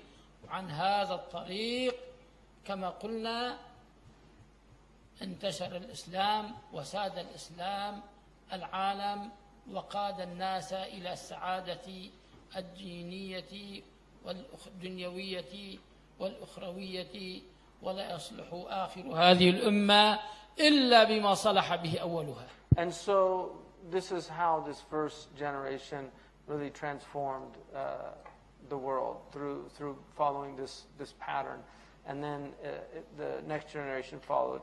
And again, the only way that we can have a restoration of this is by doing the same things that they did, and for that reason, reiterating the saying of the early community that the end of this community will not be rectified by anything other than what rectified the first of this community. لا نكتفي بهذا القدر. الله يبارك فيك سيدي. كما وصلى الشيخ الله عنده تعالى. سفر غدا يعني لا أراعي. لكن ممكن تأخذ 3 أسئلة. نعم. طيب. Three questions. Go ahead. I'll repeat it. هل جزء من سبب وضعنا المؤلم اليوم أن الرجال والنساء الصالحين يبتعدون عن مناصب القوة؟ وماذا نفعل عندما تتاح لنا الفرص للحصول على القوة ضمن منظمات لا نتفق معها كليا، مثلا هي مبنية على مبادئ لا توافق ديننا؟ So the question is about, if material power and being in these positions of influence are important, then what should be a Muslim's, what should be their situation when those very systems that have that power are not congruous with their own beliefs and their religion. So how do they act vis-a-vis that? Is that pretty much, yeah. فهمت؟ يعني هي تسأل عن يعني قلت أن أهمية القوة والنفوذ، لكن مع ذلك يعني بالنسبة للأنظمة اليوم الكثير منها تناقض المبادئ الإسلامية، فكيف تنصح يعني هؤلاء الذين ممكن عندهم الإمكان أن يدخل في هذا الميدان لكن يحسوا أن الميدان لا يوافق مبادئهم؟ واجب الأمة أولا الدعوة والتبليغ وإصلاح المجتمعات، ثم إصلاح الإداريين. وإصلاح الإداريين إما أن يكون بإصلاح أشخاص أو بتبديل أشخاص يعني فالواجب للأمة أن تسعى إلى الخير، والسعي إلى الخير له يعني أساليب وله طرق تختلف بحسب العصور وبحسب الأزمان وبحسب الأمكنة وبحسب الظروف وبحسب الدول تختلف. مثلا في تركيا عندما أردنا أن نجعلها مثال، يعني الأخوة المسلمون في تركيا سعوا إلى أن يحصلوا على الحكم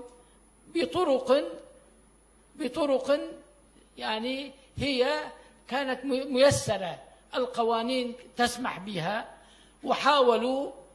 وحاولوا يعني محاولات كثيرة وفشلوا، ثم حاولوا وفشلوا، ثم حاولوا وفشلوا، وأخيرا بفضل الله تعالى نجحوا في هذا السبيل نجاحا الحمد لله باهرا.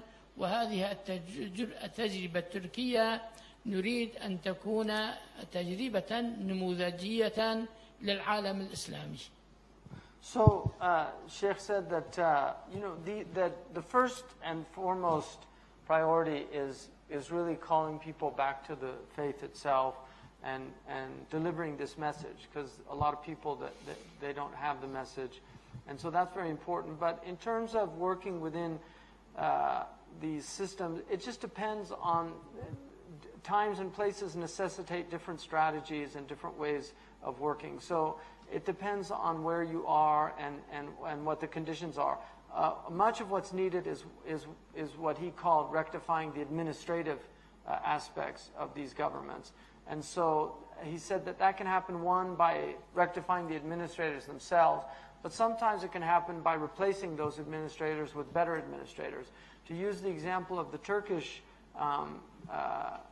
experience, in Turkey, the Muslims worked for a very long time to really get into a better position, because, as you know, he didn't go into it, but the secular history of 20th century Turkey was very anti-religious. But the religious people were very patient, and they worked within the constitutional system, which allows for elections. And they tried, they failed, they tried again, they failed, they tried again, until finally they began to succeed. And it was a very slow and intergenerational process. But eventually they were able to get into positions where they could actually make a very positive change in the society, enabling more religious freedom and other things. So this is an example that happened here of how to do it. Other places are going to have different different experiences.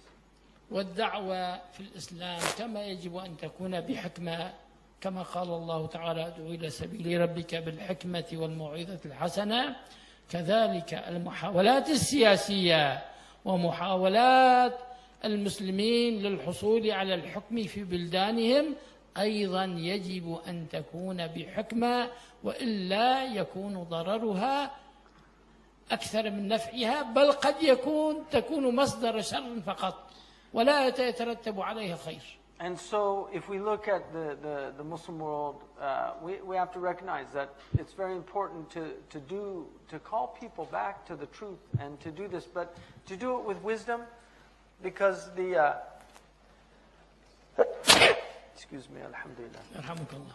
Because in many places it hasn't been done with wisdom, and so you see the effects of not trying to change things wisely. Sometimes people are so unwise that what they actually end up doing is complete evil. It just ends up being terrible for the people. ولولا المحاولات السياسية الحكيمة من إخواننا في تركيا لما قامت هذه الدروس هنا.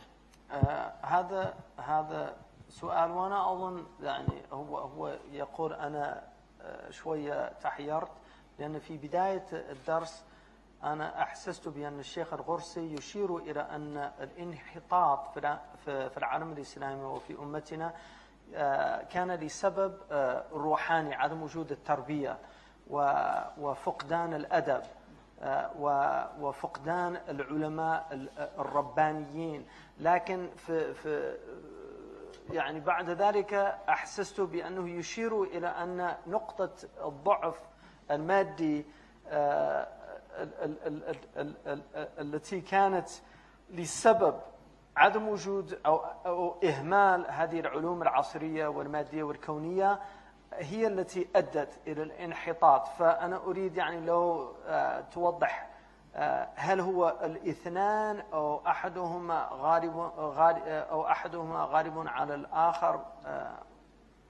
طبعا يعني الأصل كما قلنا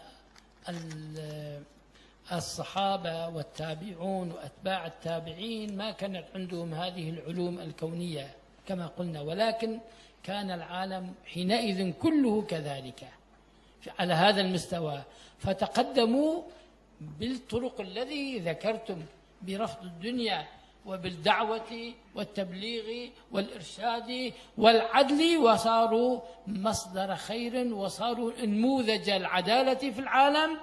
من أجل ذلك نشروا الدين في ربوع العالم. وأما عندما وقع السباق في العالم في العلوم الكونية والتكنولوجيا والتسلح، فارتبط تقدم الدول وتقهقرها بالتقدم في هذه العلوم وتقهقر هذه العلوم، وصار الضعيف من أجل أنه ضعيف في العالم يتقهقر دينيا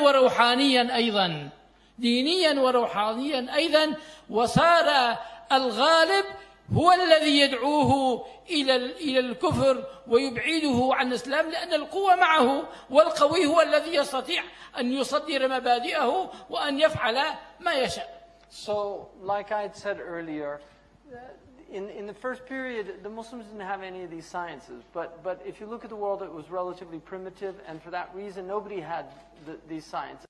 So when the Muslims went into these societies, they were able to do what they did based on their justice. As they increased, the justice spread. They were known for their justice. They became exemplars of just societies relative to that period. As time increased, they developed these sciences and they were at the cutting edge, but then they began to decline. Now that decline from the neglect of these sciences allowed other civilizations to rise up. In their rising up, they became powerful and because of that, they were able to come into our society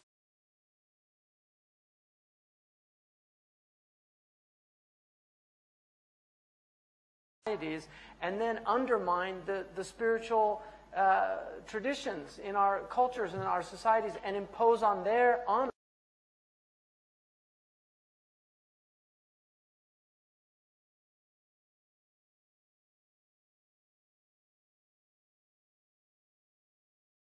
us their way of living and their way of looking at the world.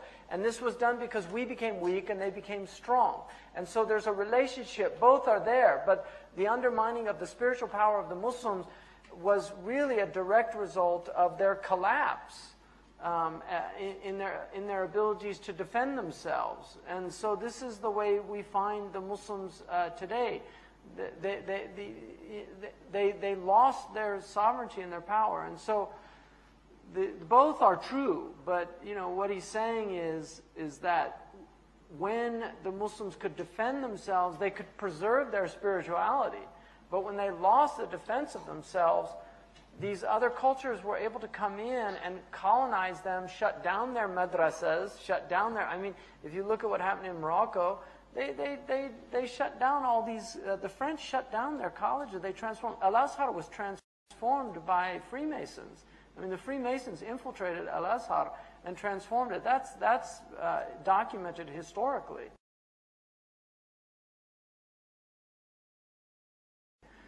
Lord Cromer was in Egypt. He was the governor of Egypt. And he was very good friends with a lot of the Azharis. And the complete transformation. So, these things can't be ignored, these historical truths. But remember, he's looking at a very long projection of the Ummah. He's not looking like right now we can see the spiritual crises in the Muslim Ummah. But if you look at how we got here, what he's saying is the Muslims lost their ability to defend themselves. And in losing that ability, they got conquered by other peoples. And by conquering them, they were able to bring in all of their ways of looking at the world, their material sciences. We didn't have responses to them.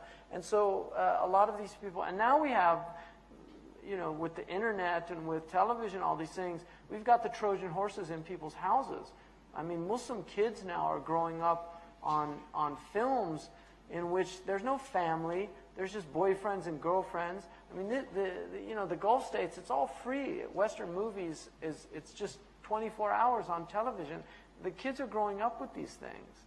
So this is, it's a type of colonization of the mind. Before they colonized the bodies, but now the minds have been colonized. So you can, once you've colonized the minds, you can forego all of the hassles of physical occupation because you've occupied them mentally, and then you just go back to your home states and you've got your mental slaves to fulfill all of your anyway, long discussion.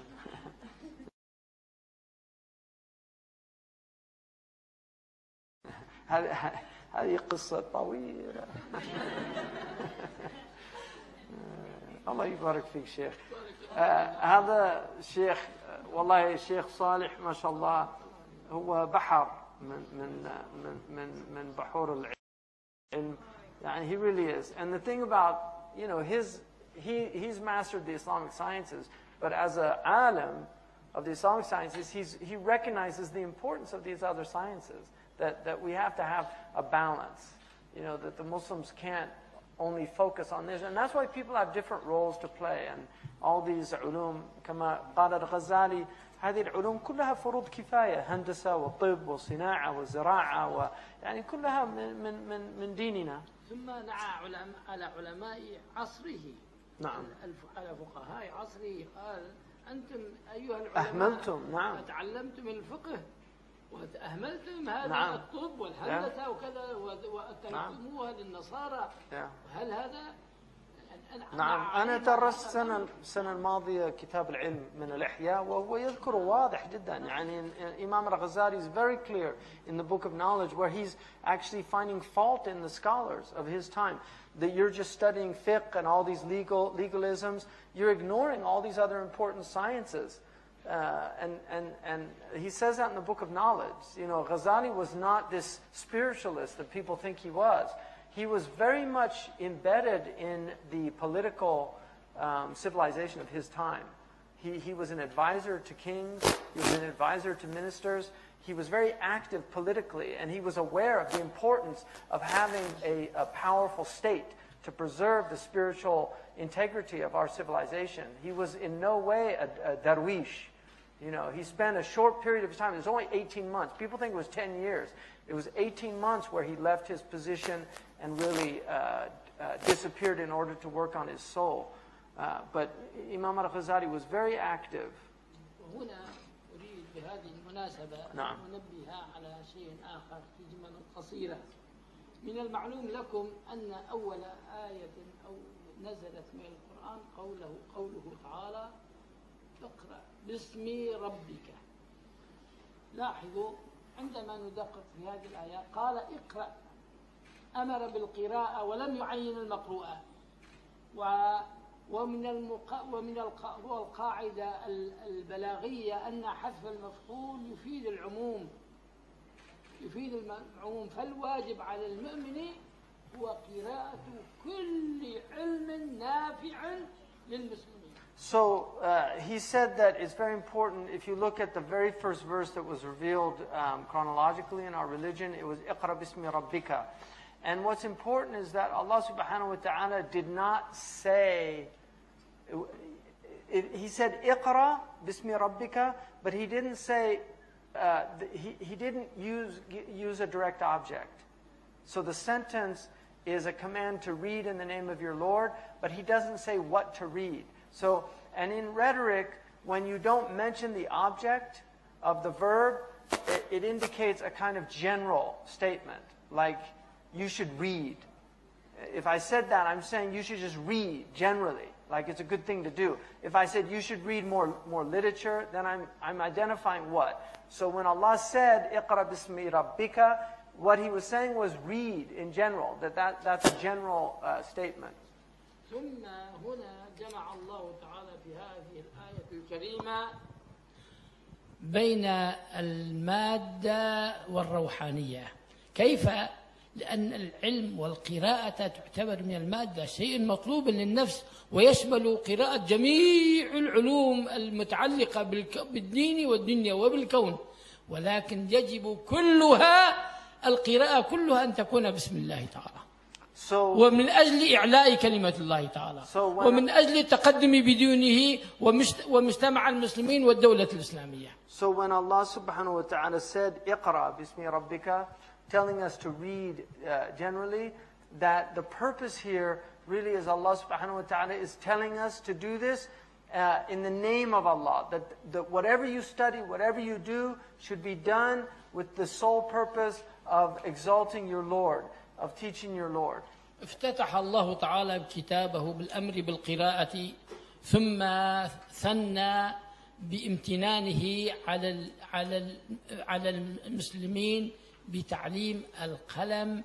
هذا إشارة إلى أن الأصل في هذا الدين، وأصل هذا الدين هو العلم والقلم والقراءة والكتابة.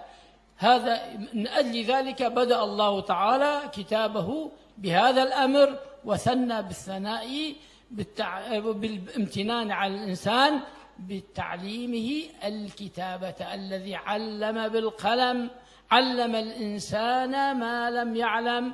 هذا هو الأصل، ولكن بالطريقة التي ذكرنا ينشأ منها علماء ربانيين ومربين حكماء يتعلمون الأوامر الإسلامية بجميع نواحيها ويطبقونها ويكونون أسوة حسنة وأداة خير وسعادة لدنيا الأمة وأخراها. And so, in this verse again, when we look at it, Allah subhanahu wa ta'ala begins by saying, read generally in the name of your Lord. That was the important condition, that the reading be for the sake of Allah subhanahu wa ta'ala. But then He reminds us of His blessing upon us, that He created the human being and taught him with the instrument of the pen, with the ability to write. So He gave the human being the ability to transmit His knowledge. and to further his knowledge. And so this is very important. Again, it goes back to this idea of having scholars, these ulama rabbaniyin, who spread this knowledge in the society with both the information that the knowledge contains, but also the character necessary to carry that knowledge in order for it to be beneficial knowledge, in order for it to illuminate and not to desecrate. وفي الإسلام الدين والعلم أخوان، بل العلم جزء من الدين، بل هو أصل للدين، وهذا ما تشير إليه هذه الآية الكريمة. And so the reality of it is that knowledge and religion are really twins. But in reality, knowledge, the religion itself is, the origin of it is knowledge. So the basis is all knowledge. And that's why the verse in the Quran clearly indicates that it's about knowledge. وليس في الإسلام لا في نصوصه ولا في مبادئه ولا في تاريخه العداء بين الدين والعلم، كما تعلمون كان هو الواقع في غير الدين الإسلامي، وجرت من أجل العداء بين العلم والدين حروب، وقتل من أجله الملايين من الناس. أما الإسلام فالعلم هو أصل الدين. And so for this reason, in our civilization, knowledge and religion were never at odds. They were never enemies. And you find in other civilizations, actually, there was an antagonistic relationship between knowledge and between religion, which even led to wars and even led to millions of people losing their lives over these two conflicting conditions, the knowledge and religion. الله يبارك فيك سيدي، الله يفتح عليكم إن شاء الله. لا تنسونا من دعوتكم. إن شاء الله. آخر سؤال إذا سمحتم. تفضلوا. إذا سمحت أريد أن أعود إلى السؤال الأول. نعم.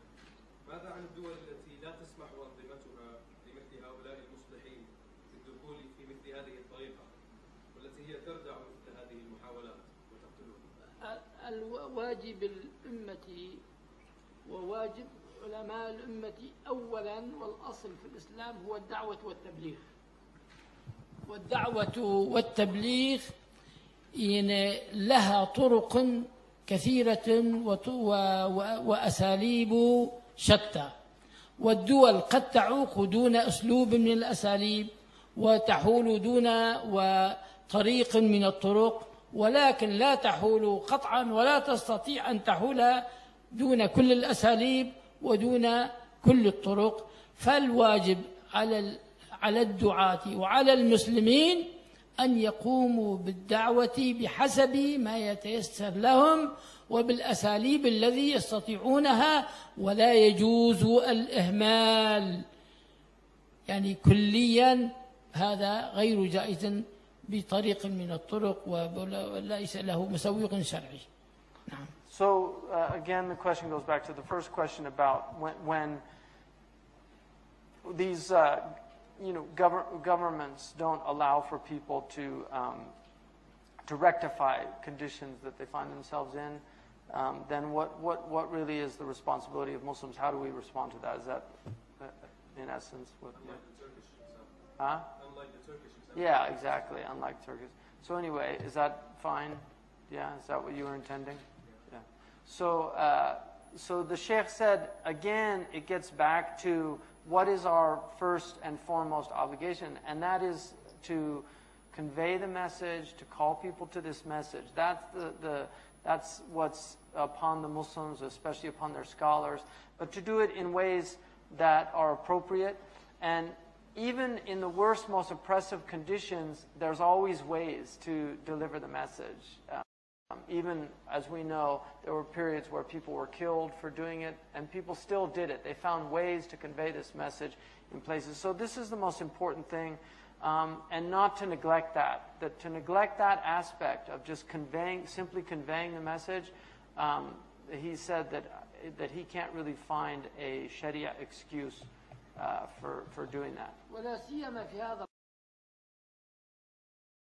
العصر الذي هو عصر الفضائيات وعصر الإنترنت هو أساليب كثيرة تمنع، يعني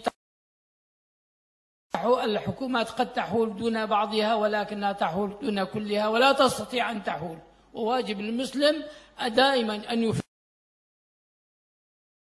يفكر ويختار أساليب ويوجد طرق للدعوة والتبليغ ويمشي عليها. So, especially in this time that we're living in, when we have all of these extraordinary means and methods to convey messages that they didn't have before, these things that we have, the internet and other technological means. So, you know, these things are also means of conveying this message and reaching more and more people. So that's important.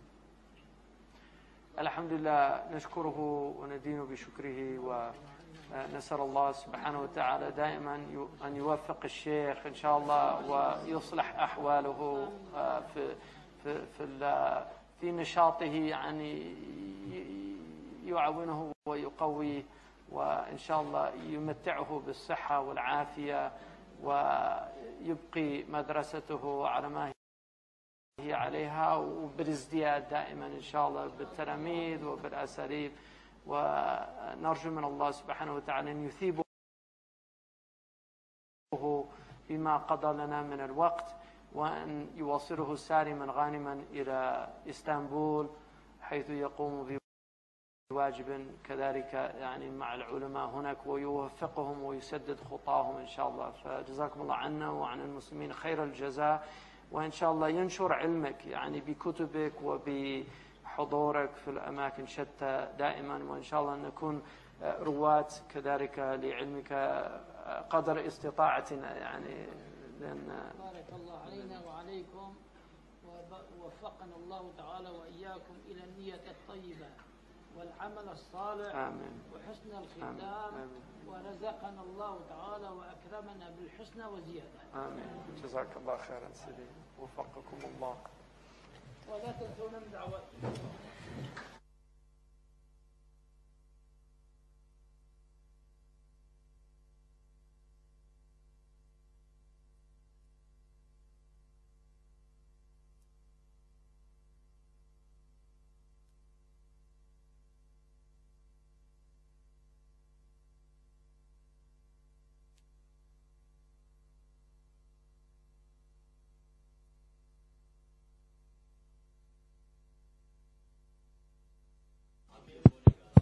Just a quick update. Tomorrow the lessons will be starting at 9:30 inshallah.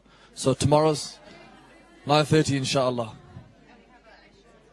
And we have Isha Salah now inshallah, followed by Surah Waqi'ah. Thank you.